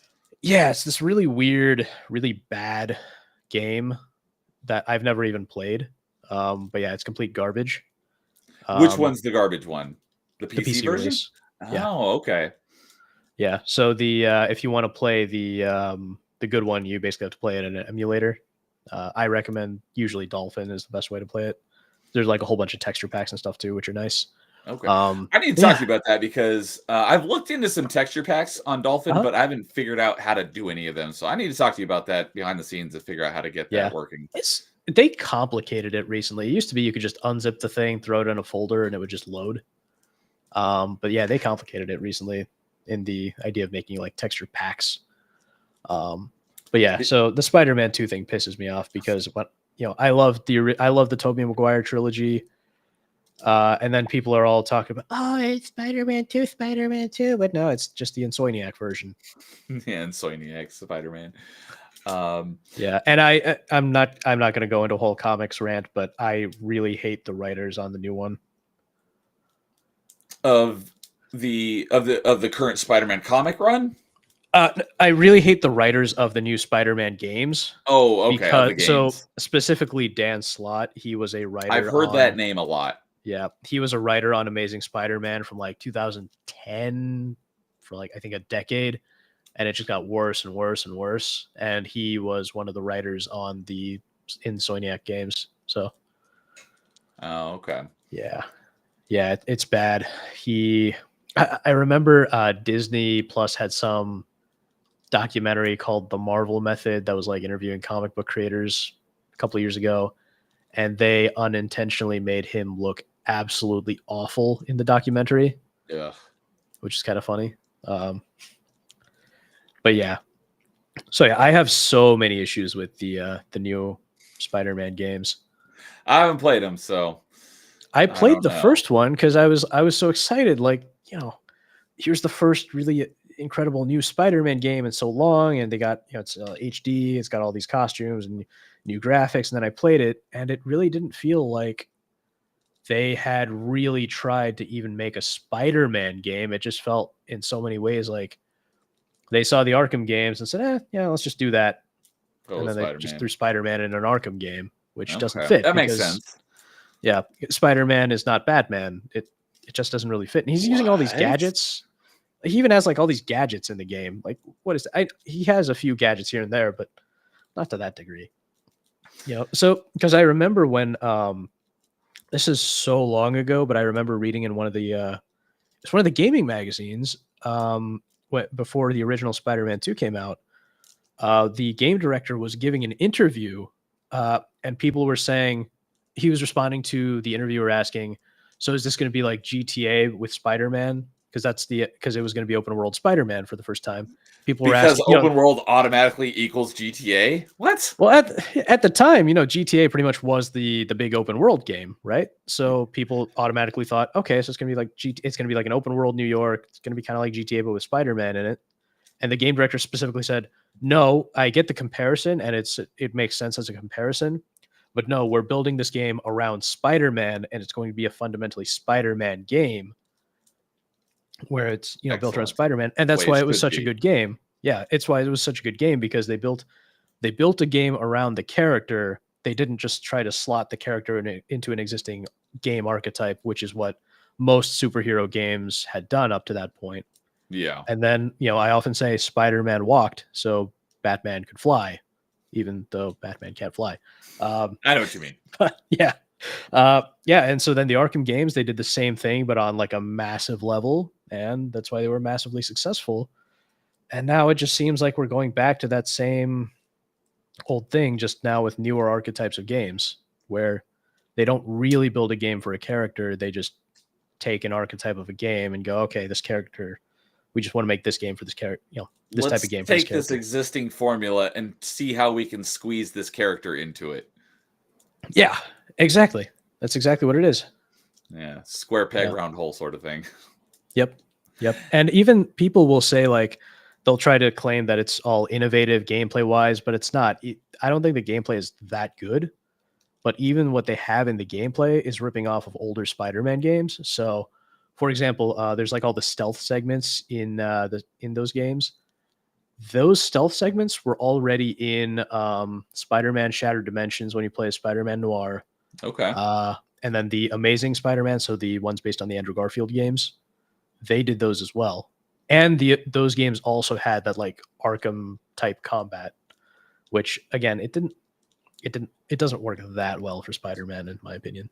Okay. Gotcha. And Shaka Zulu is coming in chat saying, hello. What's up, Shock? Good to see you, buddy. And dude saying Batman can't, but Batman Beyond can fly. Very true. Yeah, that's true. Yeah, the only Spider-Man games I played is I'm pretty sure I played the original Spider-Man game, the movie from the original Tobey Maguire. That is a movie. good game. Yeah, that is a good game. Actually, I I have a little piece of I think I have a little rented trivia for it you. because I didn't own it. But I like that one. I'm pretty sure I played it on GameCube. But what is your piece of trivia about that? I think I might know what you're about to say, but Okay, so well, first off, I'll say I actually have the issue of PlayStation Magazine where they announced that game. okay. I don't know if it was like the first announcement, but it was like when they announced it in PlayStation Magazine anyway. I have that issue. I love that issue. It was so cool. But the piece of trivia I have is back in. So this is back when games actually did cool things, like unlockables instead of just making everything DLC. Yeah, or microtransactions. Yeah, and this was also Activision, who are known for being greedy now. But Yep. the game was made by Treyarch back before they were just another Call of Duty studio. Yeah, when I realized that those Spider-Man games from that time were from Yeah. Treyarch, I was like, really? Yeah, they made these absolutely amazing Spider-Man games, and then they're like, now that's just Call of Duty, and now we got like all these other studios making them that aren't very good. But so the piece of trivia I have is, the unlockable in the game where you can play as Harry Osborn's Green Goblin if you beat the game on a certain level or unlock enough points or something like that. That's what I was just gonna say, because when I beat the game, I unlocked being able to play through the game again as the Green Goblin. I'm like, this is awesome! I can fly around on this freaking like jet board thing. Like that was sweet. Yeah. So there's the trivia behind that is, and this is, I don't have a source for this, so it's all hearsay. But originally, Tobey Maguire was not confirmed to voice Spider-Man, so it was going to be Josh Keaton, who later on he did the voice of Spider-Man in Spectacular Spider-Man, and then Shattered Dimensions: Edge of Time. He voiced a version of Spider-Man in each of those. Okay. So Josh Keaton, he had a bunch of voice lines already recorded for the Spider-Man game, and then later on, they got Tobey Maguire to sign on, and I don't know when Willem Dafoe signed on, because I don't think I ever heard anything about him. Quick thing on Willem Dafoe. For the longest time, I thought it was William Dafoe, and someone's like, "No, it's Willem with an EM at the end." I'm like, what? "Yeah, no, his name is weird." And then I looked it up, and I'm like, "Oh my god, I've been calling the wrong name for all these years." Yeah, he's one of those people that just has like a weirdly spelled name. I had the same exact thing with Liam Neeson. I thought it was Liam Nielsen. And someone's like, no, it's Neeson. I'm like, no, it's not. And I looked it up and like, sure enough, I was wrong. I'd been calling him the wrong name all these years. I thought you were going to say Liam Neeson's. Like in that Key and Peele Neeson's? sketch. No, I thought it was Nielsen, like Leslie Nielsen. I thought it was Liam Nielsen. It's like, no, it's Liam Neeson. I'm like, oh, well, I'm an idiot. So sorry, go ahead. You were talking about when they were signing on the characters for the voice that was actors. great. But yeah, so I think Willem Dafoe was just on from early on, because I don't think there was ever a replacement actor for him. Great actor. He is. I think he would have made a great Joker too. Yes. I've seen someone put the Joker makeup on his face. I'm like, oh, that is perfect. Yeah. But yeah, so they had all these leftover voice lines for Josh Keaton that they had already recorded before Tobey signed on. So instead of just cutting them, what they did was they may have intended to include this mode in some form anyway.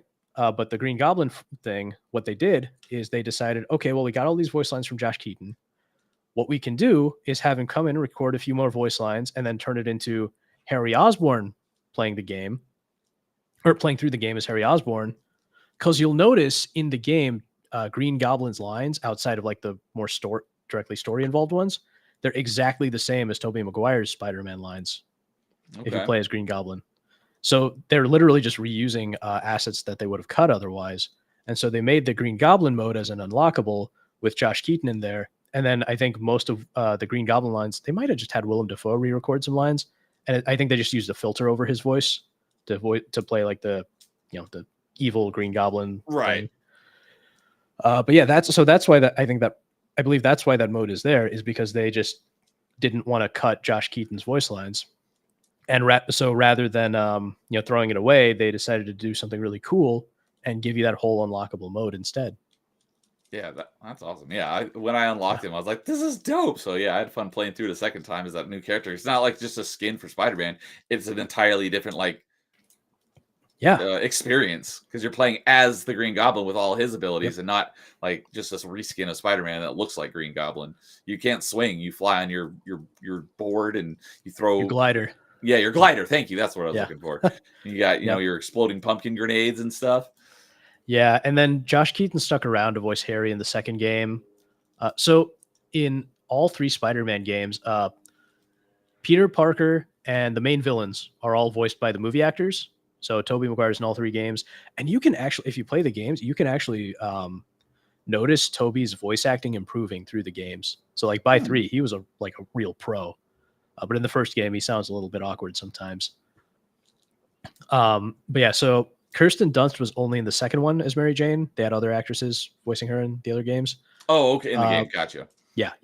I was like, she was in the first one, but not the game. Not the movie, the game. Yeah. But yeah, so she was in the second one. Josh Keaton did the voice of Harry in the first 2 games, but then in 3, they actually got James Franco to voice the new Goblin. And then, yeah, Willem Dafoe was in the first game. Alfred Molina was in the second game. And James Franco, Thomas Hayden Church, and Topher Grace were all in the third game. Cool. They also got J.K. Simmons in the third game, which they hadn't done in 1 or 2. You gotta get him. He's great. We were talking about him earlier. Yeah. Real quick, Sons and Shadows here saying hello. What's up, Sons and Shadows? Good evening. Hope you're doing well. I'm assuming you guys just got done with your Stargate stream. And Dude is heading out. Dude, you have a good night. Thanks for the raid earlier. I will talk to you later. Bye, dude. So, the voice actors in the games. Yeah. I think I got them all. Okay. I think I got all the big ones. But yeah. It was a little weird that they didn't you can immediately tell when you talk to Jonah in Spider-Man 2 that he is not J.K. Simmons. Yeah, his J.K. Simmons voice is very it's just so distinctive. Yeah. Yeah. But yeah, those were some classic games. And it's a real shame what they did. And I see that Dude had actually said in the chat that Web of Shadows was Treyarch. It kind of was. Just going to touch on that, because where I was going with that was the only Spider-Man games I played was the first movie, the game, and Web of Shadows, which I actually just recently played late last year as well. Did you like it? Yeah. It it was the same studio, so it made a lot of sense on why it felt the same, but it felt a lot like Prototype, which is another game I absolutely love. Yeah, it's not. Yeah, I definitely see the Prototype resemblance. It's not exactly Treyarch. Treyarch were involved, but the main developers on the games were actually a smaller studio called Shaba Games. Yes. And Treyarch was like a supporting studio.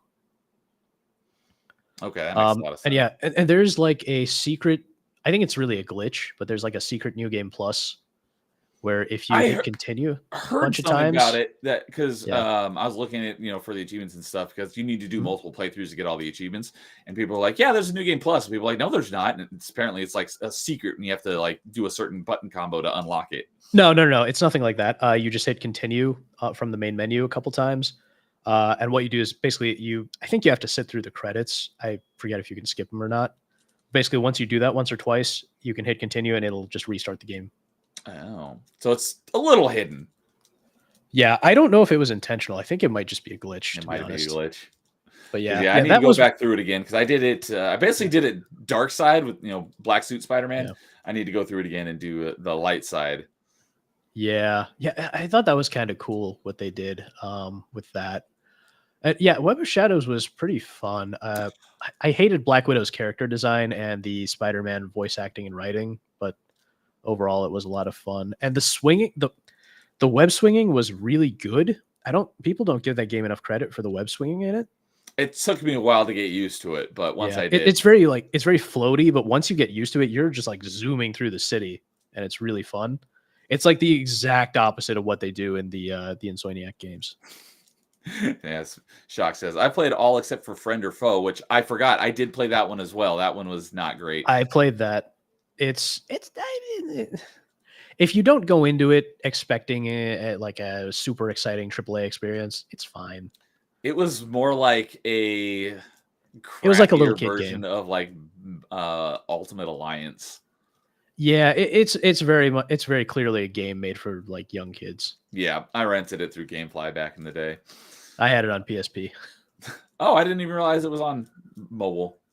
Yeah, it was one of those weird games that was like in that in between platform era. And what was really weird is that Spider-Man 3 was on PS2 and PS3, but Friend or Foe was only on PS2 and not PS3. Oh, okay. Yeah, I played it on 360. Yeah. See, it was on 360, but not original Xbox, I think. Correct. At least as far as I know. I don't think it was on original Xbox. Yeah. But yeah, Shock saying Web of Shadows was awesome, super underrated. Yeah, and I just played Yep. it just recently. I finished it in December, so very recently. And That's when Wolverine showed up, I'm like, God, that voice sounds familiar. I'm like, is it? And I looked it up. I'm It's like, Steve it was Blum. Steve Blum. yeah. Steve Blum basically just back then that was basically his entire job was just voicing Wolverine and everything. Because what introduced me to Steve Blum as a voice actor was Rex from Mass Effect. Oh, yeah. I guess that is him. But they like. Oh put a wait, filter on not his Rex. voice. Sorry, not Rex. It was the other Krogan. It was Grunt from Mass Effect 2. Grunt. Yeah. But they put a filter on his voice, I think, so it's not immediately recognizable. Yeah. Yeah, but Black Cat in that game, that was one of the best Black Cat designs. Oh, Black Cat. Yes, I Yeah. thought you were talking about Black Widow. I'm like, didn't you just say you didn't like Black No. Widow? Black Black Cat was Cat. good. Yes. That is probably the best looking Black Cat in a video game, in video game form that I think Yes. they ever did. I think Also, that's the since- reason why I went Dark Side Spider-Man the first playthrough is because of her. Yeah. Also, fun fact for you: the voice of Black Cat in Web of Shadows is the voice of Edie in Mass Effect. Yes. Trisha Helfer. Trish Helfer, thank you. Yes, I did know that. Because when I was playing Web of Shadows, I was like, God, Black Cat's voice sounds really freaking familiar. So I looked it up. I'm like, oh, Trisha Helfer, Edie from Mass Effect. I mean, she's probably most well known because of Battlestar Galactica, but I've never seen that. Me neither. But yeah, they made it very. Actually, you know what? I will say the only Black Cat that gives Web of Shadows a run for its money is the Spider-Man Edge of Time design for Black Cat. Okay. Yeah, I haven't played that one. It is, I think it's only on PS3 and I think it's on the Wii, but PS3 version's going to look better. Might be on 360 as well. I would assume so. Yeah. But it was not on PC, which was weird to me because Shattered Dimensions was on PC. Interesting. But yeah, one thing, switching gears slightly, something I was going to mention earlier, talking about like PSP games, because Mirror of Fate we were talking about earlier was originally I don't know PlayStation, so I never know whether PSP or PS Vita, which one came first. PSP was first, and then the Vita came out later. PSP only had one thumbstick. The Vita had two. Okay. Because Mirror of Fate was originally I think it was a DS game as well as a PS Vita game. I know dude could tell me for sure if you're not sure. Dude left. Yeah, he left, so he could tell me for sure because he would know. I thought it was 3DS and Vita, but that could be. I just don't know, but it was ported to Xbox Live Arcade. That's the version I played. Yeah. And going farther back, something I was going to mention way earlier in the stream when we were talking about Arkham is Arkham had a very similar situation where there Blackgate was a DS and a Vita game, and it was ported to Xbox Live Arcade. I have it. I have not played it yet. I was curious what you have to say about it because I'm assuming you have played it. Yeah. So actually, I own Mirror of Fate on Steam and I own Blackgate on Steam. I don't think Blackgate is on GOG. I think only the mainline. I think only the main games are. Another game that also falls in that category that's was a mobile version of a bigger franchise that got ported to Xbox Live Arcade was Assassin's Creed Liberation. Yeah. I think that one's on Steam, but I've kind of lost all excitement. Assassin's Creed 3 killed the franchise for me. So okay, yeah. It's funny because I was talking to someone not that long ago, and Assassin's Creed 3 was their favorite. Sheesh. Okay. I'd have to go back and watch, go through my some of my recent open mics because it wasn't that long ago. Someone had an open mic that AC3 was their favorite, and I'm like, to each their own. I didn't hate it. I actually liked it more than I expected. That was another thing I was going to say about Lords of Shadow 2 earlier, is because I had heard nothing but bad things about it, so I went into it with low expectations, and I came out of it liking it more than I thought. Same exact thing with Assassin's Creed 3. I had heard it was not good, so I went into it with low expectations, and I actually enjoyed it more than I thought I was going to. Yeah. So, okay, before I forget, I'm going to answer your first question. Yes. Batman. Blackgate. Yeah. So I did play the Steam version of Blackgate once, and it wasn't great.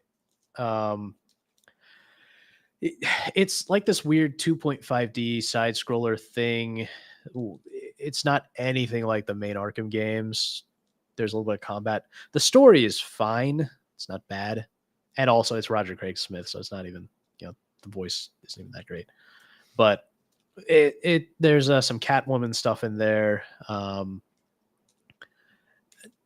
Even the cutscenes are again like the cheap DLC cutscenes in Lords of Shadow 1, where they're just image with dialogue Yeah. over it. Yeah, it's slightly better animated, but yeah, it's static image, and it's a very ugly drawing too. Like the art style is awful in those. Yeah, I've not heard great things about Blackgate, but I will be playing it because it's Yeah. a Metroidvania, and I'm basically playing them all. Yeah, it's worth looking. It's worth like playing it once, or at least like going through, watching like a playthrough or something, or just like the cutscenes, just to get the story. My biggest disappointment there's- about it is that it's not backwards compatible, so I actually have to play it on my 360. Oh, okay, yeah. I mean, I like I said, I just play everything on PC, but yeah. So there's that. It's funny because basically all I've ever seen of it is I actually watched James stream most of Blackgate, and it was funny because he ran into like a game-breaking glitch on each of the main bosses, but each boss it was a different glitch. Beautiful, yeah. It was not great. And then back to, I think it was Assassin's Creed 3 we were talking about. Main 3. reason I didn't like it. Yeah. The main reason I actually did play 4, and I kind of enjoyed 4 mostly for the ship combat, which I think that's what most people say about 4, and it's why we got Skull and Bones, the quadruple A game. And boy did they really drop the ball when they had it handed to them. But yeah, so yeah, my main problem with 3 is that I was one of those weird people who was really excited about like the Desmond stuff with the main modern day stuff. Yeah. And so with 3, they just kill off Desmond, and the modern day stuff just kind of goes out the window. I think that's exactly what Shock is saying here as well. 3 isn't bad, but the ending ruined the story is the main reason. Yeah, I didn't really enjoy the setting all that much either, which is weird because I find the American Revolution to be very interesting, but for some reason, just in game form, it just didn't click with me. I really like the Ezio trilogy myself. Like the Italian Renaissance setting is cool. Yeah, I like and that especially trilogy. like 2 and Brotherhood. I really like those 2 games. One of the things that I liked the most about 3 was the I forget what it was called, but the George Washington DLC was you got all these cool it was like King Washington or something. Yeah, it was like this alternate timeline where Washington went crazy with power, and you get these cool like animal powers. I thought that was really cool. Yeah, I don't think I had the DLC initially, so I never played it, but I like that DLC a lot. Nice. But yeah, Shock saying Black Flag was fun because it's not an Assassin's Creed game until the end. And still, many people say it's the best pirate game ever. It was, the ship stuff was fun, and I did like that you had, like that tropical setting for some of it. That was cool. I always appreciate a nice like sunny tropical type of setting because these days you just don't get that anymore. It's so rare. So, yeah, I liked 4 a lot, and anytime we talk about 4, I always give a shout out to Rogue because I think that's the most underrated Assassin's Creed game. I liked Rogue a lot, and it kind of got buried because it was a previous generation. It was a 360. I mean, they re-released it as I'm talking just the Xbox platform, but it was originally a 360 game. They later released a Rogue Remastered on Xbox One. But it released basically at the exact same time as Unity, which was an Xbox One game only. And because that game was so broken on release, it basically overshadowed all of Rogue, which was a 360 game launching at the same time. And Rogue was really good. I like that one a lot. And it just kind of got swept under the rug and kind of got overshadowed by how broken Unity was at launch. Yeah. Actually, there's a little bit of trivia with Assassin's Creed with Nolan North because he voiced Desmond. Originally, it was Assassin's Creed that put Nolan North on the map for me, and then I started seeing his name everywhere. Yeah, and he's a good actor. I remember randomly seeing him in Modern Family, just playing like a random dad once. I've And seen him a somehow couple he times was, here yeah, and there making little cameos. I'm like, is that yeah, that's Nolan North? yeah, yeah. It was crazy. Yeah. So a little bit of trivia is there was at some point Nolan North did an interview about Assassin's Creed, and apparently the original plan for Assassin's Creed was to have Desmond through like that bleeding effect that they had in the game Yeah, where he and was picking become up an those powers. assassin in modern Yeah, he was modern going to become day. like a modern day super assassin. That would have been so much cooler. I would have loved Yeah. to play like a modern, like an Assassin's Creed set in the modern day, um, with Desmond as all the, with Desmond having all the assassin powers and all that. It would be so much cooler. Yeah, I think Shock is kind of agreeing with you, saying they teased the modern stuff for so long and they just killed them off, went in a different direction. Yeah. And I was also really interested in like that weird, I don't know what they were, the weird beings. The ancients, Yeah, those weird ancient beings and all that. That was like really like Juno and Minerva. yeah, Juno, Minerva. I think there was also Jupiter. Yeah, like with like the Roman god type characters. I was really interested to see where that went, Yeah, me too. and then they just completely dropped it. They just completely dropped the ball. Yeah, the modern day story. I mean, they still haven't really recovered since they killed Desmond.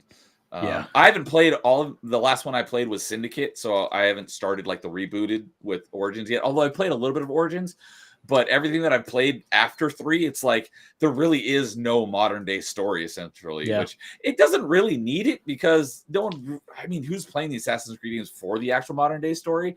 They could add it in and it would help make the game better, but I don't think most people are playing it because of that. I think the newer ones do have some modern day stuff, and like Desmond's dad is involved somehow. But yeah, I mean, once you kill off Desmond, there's just no point to it. Yeah, so I'm still a ways behind. I have all of that. Well, not Shadows that just came out today. I will probably end up playing it eventually, but not until like I can get it for like $5. It's Ubisoft games, and they often go on steep sale. But I won't be playing it until after I get through Origins, Odyssey, Valhalla, and Mirage. So, and it'll be a long time till I get through those. So I'll probably play Shadows, but it'll probably be years down the line. Yeah, I was also a little disappointed they killed off Kristen Bell's character in. Oh I think it yeah, was Brotherhood. was that in 2? I think it was Brotherhood that it was Brotherhood because he kills her at the end, very end of Brotherhood. I didn't mean Assassin's Creed 2. I meant the second Ezio game. So yeah, Brotherhood. Yeah, because then that's when he gets knocked out and the weird revelation stuff happens. But yeah, I was disappointed they killed off her character. She was hot. Yeah, I like Kristen Bell. Yeah. But yeah, Shock is saying that Rogue makes 3 story better. Yeah, because it ties in. It's cool how all of the ones that take place, 3, Rogue, Unity, and Liberation all tie together, which was pretty cool. Interesting. Yeah, like I said, I played 4 and then I was out. Okay. Liberation also had some cool concepts and mechanics that they never utilized ever again that they could have really expanded upon. Really? Mainly the personas was a pretty interesting concept. Do you know anything about that? I do not. Okay, so in Liberation, you play as I forget her name. Aveline? Is it Aveline or Evangeline? Something like that. Very similar. It may be Aveline, but you play. I think she's half black. I think her dad is white and her mom was black. So and so she's very darker skin.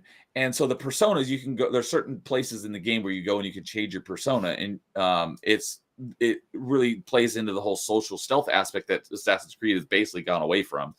And there's the lady where you're dressed up all fancy. You can't like climb and parkour or anything, but you can get into certain events and stuff because you look like you belong with high class society. Then there's the slave outfit where you can, you basically look like a slave and you're not restricted, but your movement's not restricted by your clothes like you are as the, in the lady persona. So you can climb and parkour and stuff, but you don't have all your gadgets. All you have is your hidden blade. And then there's the assassin one where you have all your gadgets and stuff, but you're going to draw a lot of attention because you look like an assassin. So it was a cool concept that none of the other Assassin's Creed games have ever touched on that they could have utilized and made, added some more interesting mechanics. Interesting. So, nice. So, all right. Well, I mean, we can keep going if you wanted to, but I've already kept you an hour and a half longer than Honestly, I am happy to keep going, but I do need a quick bathroom break because I am full of Coca-Cola. I didn't have anything else on the agenda. I mean, we could just BS if you want to. So up to you if you want to keep going or not. We can call it there. Yeah. I'm happy to stick around, but just give me like 2 minutes to empty my insides. No problem. Sweet. Sounds good. So while he is away, hello everyone.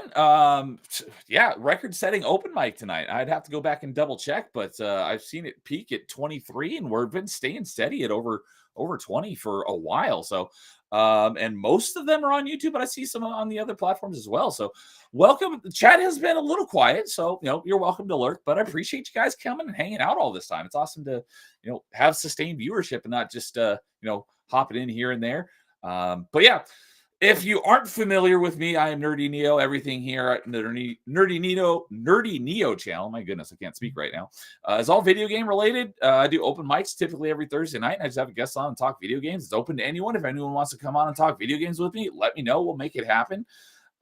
Best ways to contact me are on Twitter or on Discord. I do have my own Discord. I think the link should be in the stream description if you're interested in joining. Tuesday nights are my other panel show, and they alternate between Party Chat, which we just had this last Tuesday, where we've got a couple of co-hosts. We have a guest host each week, and we talk about fun video game topics. Let me pull up our topic list from Tuesday, tell you what we talked about, and you're welcome to go back and take a look and re-listen to that one. We talked about our favorite recent year in gaming, basically our favorite year in gaming this decade. We talked about that was the previous episode. What's the best video game franchise that only has 2 games in it? A lot of games are just one-offs, and a lot of games are trilogies. Not a lot of franchises only have 2 games in them. So that was the topic we talked about. We talked about most annoying video game enemies. So we talk about fun stuff like that on Party Chat. And then on the alternating Tuesdays, me and my co-host Jason and a panel of guests, we rank our top 5 of whatever the topic is. Let's see here. The upcoming next week's episode of the top 5 is we're going to be ranking. Well, I won't be on that one because I won't be available, but they're still going to be doing an episode of top 5, and they're going to be ranking their top 5 favorite Pokemon. I don't really know much about Pokemon, so I was like, it works out great that you do a topic on an episode I can't be on a topic I'm not very well familiar with. But the last episode we did was our top 5 favorite Switch games. So we rank our top 5 favorite whatever, and we're happy to revisit topics we've already done. You're welcome to suggest topics and come on into the panel and rank your top 5 of whatever the topic is. And then Mondays and Wednesdays, I usually do gaming streams. Monday, like I mentioned, Metroidvania is my favorite genre. I do Metroidvania Mondays, and I just play Metroid games. Well, not Metroidvania games, but I'm currently making my way through the Metroid franchise, and I just started Dread on Monday, so I'll be playing Dread on Mondays for however long it takes me to beat Dread. Except one Monday a month, I play my favorite game of all time, Mass Effect 3. I do Mass Effect Monday, and anyone's welcome to join. We play Mass Effect 3 multiplayer for a few hours, and that will be not this upcoming Monday, but the Monday after the 31st, the last day of the month. So if anyone wants to play Mass Effect 3 with me, let me know. It doesn't have to be on stream. I love playing it. I play it all the time. I love Mass Effect. So if you're interested in playing with me on or off stream, just let me know. And then Wednesdays since like August have been Dark Souls, where my buddy Dude 1286 has been coaching me through Dark Souls.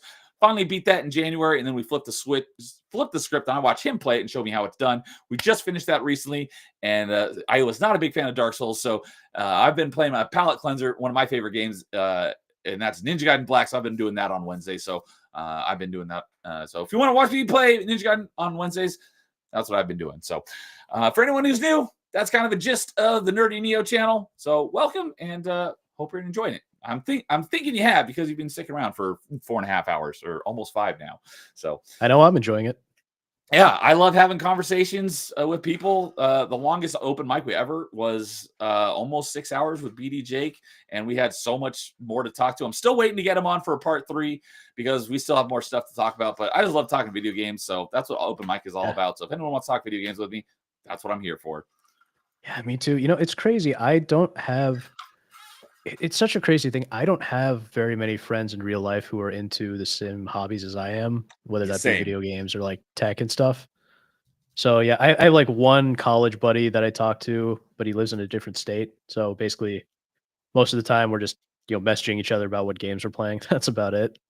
Um, but yeah, so that's why this has been some of the most fun I've had in a while, because it's nice to just talk to somebody about the video games and stuff that we just really enjoy.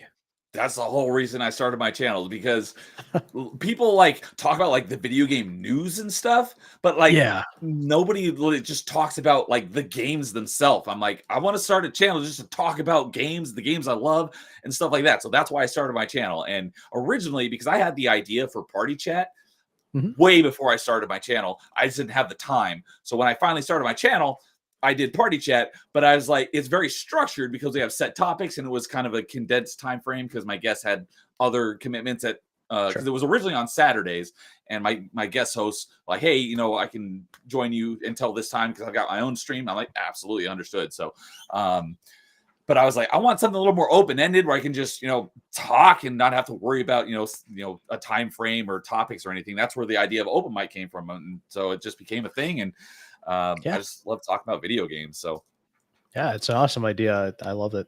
I love and that. that's what I was going to also say is, since I started my channel, it's coming up on 2 years. In June will be 2 years since I started my channel. I've made Nice. so many friends in our communities and stuff, who also are huge into video games and stuff as well. Yourself included, as well as a lot of other people. So I made a lot of new friends from doing this, and it's just been a blast. Like I always say, like it'd be cool to get monetized. I don't really care. I'm just having so much fun doing this. If I don't get monetized ever, I'm fine with that. It'd be cool, but I don't really care if I do or I don't. I'm just having fun doing what I'm doing. Yeah, that's how it is with my YouTube channel. It's just like I just like talking about comic books. In fact, even the video part's not even the most fun part for me. It's just like reading those old comics that I like, and then just talking about them. Yeah, So. I could not do that because I've read like 3 comic books in my life. I always wanted to get into comic books. I just never did. Yeah, no, yeah, I mean, it's kind of one of those things where, and I call my channel comics, but it's really more about superheroes in general. But because the two are basically tied together. Yeah, At least Western comics. So for sure. you say one, you say the other, and oh yeah, and like Sons and Shadows says here, congrats on 2 years. Getting close. But yeah, well, thank you. Yeah, I haven't really grown like crazy fast or anything, but all I do is streams. I don't do videos. I've made like 2 or 3 videos, and only one of them I think was actually like I created from scratch and uploaded it. The other couple videos that I've done were just clips from live streams. I just do live streams because it doesn't take a lot of effort. You don't have to do any editing. So I should do videos, and my like top 5 in Party Chat are super easy to clip out and put out as videos. That would probably help my channel grow. I just haven't bothered to take the time. I just have so much fun just streaming and talking to people and playing games. Yeah. Well, see, the thing is, I think streaming takes a particular type of personality because you have to be very charismatic and very on a lot. I'm probably more talkative here than I am in real life because I have this avatar, and so nobody people don't know who I am, and it's easy to be tough behind the screen. Yeah, and similar interests that things that you really enjoy help make it easier to talk about. Yeah, but like if I were to try streaming, especially like game streaming or something on my own, it would probably just be a ton of silence and then the gameplay. So it would probably not make for a very fun stream. Whereas for the produced videos I make, I think they come out well because there's a lot of work that goes into it. But I think you end up with you can end up with just like a really nice video, and then it's just something to look back on and be like, oh hey, that's cool.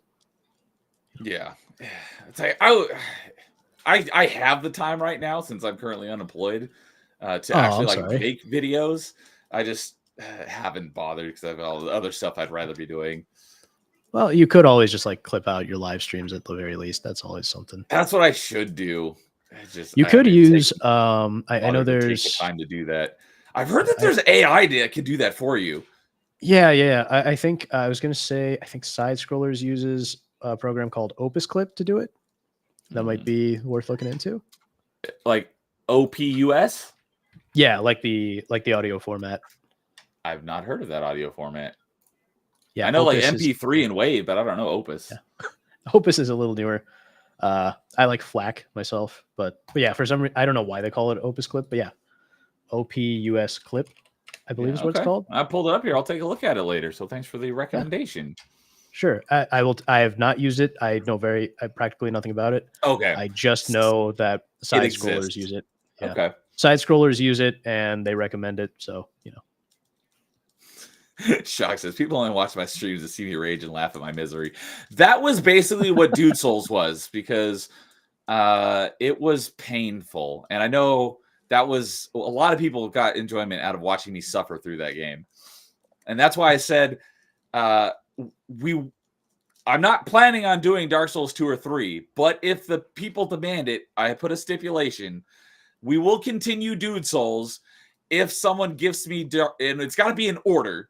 So if someone gifts me Dark Souls 2 on Xbox, then I will continue Dude Souls at some point. I don't know when, but it'll happen, because I don't want to. So I'll leave it up to people. It needs to be gifted to me. So whenever, it could be a while. Wait till it goes on sale. I have a feeling it's going to happen, but it'll be up to the people if I continue to suffer through Dark Souls games. Oh, you know what? Speaking of Xbox, I just randomly thought of this. For some reason, since we were talking about Spider-Man earlier, for some reason, even though Spider-Man at the time was all licensed out to Sony, for some reason, the Xbox version of the first Spider-Man game had 2 exclusive Kraven levels, which were not in any of the other releases.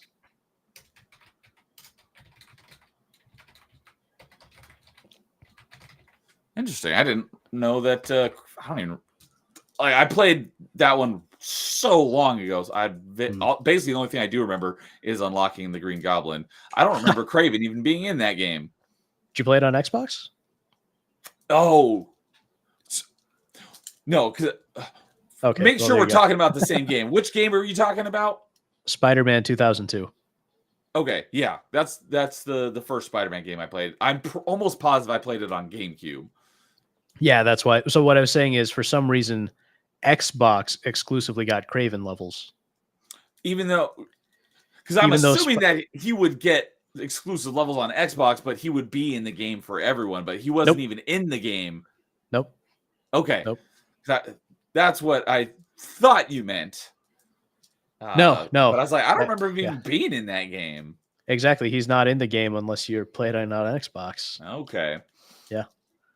Yeah. It's super weird. Because then with Spider-Man 3, I remember PS3 had the exclusive. It had like an exclusive collector's edition, and I don't remember what all was in there. But I think you could play as you could play as Harry Osborn. There was a DLC for that.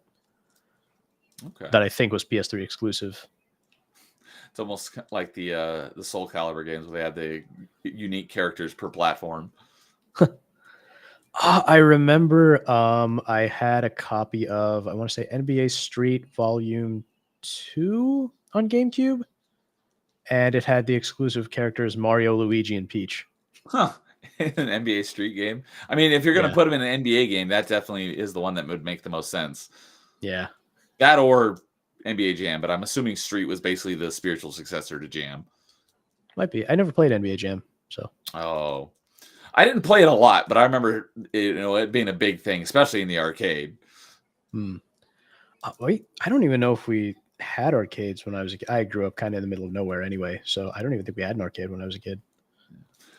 I've been around plenty of arcade machines, but I just never really got a chance to play them much. So arcades were, they were in places, but arcades were already kind of on the way out when I was a kid. Console gaming at home was already becoming like the big thing. Pretty much, when I was a kid, pretty much, if you wanted an arcade, you pretty much had to go to like Dave and Buster's or one of those things. So, but Sons Shadow says, if you need help with doing clips yourself, I can help you with that. So thank you, Sons. I wrote that down as a reminder. I will reach out to you sometime about that. I appreciate the potential support. So, all right. Well, we've already gone all this time, and I haven't even asked you the typical questions I ask of open mic guests. Sure. Like, what got you into gaming? Oh man, what was your first console or game you owned? The first thing I owned, I know, was a Game Boy Advance. Okay. but I forget. So I don't remember exactly what order this was. At one point when I was a kid, my parents had borrowed, I think it was a Super Nintendo with, was it Super Mario Brothers 2, maybe? One of the Super Mario Brothers games on Super 'Cause Nintendo. the original Super Mario Bros. 1, 2, and 3 were part of Super Mario All-Stars, where it came with all of them on the cartridge. That might have been what it was. I I- was very, very young. Okay, because I was gonna say, I don't think that the original Mario Bros. 1, 2, and 3 got individual releases on Super Nintendo. I think their only release was the bundle collection on Super Mario All-Stars, which is one of the Okay. games that I had on Super Nintendo back in the day. Okay. Yeah, that might be what it was. But yeah, it was Super Nintendo with, maybe it was All Stars then. Yeah, but I just remember playing like a classic Mario side-scrolling level. It probably was All-Stars then, because that had Yeah. Mario Bros. 1, 2, and 3 on it. And it also had the Lost Levels, which people talk about them as being like the hardest Mario game. I'm pretty sure I beat it as a kid. And okay. but I don't remember it being that difficult. But Yeah, I you will might be just doing, be better at those. But since Dude got me into retro achievements, I do plan to go back and play all of those games that I had as a kid for retro achievements. So I'll be playing through it again at some point, and then I'll get a refresher on whether it was as difficult as I remember or not. Neat. So yeah. So at some point, yeah, my parents had borrowed that Super Nintendo from some friend of theirs whose kid had gone off to college or something. So played that a little bit at some point, and then I remember the very first game console I had. It was a gift from my parents, probably more so my dad. My mom never really liked video games. My dad didn't really either, but at least he was a little more supportive of it. For me, it was the other way around. Not that either of my parents like. I mentioned this on a recent stream as well, but I tried to have my parents play with me once or twice. I think I had each of them play with me once. I'm like, yeah, you know what? I'm better off playing by myself. Yeah. Oh, my parents never even tried to play with me. They pretty much thought video games are a waste of time. But at least they were, they're like, okay, fine if you like it, just whatever. Yeah, my mom was definitely easier on it than my dad was. Yeah. Thing is, I was a straight A student, so at least it wasn't a problem with school. There, for them, it was basically, oh, you don't do anything else. You don't, I don't know, go play sports and do all the sports things with the people outside, whatever young people are supposed to be doing. I don't know. I just like playing video games. I did pretty good on my grades as well. Up until high school, they started slipping a little bit, but I was also very active in sports and stuff as well. Okay. Yeah. I would never have played sports anyway because I am not built for that. Well, I'll just put it that way. I am very fragile. That also reminds me of Red versus Blue, because the reason why Doc became a doctor is because he's very passive and he would never want to kill anybody. And they were making fun of him and about like never playing sports. And he's like, hey, I lettered in track in high school. It was the least directly competitive sport I could find. It's not even that. It's just like, one bad punch, especially back then, one bad punch and I'd be dead. But yeah, so yeah. So anyway, yeah, I was very young when I got a Game Boy Advance. It was the purple one, like the original Game Boy Advance, the purple one. Like the solid purple or like the clear purple? Solid. Okay. I had the clear purple. Oh, okay. Nice. Yeah, the clear. Was also because my first handheld was the Game Boy Color, and I had the clear purple called Atomic Purple of that one as well. Nice. Although the Game Boy Advance, the clear one, wasn't actually purple; it was more of a blue. I think it was called Ice Blue, if I remember correctly. Yeah. Well, I think the purple solid one was technically called Indigo. That could be, but it definitely looked purple to me. So, but yeah. I missed that clear plastic shells on stuff. I miss the way I've seen that get mentioned a few times recently on Twitter. It's like I would love to see the comeback of like the clear stuff, because like the N64s, there was all the different clears. Yeah, I miss the gray, the purple, the green, the orange. They had it with the Mac computers back in the day, the Game Boys. the Game Boy Colors more accurately. But yeah, the clear, the see-through controllers Yeah. and handhelds and consoles. I would love to see that make a comeback as well. Yeah. Yeah. Nowadays, about as close as you can get is like RGB gaming equipment, which, that's nice. But especially just about all other technology, it just looks like brutalist commie block style with a splash of pastel color on it. It's kind of like when looking at, like McDonald's from 20 years ago versus today. Yeah. Yeah, It was exactly. fun with, livelihood back then, and now it looks like, it's a rectangle with a M logo on it. Yeah. So many things have gone that horrible route. I remember JonTron did a video making fun of these new corporate logos. It was great. He was just simplifying, quote unquote, simplifying them. That was a very entertaining. but yeah. Paul's coming in. Y'all still live? Yeah, we're having a great conversation. I gave him the out, and he's like, "No, let's keep going." So yeah, the only out I took was my bladder. So, but yeah, so I had the Game Boy Advance, and I think it was, I forget what it was called. It was basically a copy of Super Mario Brothers 2, and then like the original Mario Brothers. That was just like the one.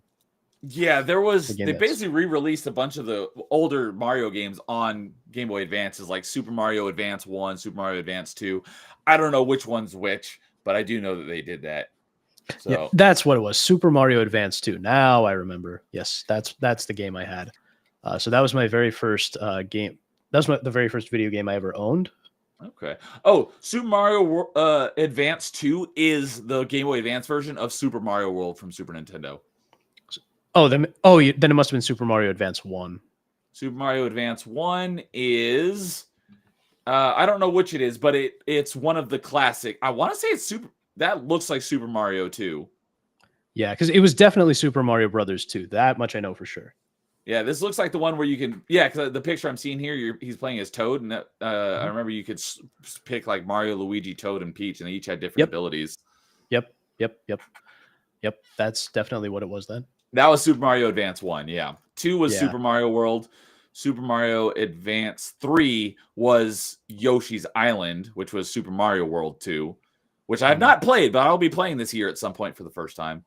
Nice. And then Super Mario Advance 4 was the Game Boy Advance version of Super Mario Bros. 3.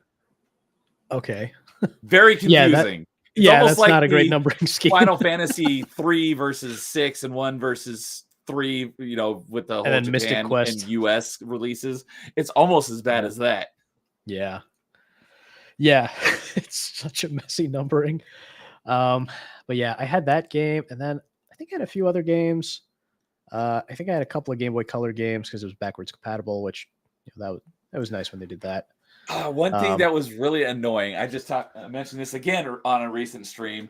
So my favorite handheld was the Game Boy Advance SP. I loved that. My cousin had one of those. I think it was red. I had the silver one, and mine got stolen when my house got robbed. But by then, the DS was already out. So I was like, what's the point in getting another GBA when I could just get a DS, which can also play Game Boy Advance games? So I was like, well, DS is backwards compatible with Game Boy Advance. Game Boy Advance is backwards compatible with Game Boy/Game Boy Color. So I can get a Game Boy or a DS, and I can play all my Game Boy Advance and Game Boy Color games. Wrong. Yeah. Despite them both being backwards compatible, the DS cannot play Game Boy /Game Boy Color games like the Game Boy Advance could, even though this is backwards compatible with the GBA, and the GBA is backwards compatible with the Game Boy. Something about the slot was different, that it would not allow Game Boy and Game Boy Color games. I was a bit upset about that. So I still have some of my Game Boy and Game Boy, or not Game Boy, because I never had an original Game Boy, but I've got Game Boy Color games that I have still to this day, and I have nothing to play them on. Yeah, that sucks. But, well, there's always emulation if you want to go that route. Now that they all have retro achievements anyways, that's what I'm regardless. I actually just ordered something today. It's basically like a DS, but there's no screen down here. And it's basically a handheld emulator. Did you get one of the Soldier Boy consoles? No, it's not. It's Reploid? Okay. Retroploid? I forget what it's called. But and the thing is, a lot of these, like my co-host on Party Chat, Carl of RNG, and a lot of other people I've talked to have what's called an analog pocket, which is basically looks like an original Game Boy Color, but is has modern equipment in it, and it's it load like all your old games on it, and it plays just like a Game Boy. It looks like a Game Boy, but it has like a built-in proprietary operating system. And because I'm an achievement guy, there's no way to use RetroArch, which is what Retro Achievements works on. Okay. But I found this one that I ordered today has Android operating system on it. And I was like, I wonder if that would work. So just a couple days ago, I went and downloaded BlueStacks, which is the Android emulator on your PC, because I don't have Android. I have iOS for my devices. So I downloaded that. And I was like, let me see if I can get RetroArch running on this emulator. If I can get it running on this emulator, then I should be able to get it running on this device if I order it. I was able to get RetroArch installed and load up some of my ROMs and log into my Retro Achievement account, loaded up a game, and it popped up with my achievements. And I checked my Retro Achievement account, and it popped up, it refreshed it with the game that I loaded, because it'll show you the order of games you played. And I'm like, well, that works. So I went ahead and ordered it. I'm very much looking forward to it, because now I can take my Retro Achievement games on the go and still get my Retro Achievements. Nice.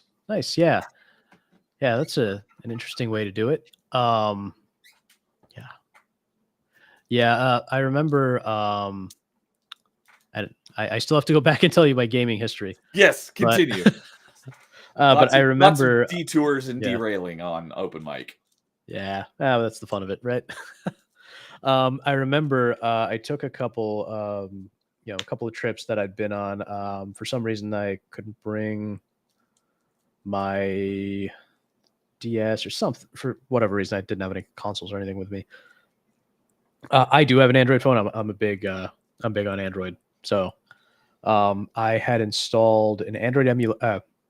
A Game Boy Advance emulator on my phone, and I had a patched ROM of Emerald that I think it was basically just meant to get you. I think the patch basically just gave you access to all the Pokemon. So you did, because they only give you some Pokemon in each game that you can capture.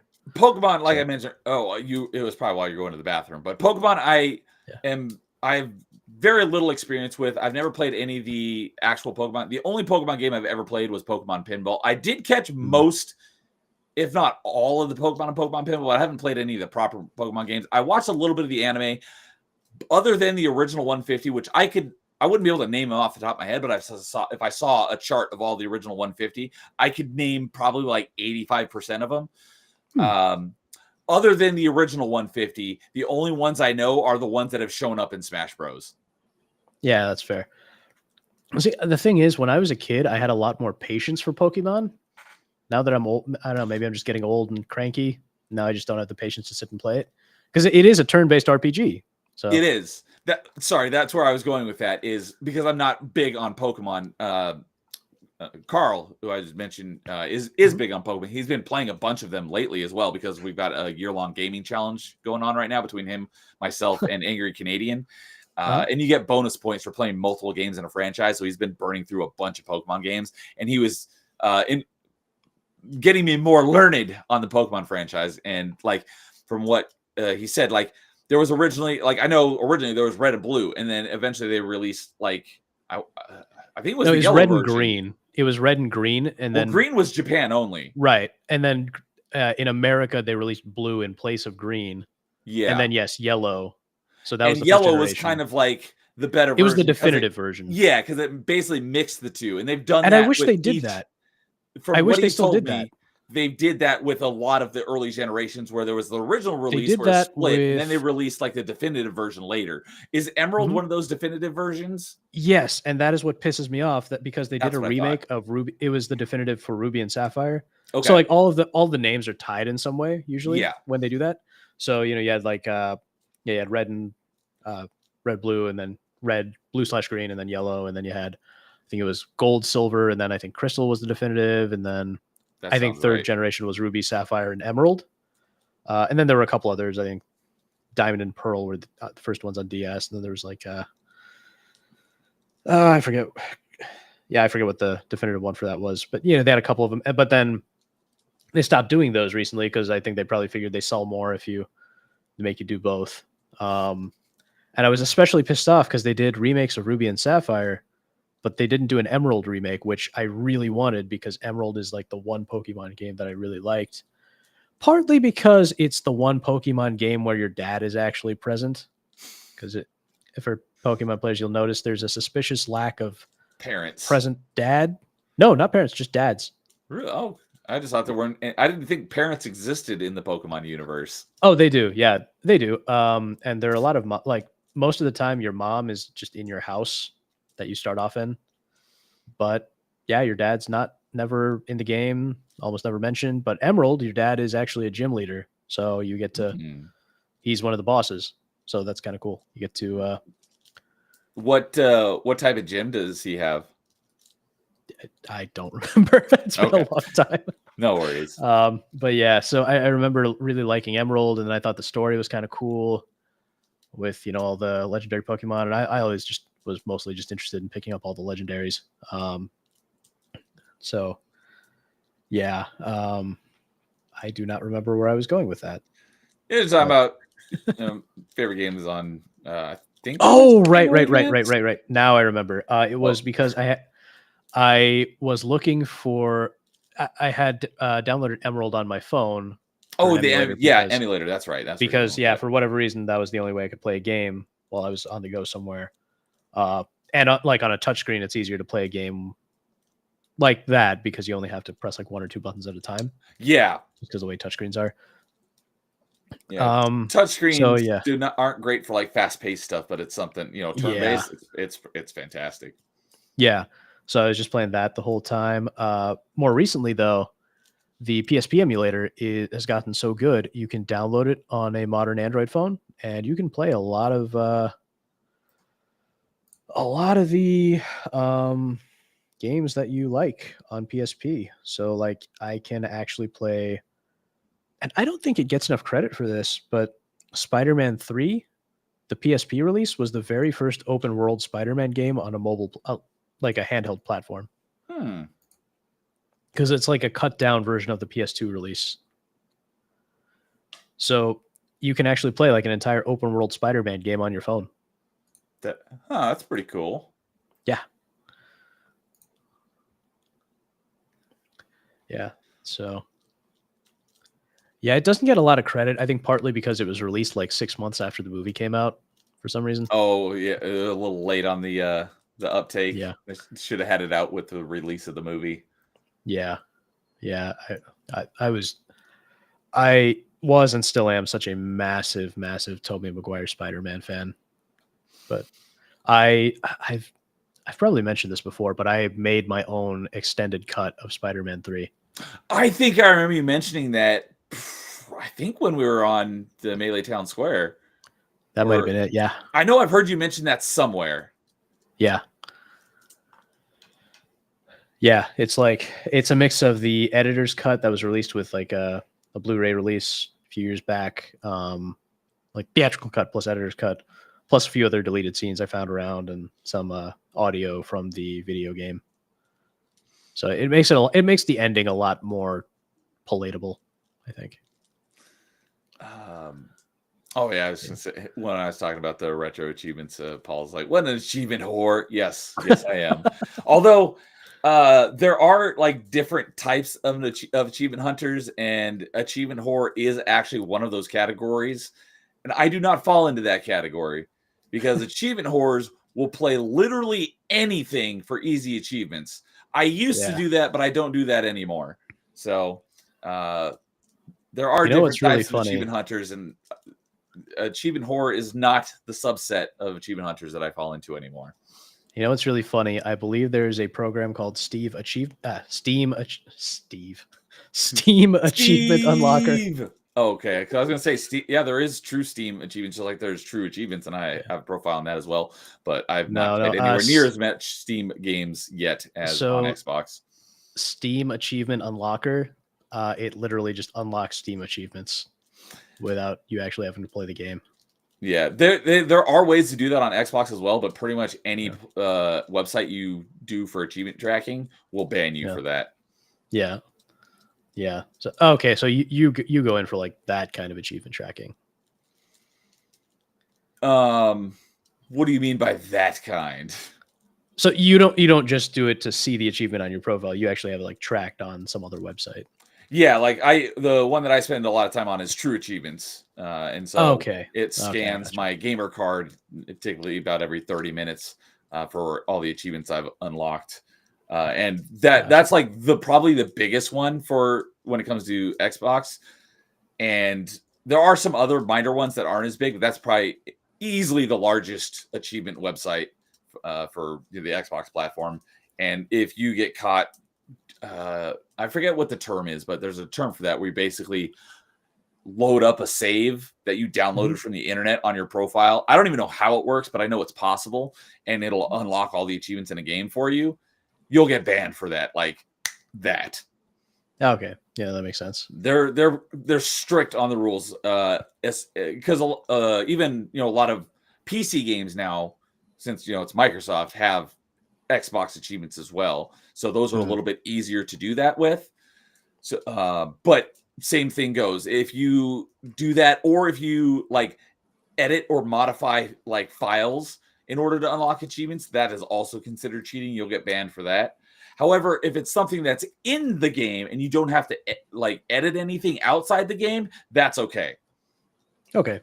Interesting. So the thing that has kind of started that whole debate between achievement hunters is because a lot of games have, whether they're intentional or not, a lot of games have like in-game like console commands or like a dev menu.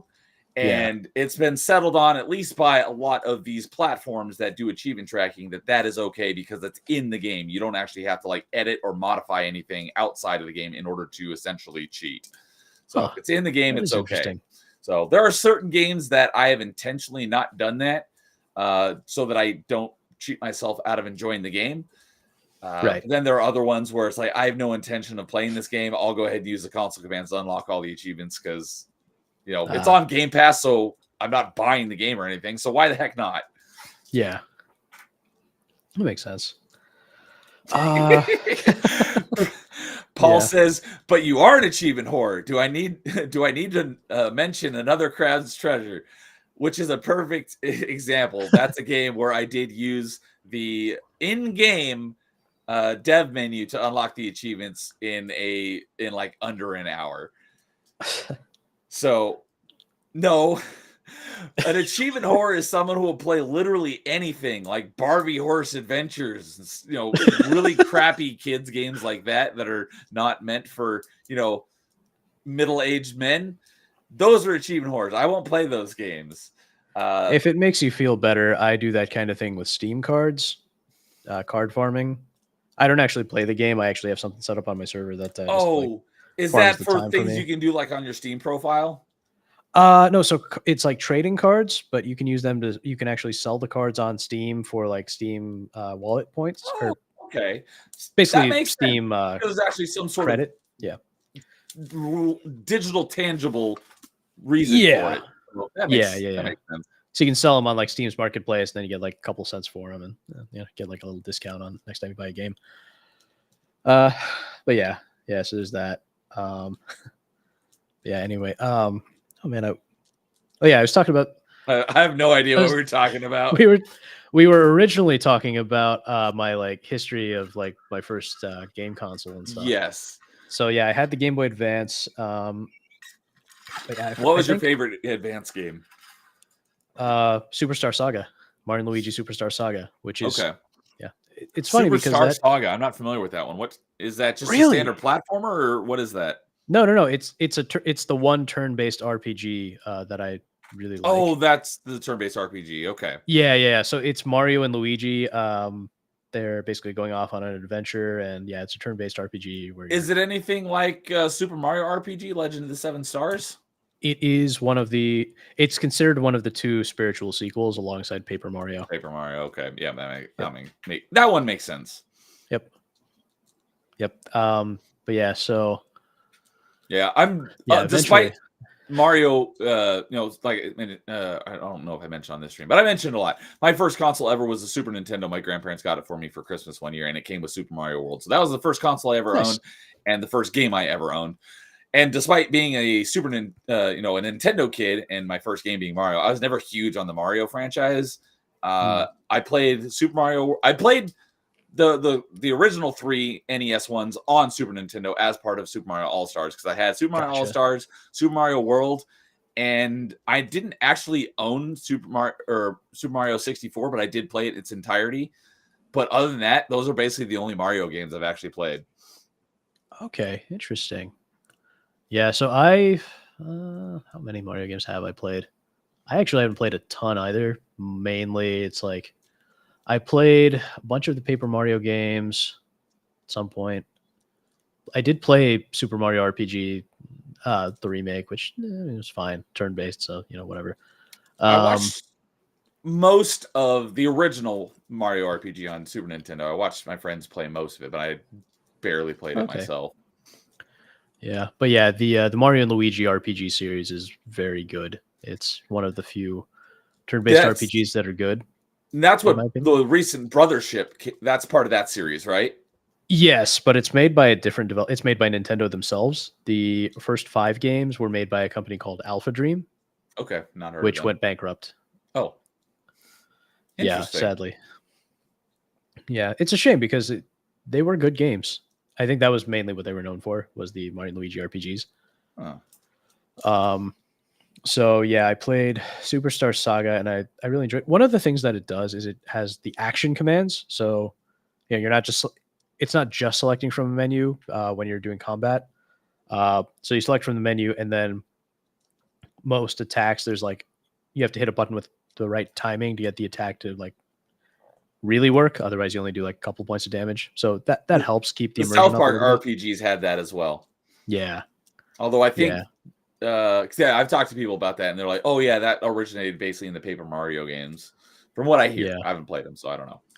Yeah, Paper Mario and Mario and Luigi RPG. Yeah, actually, I think I want to say that Super Mario RPG did have action commands, but I'm not 100% sure. But yeah, I vaguely remember that game, so I don't remember. Yeah. But yeah, so that was my Game Boy Advance experience. I had a lot of those cheap tie-in games because there were a ton of those back in the day. So I had a lot of those on Game Boy Advance, but yeah, those are probably the most memorable games. But then I didn't have a lot of Game Boy Advance games, but my favorites, no surprise, talking about my favorite genre was Metroid Fusion and Metroid Zero Mission. Okay, nice. And I just beat Metroid Fusion again for the first time in decades just a couple weeks ago because, I just started Dread on my Metroidvania Monday because I've been going through the Metroid games. I just beat Fusion. I basically beaten all of them for the first time in forever, except for Dread because I only played that for the first time last year because I just got a Switch less than a year ago. Oh, okay. Interesting. Yeah, I don't think I've ever really played any Metroid games. But so after my Game Boy Advance, I forget exactly when, but my parents got me a PS2 at one point. But they, for some reason, they cheaped out on the memory card. They got me one of those memory cards. They had to use like a CD to use the memory card. I don't know if you remember those. I never owned a PlayStation, so I never heard of a memory card that required a CD. Yeah, it's weird. So to use it, you had to put the CD in, and then you had to put the game in. You had to eject it. Basically, you had to launch the CD for the memory card, eject it, and then launch the game from there. It was weird. I've never heard of this concept before. Yeah, it was weird. Was very eventually I got a real memory card, which is nice. But the first game I played on PS2 was a little racing game called Gadget Racers. I remember it being I've heard of that.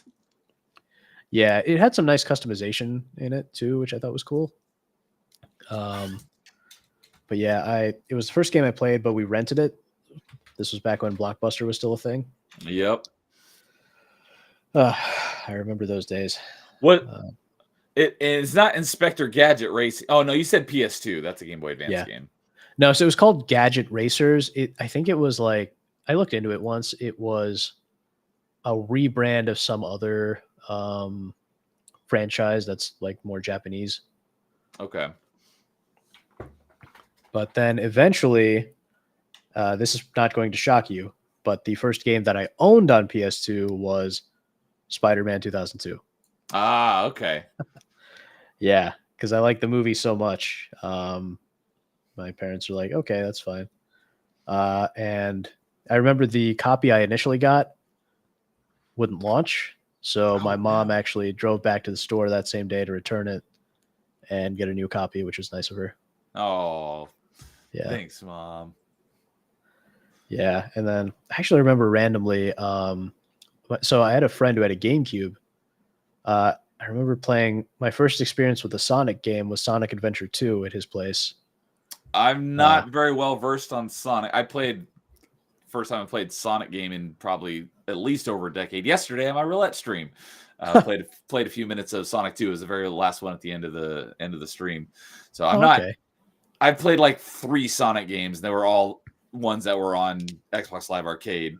But I've heard from people that I think most people consider Sonic Adventure 2 like one of the best Sonic games. Does that sound It's pretty accurate? much, yeah. Yeah, I think it's pretty much considered like the peak of Sonic in a lot of ways. But yeah, that was back when we had Crush 40 doing all the music. It was back when Tails still sounded like a boy. 'Cause I don't know what it is with Japan, but they always hire the worst female voice actors. I shouldn't say worst actors, but like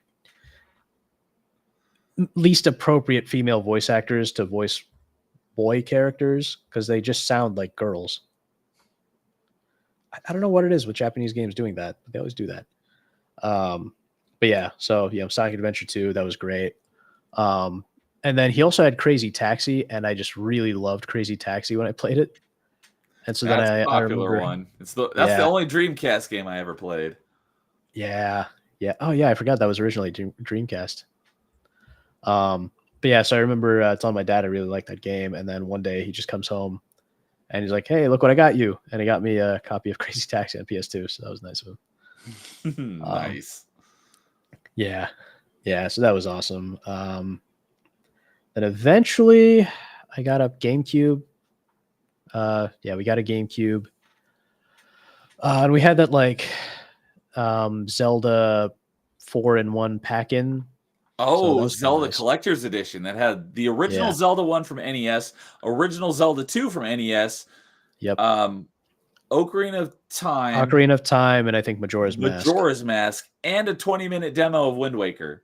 Yes. Yeah. And the only reason why I know that is because that specific version of Zelda on the GameCube just got retro achievements a couple weeks ago. Interesting. So Ocarina of Time is my favorite Zelda game, and I haven't played it for retro achievements yet, but now I get to play it 3 times because there's the original N64 release.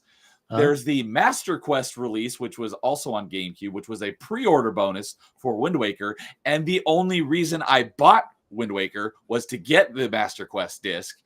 And now there's that collector's edition that you just talked about. So now I can play with Ocarina of Time 3 times for retro achievements. Nice. Is that the last time they re-released Ocarina of Time? No, there was also a 3DS remaster, but 3DS does not have retro achievement support yet. So once it does, That makes sense. I'll play it again for a 4th time for retro achievements. Well, I've heard the 3DS emulator is actually pretty bad. So Well, it'll be a long time till we get that support, and it won't be until we have a better, more secure or stable, I should say, emulator. I was talking to a dude about it yesterday or the day before. And that's like the main reason why we don't have original Xbox achievement support yet, is because the original Xbox emulator is not very good. So once they get that straightened out, then we'll probably get retro achievements for original Xbox. Yeah, that would make sense. Well, I bet there are retro achievements for PS. Well, I guess PS3 had its own achievements, but I don't know. So I don't know if they do that. There might be, because PS3 didn't. Not every game had trophies in it. Like every 360 game had achievements in it, but not all PS3 games did. The trophies didn't launch until a little bit later in the life cycle. So there was a whole few years of PS3 games that did not have trophies. Yeah, because I I remember the trophies actually had an issue in the emulator when I was playing Edge of Time. As soon as I unlocked a trophy, the game would crash. So I had to do like a weird workaround to point the trophies to null or something like that. Eventually, they could patch that and it works. It works fine. The reason I mentioned PS3 is because after the GameCube emulator, RPCS3 is probably the most solid like home console emulator that there is. Okay. Yeah, I know Dolphin because I've used it because that's what the GameCube Retro Achievements is based on. But other than Dolphin for GameCube games, and there is a specific emulator for PS2 games for Retro Achievements. I think it's like PCSX2? Yes, that one. Yeah. PCSX2 is the emulator you need for Retro Achievements for PS2 games. Other than those two, all the other platforms that are that have Retro Achievements are all in RetroArch. So you're talking Game Boy, NES, Super Nintendo, Yeah. N64, PS1, Atari, Commodore 64. All of them are all in RetroArch, which is awesome. Yeah, that makes sense. It's probably easier to do if it's all consolidated like that. RetroArch has always been a little weird to me because the way that they basically have to like half port everything from the original emulators into their cores. And I know that's caused some issues with the original emulator devs in the past. Real quick, I just saw my buddy Nerdporial hop in chat. What's up, Nerdporial? I'm surprised you're up this late because he's 2 hours ahead of me. He's in Central Time Zone. He says, Ocarina of Time, is that a song? It's 1:30 in the morning. You West Coasters are wild. But I'm West Coast. Nightmare is not West Coast. It's 2:30 here. Yeah, he's 3 hours ahead of me, right? Yeah. No, Yeah. you're 2 hours. Oh, you're Central as well, right? No, I'm East Coast. You are East Coast. Yeah, you are 3 hours ahead of me. Yeah. So have a good night, Nerdporial. Go get some sleep. You have a good one, buddy. But yeah, I'll let him. I give him the out, and he's like, "Nah, let's keep going." So I appreciate I'm just having too much fun. Yeah, I have so much fun doing this as well. Yeah. But yeah, I don't know about all of the technical stuff behind the scenes on the emulators, but yeah, there are the different cores that you need in RetroArch in order to play the games from the different platforms. Yeah, so the cores are typically, as far as I understand it, the different emulators for each system. So Essentially, yeah. yeah. And so basically what they do is they port those emulators and turn them into cores. Okay, that makes sense. Yeah.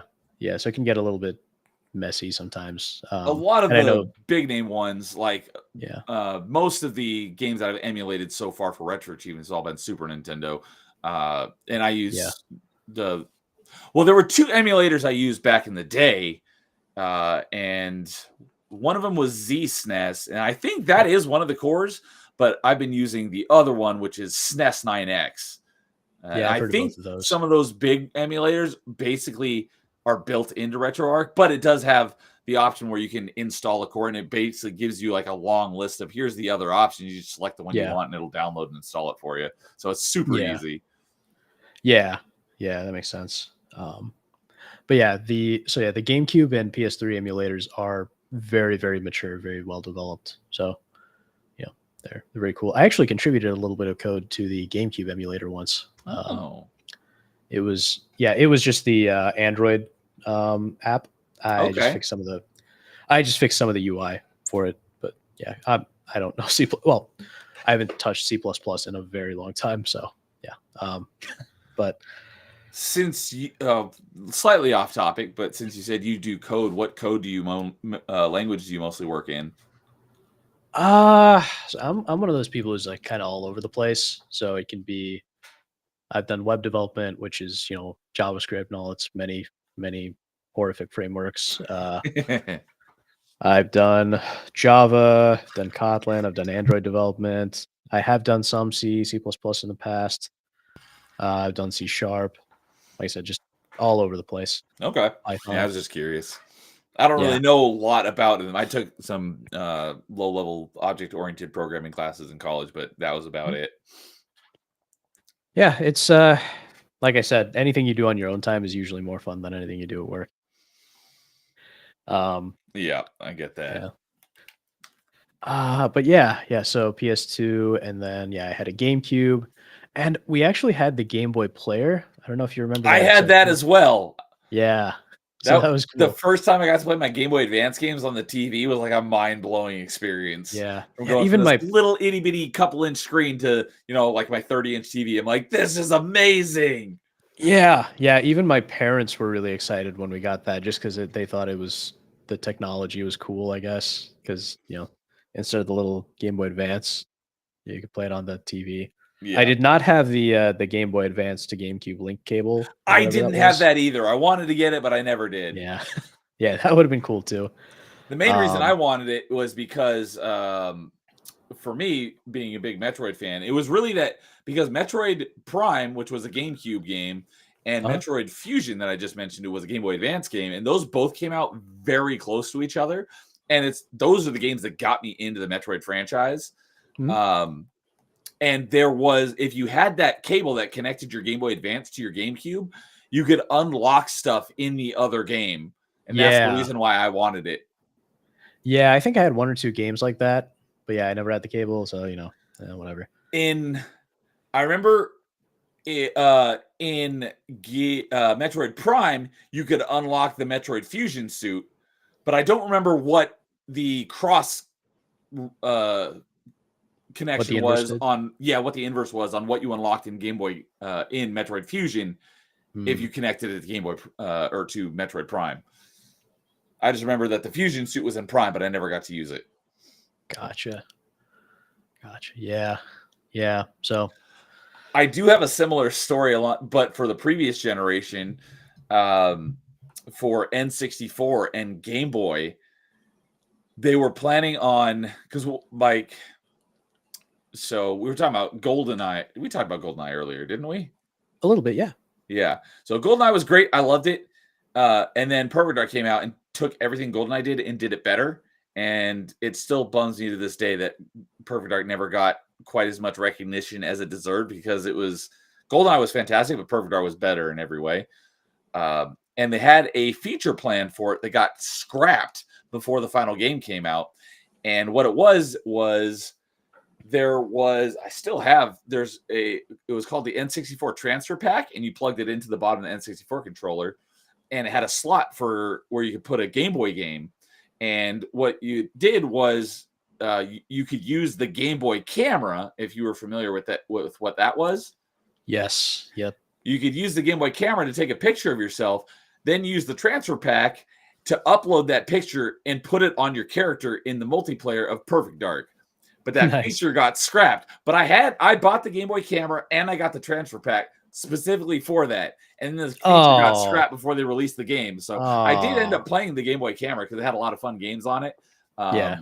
And I took, did some fun stuff with the pictures. But the transfer pack I bought for no reason, because there's nothing ever use that for in any other regard, at least that I knew of. Yeah, that sucks. Yeah. But yeah, I had the GameCube, and for some reason I had a copy of Spider-Man 2 on both GameCube and PS2. Okay. I don't know why, but it's a good game, so why not? A couple other games on GameCube, but I'm remembering a ton of them. And then eventually we got a PS3 and a Wii. My mom mostly used the Wii. On the GameCube, though, do you have a favorite game on GameCube? Spider-Man 2. Spider-Man 2. Okay. I had a feeling. Just and same on PS2, probably. It's my favorite game on both those consoles. Yeah, it was just my favorite game at the time. I just loved it. Yeah, I have to think a lot. It's also been so long. But yeah, I'd have to think about it, because I remember, again, I had like a bunch of those like random tie-in games, because this was back when, that era was back when you just had all those tie-in games for everything. So like, I had a Fairly Odd Parents game. Okay, cool. I know of that IP, but I don't really know anything about it. Yeah, it was like probably the second most popular Nickelodeon show after SpongeBob at the time that it was airing. So that was cool. Let's see. Yeah. So yeah, I had a PS3, and before you asked, my favorite game on PS3 was Spider-Man 3, because I know you're gonna ask. I was. Yeah, and I had the fat 60 gigabyte version that had the PS2 compatibility. Okay. And then we had a Power Surge, and the HDMI output got busted. and then we had to get a new slim one, and that slim one did not have the compatibility, Oh, and that bummer. sucked. Yeah, Yeah, yeah, like I said, never had PlayStation, but I know there was a lot of confusion because different models of PS3 had different levels of backwards compatibility. It's like, yeah, why don't they all have it? That makes absolutely no sense. yeah. That was when Sony started getting really bizarre. Although I will say, I did appreciate the design of the PS3 because they were using the Spider-Man font, which I thought was really cool. Yeah, that's true. Yeah, I didn't remember- like the redesigned font as much, but yeah. Yeah. So also, I think the 60 gig ones that had the backwards compatibility are probably pretty valuable now. Yeah, I would assume so. But yeah, so there's that, and we had a Wii. Problem with the Wii was my mom. At some point we got Wii Fit with the balance board, and then my mom I've was got pretty that much as always well. hogging it. Yeah, so my mom was always hogging it, and then she was always telling me, "Oh, why don't you use it? Why don't you use it?" And I don't want to. So there was that. I think we did have a couple of Wii games. I think the coolest game on the Wii for me might have actually been Harry Potter and the Order of the Phoenix, Okay. because it was kind of an open world, as I remember it, a fairly open world Harry Potter game where you'd run around Hogwarts, and because you had the Wii remote, it would act kind of like a wand, so you'd actually do specific motions to cast spells. So that was kind of cool. I'm pretty sure I mentioned it earlier, but yeah, I was never into Harry Potter. Yeah, I did mention that earlier, Yeah. but Yeah. that is cool, especially for people who are fans of Harry Potter. Another thing we were talking about earlier, Force Unleashed. I've heard that the Wii version of Force Unleashed is very different from the other consoles' release of Force Unleashed, and it's way better. Interesting. I never played that. Yeah, I haven't played the Wii version either. I played the 360 version, but Yeah. I've heard that the Wii version is the best, and it's actually significantly different from the other two, from PS3 and Interesting. 360. It's interesting. I wish I could have had a chance to try it out. But no, I played Force Unleashed on PS3. Played both of them on PS3 and then later on PC. But yeah, so had the PS3, had the Wii. My sister had a bunch of games on the Wii for some reason. They were like the Hannah Montana sing-along type stuff. So yeah. Although I did have Smash Bros. Melee on GameCube and Smash Bros. Brawl. Those are both fun. Yep. I love them. Yeah. And then eventually, this was many years later, I got a PS4. And I played like Uncharted on there, and I still have it. It's just wrapped in plastic, and I haven't touched it in probably like 8 years. Oh, I'm assuming not, since you didn't mention it, but I heard that the PS3 had its own version of the 360's Red Ring of Death, like the Yellow Light of Death or something. Do you know what I'm talking about? And did you ever have that? Sounds vaguely familiar, but no, I never ran into that. Okay. But I did have other OS support, i.e., the ability to install Linux, and they removed that, and I was very upset. On apparently there's PS3? Yeah. Huh. You can install Linux on the PS3 and run it. Yeah. It was not something that was used by that much, but because it was, a promised feature and then they removed it later on, there was a class action lawsuit. I assume the lawyers got most of the money, and I got like a check for $5. So. Oh, you were part of the class action lawsuit. Okay. Yeah. Yeah. Yeah. So, yeah. After the PS4, which I think I mostly just played Uncharted, the Uncharted trilogy. That's one of those PlayStation franchises I would like to play at some point, since I've never had a PlayStation. Yep. They've looked like good games. 1 is decent. 2 is amazing. 3 is very good. 4, I'm split on. I did play 4. Since you are well versed in it, let me ask you, because I always wanted to ask someone who actually knows about this stuff. Because I have, like I said, never had a PlayStation, so I've never been able to play them. But a lot of the PlayStation franchises that I've wanted to get a PlayStation for have all come to Steam. And there's the Uncharted Legacy of Thieves collection on Steam. Which Uncharted games are in that? That is 4 and Lost Legacy, I think. And they are like, Lost Legacy is a spinoff starring Chloe, but they basically made her less hot. I And don't know who Uncharted Chloe 4 is, is the but- last one. Chloe is a very hot, very, very hot character in Okay. 2 and 3. But yeah, no, this is what's really annoying about Sony's Steam releases is they're porting the least interesting versions of their games to Steam. So, would you not recommend the Legacy of Thieves collection? Not really, especially not if you haven't played the originals, Okay. like the original trilogy. Because yeah, I don't think those are on Steam. That's why I put that one on my wish list. Because like, oh, collection, it must be the original 3 or 4. I don't even know how many games there are in the Uncharted. There are 4 main games, at least 4 numbered games. Yeah, I just searched Steam for Uncharted, and that's literally the only game in the Uncharted franchise. I see a bunch of other games that have Uncharted in the name, but that Legacy of Thieves collection is the only Uncharted Legacy of game on Thieves. Steam. Yeah, Legacy of Thieves is a bundle of Uncharted 4 and then the spin-off Lost Legacy. Okay, So, so I would yeah. not be able to play the first few games in the franchise on Steam. Nope. Same not problem yet. with God of War. Yeah, I have God of War 2018 because that's probably the biggest PlayStation franchise that I always wanted to play. Because, like I said earlier, I love hack and slashes. I never got to play God of War. I do have 2018 since it's on Steam. I'll probably play Ragnarok at some point as well, but I never had a chance to play the original ones. And I really would love for them to release like a remastered collection of the original ones.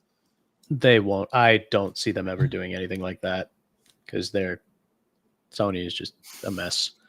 The best way, in my opinion, to play them is probably going to be if you don't have a PS3. I would just, if you have enough of a high-end PC, I would just use our PCS3 and emulate them. Yeah, that's what I'll probably end up doing. Yeah, because I've never played the original I've never played any of the God of War games, but I've heard the original trilogy is fantastic.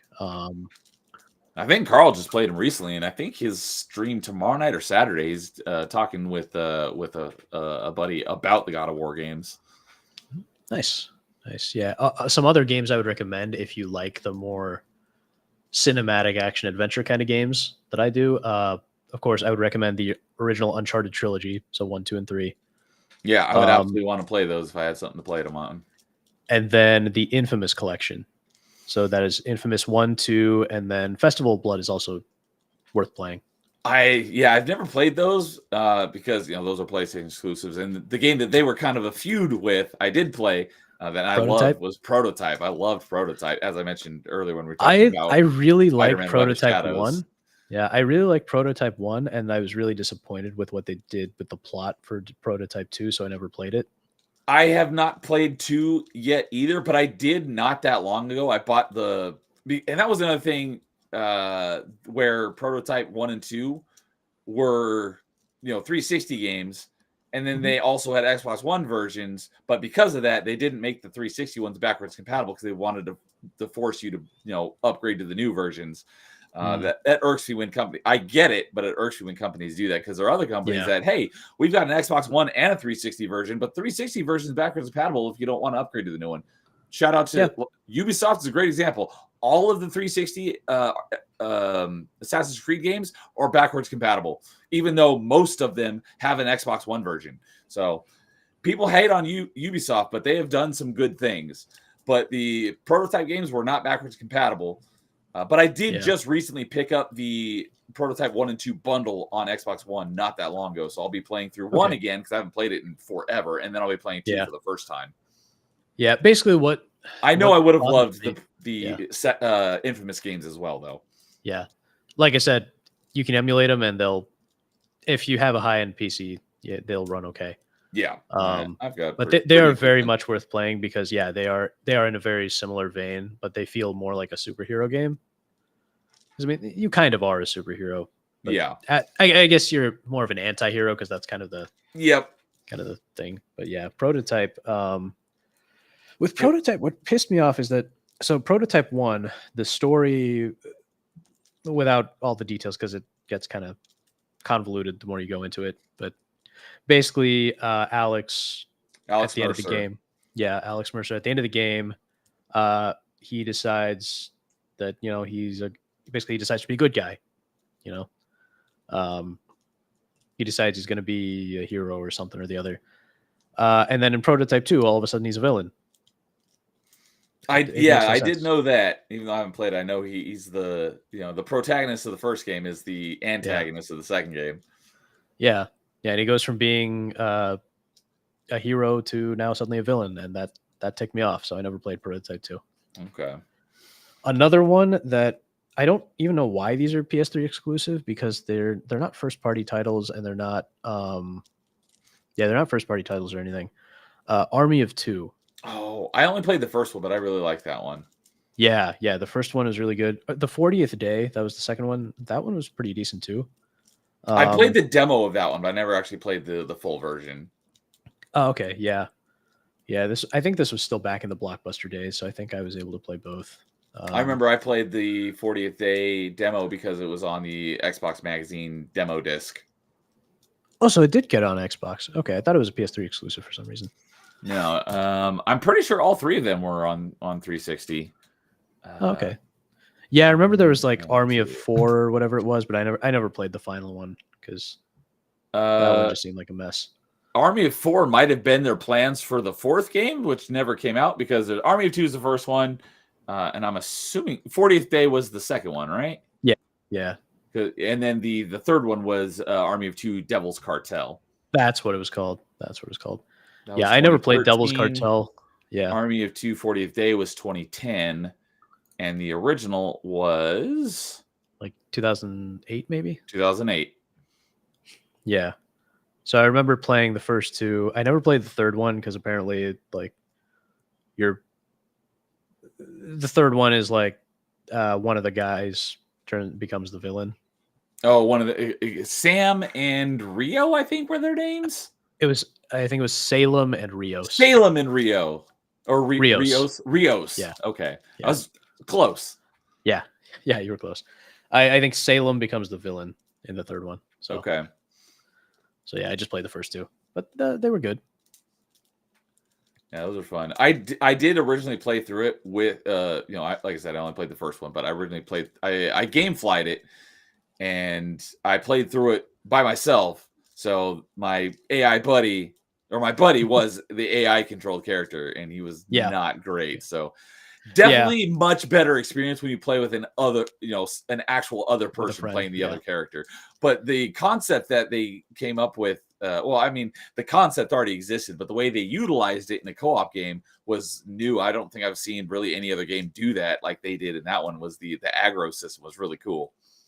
Yeah, yeah, that was cool. I also played it single player, so but yeah, it was fun. It was a fun game, and Yeah, it came out recently on an episode of Party Chat because we were talking about favorite couch co-op games, and that one would definitely qualify.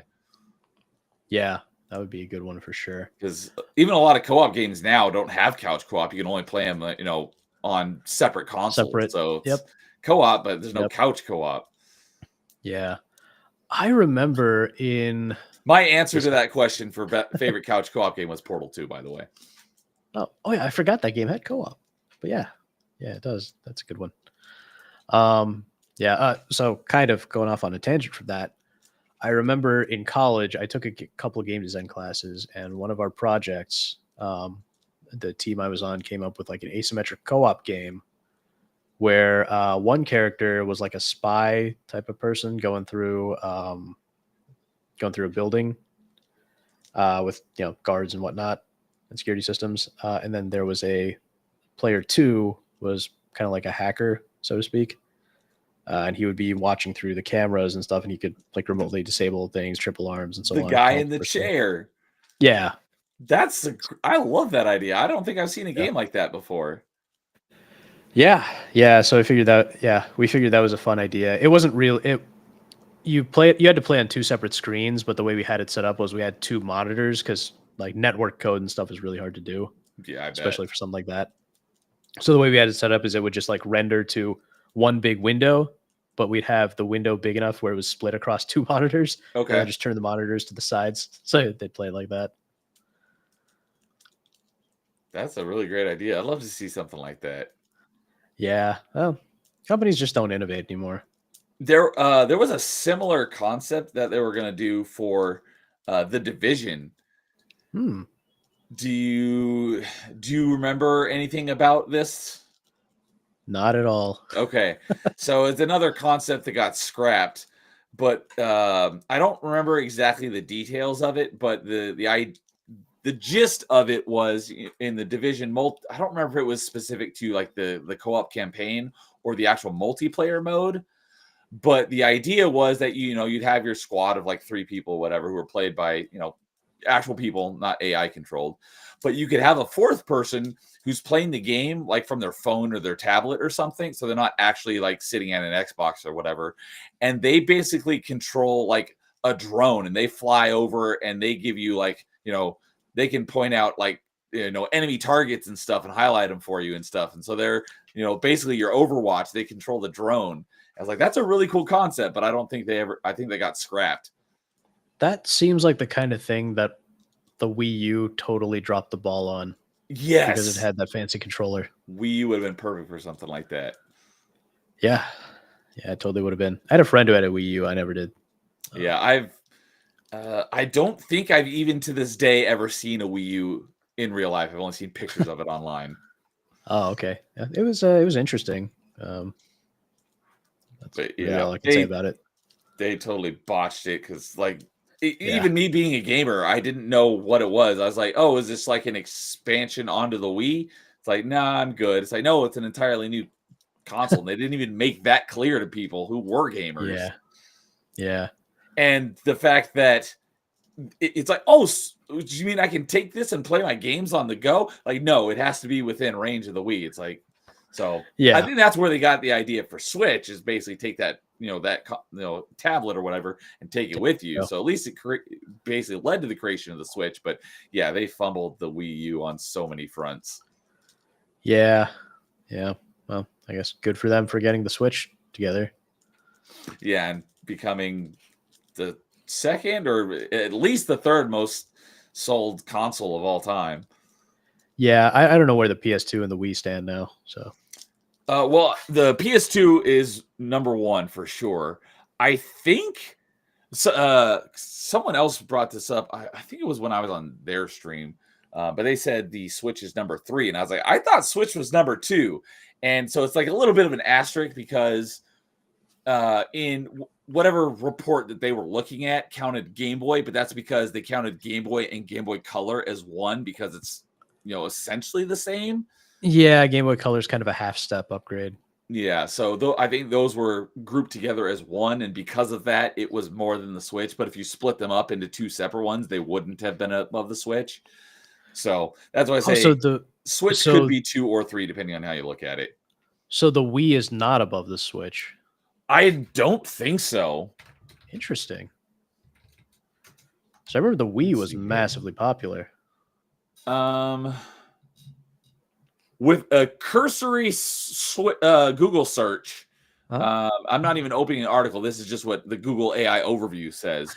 Nintendo Switch surpassed the Wii in total lifetime sales, with the Switch selling 150 million to the Wii's 101 million. So it's beating it by 50%.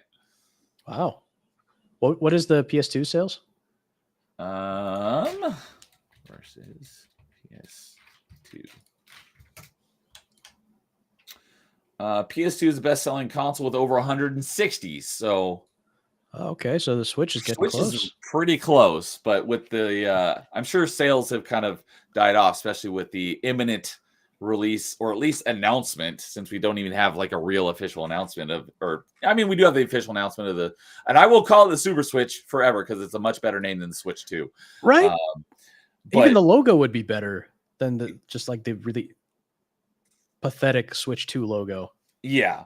So, but yeah, with the imminent, they've announced it, but we still know like next to nothing about the Super Switch until, April 2nd. So hopefully we'll get some more details. Yeah. But with everyone knowing that the Super Switch is coming out soon, I'm sure Switch sales have probably died off. So I don't foresee it overtaking the PS2, but it got darn close. And I don't know if another console will ever get that close to the PS2. Yeah, I can see it, especially with PC taking over so much. Yeah. I don't expect the PlayStation or Xbox to ever get anywhere near that. Yeah, I don't think a PlayStation. If something is going to challenge the PS2, it's probably going to be a Nintendo console. I don't see any Xbox or PlayStation getting anywhere close. Yeah.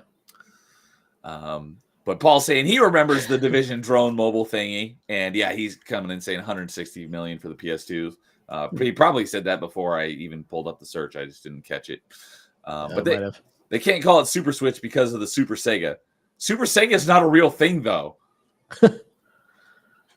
Man, I remember all. Well, I mean, I wasn't there to remember it, but I remember learning about all the drama with the between Sega and Nintendo on like the it was Sega and Nintendo, right? With like the SNES CD.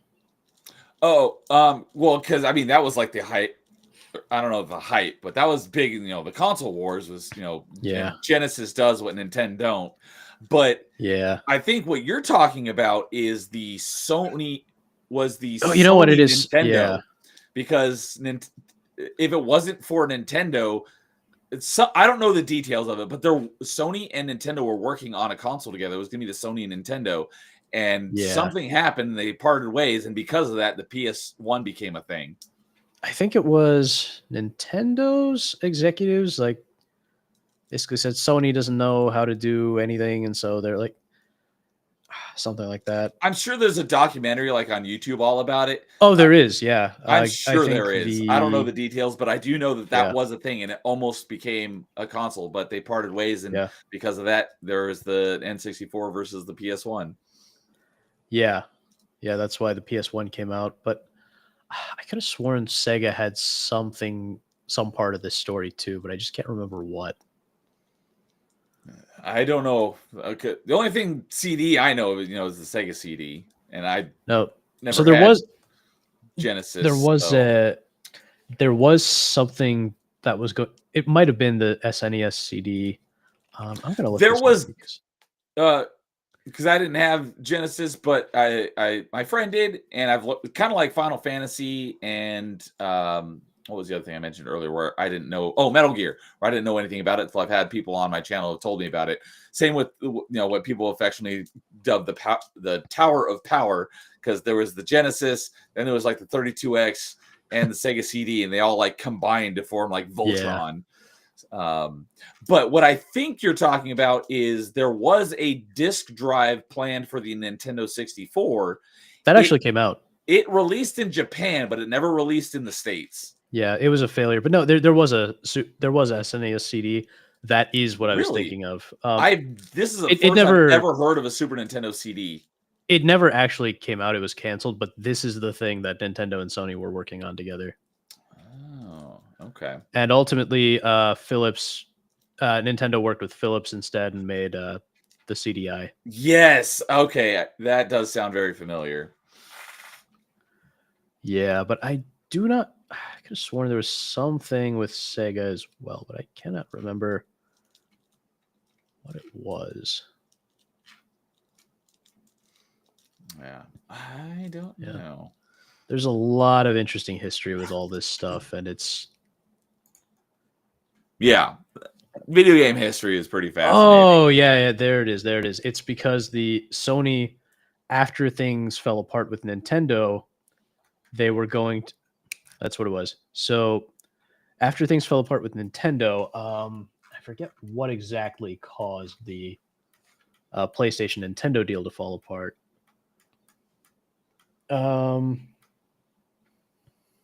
Okay, so Nintendo basically got really paranoid over what Sony was doing, and so they basically screwed over. Yeah, so they basically screwed over Sony, and then for a little while, Sony was trying to get into a deal with Sega to make a console with Sega, but then Sega just turned around and said, Sony doesn't know how to make hardware, they don't know how to make software, they don't know anything. And so they said, no, screw that, and canceled it. And so then Sony made their own PlayStation themselves, and pretty much beat the heck out of Nintendo and basically killed Sega. Yeah. So that's the Although, story. I knew Sega was in this story somehow because I remember reading up on this a long time ago. okay, yeah, that makes sense. But I mean, that definitely helped. Basically cement or put. Probably a better way to say it is, put more nails in the Sega coffin when it comes to hardware manufacturing.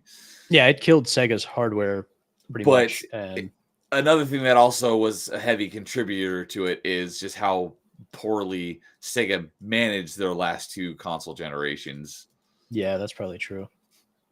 So, and then Sony coming in definitely didn't help that at all. Yeah. Yeah. And then Xbox pretty much took over Sega's place. And Yep. now, yeah, then PlayStation kind of started dropping the ball and kind of picked it up and then dropped it again. Xbox, I don't know what they're doing, but it doesn't really matter because they also have Windows. Yeah. Someone was talking about that recently. Like, Sony's got a lot of other stuff that isn't video games. Microsoft's got plenty of stuff that's not video games. But Nintendo, that's all they've got is video games. Yeah. Well, Sony has consumer electronics and stuff, but I think PlayStation has been keeping them afloat for a long time. I don't know that all their other divisions are necessarily very, very profitable. On the other, Microsoft, I know, is like very profitable in a lot of places. So Yeah. yeah, but yeah, like you said, Nintendo, they're pretty much entirely dependent. So yeah. All right. Well, I think that's probably a pretty good spot to call it. Yeah, that's fair. It's It is 3 a.m. 3 a.m. for you. It's only about midnight for me, but man, this was a multiple record-setting open mic, and I have no idea why, but it's awesome. So, new longest open mic of all time by about 20 minutes now, and by far the highest view count. We're now hit a peak right here at the end after 6 hours of 34 concurrent viewers.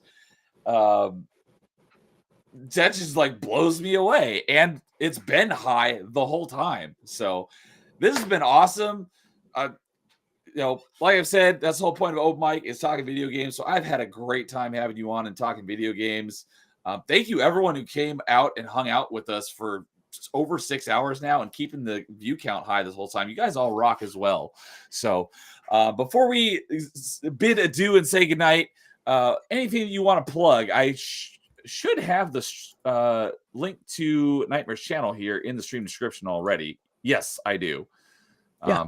But anything you got going on you want to mention? Yeah. So I am currently working on it. Because this is my YouTube channel is not like an actual job or anything. It's just hobby. Yeah. Have not been able to get to it for a long time, but I'm finally getting back to it. So I did finally get most of the work done for the video I've been working on for a while. I just got to finish the editing, which might take a little, maybe a week or two, but I will have a new video coming out very soon. I'm hoping it's a good one. It's going to be really interesting. It's very like meta. In terms of comics, it's very, very much about like comic history. And there's some video game material too, because there were some interesting parallels that I found between some of that comics history and video game history. So I think people will like it. So, keep an eye out for that. Yeah. All right. So yeah, if you like comics, this guy's a huge comic nerd, so go check out his channel. I just dropped the link in the chat as well, but it is also in the stream description if you want to go check out Nightmare's channel and show him some love. So I appreciate you coming on, and I had a blast hanging out with you and chatting for over 6 hours, setting records. This was great. Yeah, it was awesome. Thank you so much for having me. I really appreciate it. It was wonderful talking to you. Yeah, I appreciate you, being willing to go way longer than anticipated, essentially. Although I don't really ever have a cap on it, but I leave that up to the guests. So I'm glad we were able to do this. It was a lot of fun. Yeah. So, but yeah, anyone out there in the chat, if you ever want to come on and talk video games with me, that's what open mic is all about. It definitely doesn't have to go this long, but it can if we're having a great discussion. So hit me up if you want to be on open mic sometime. But yeah, so as for what I got coming up next week, I am taking the week off because I got stuff going on IRL, so I won't be doing any streaming. But there will still be an episode of Top 5 on Tuesday where Jason and a panel of guests are ranking their top 5 favorite Pokemon. I just don't know. I still haven't decided whether I'm going to have them broadcasted on my channel as well, even though I'm not here. We'll see. But if you want to check that out and you don't have the link to Jason's channel, let me know. I can get that to you. So the next thing on my channel will be on the 31st, the last day of the month, and that will be March's Mass Effect Monday. So we're going to be playing Mass Effect multiplayer because I do that once a month. So if anyone is interested in playing Mass Effect 3 multiplayer with me, I have it on Xbox and on Steam, and you are welcome to join. So let me know if you are interested in that. But then that week, we should be back to our regularly scheduled programming. So, but with that, you have a good night, Nightmare. Go get some sleep. Everyone in chat, thanks for hanging out for all this time. You all have a good night as well, everyone, and we will see you next time. Catch you later, everyone. And as always, in the meantime, game on.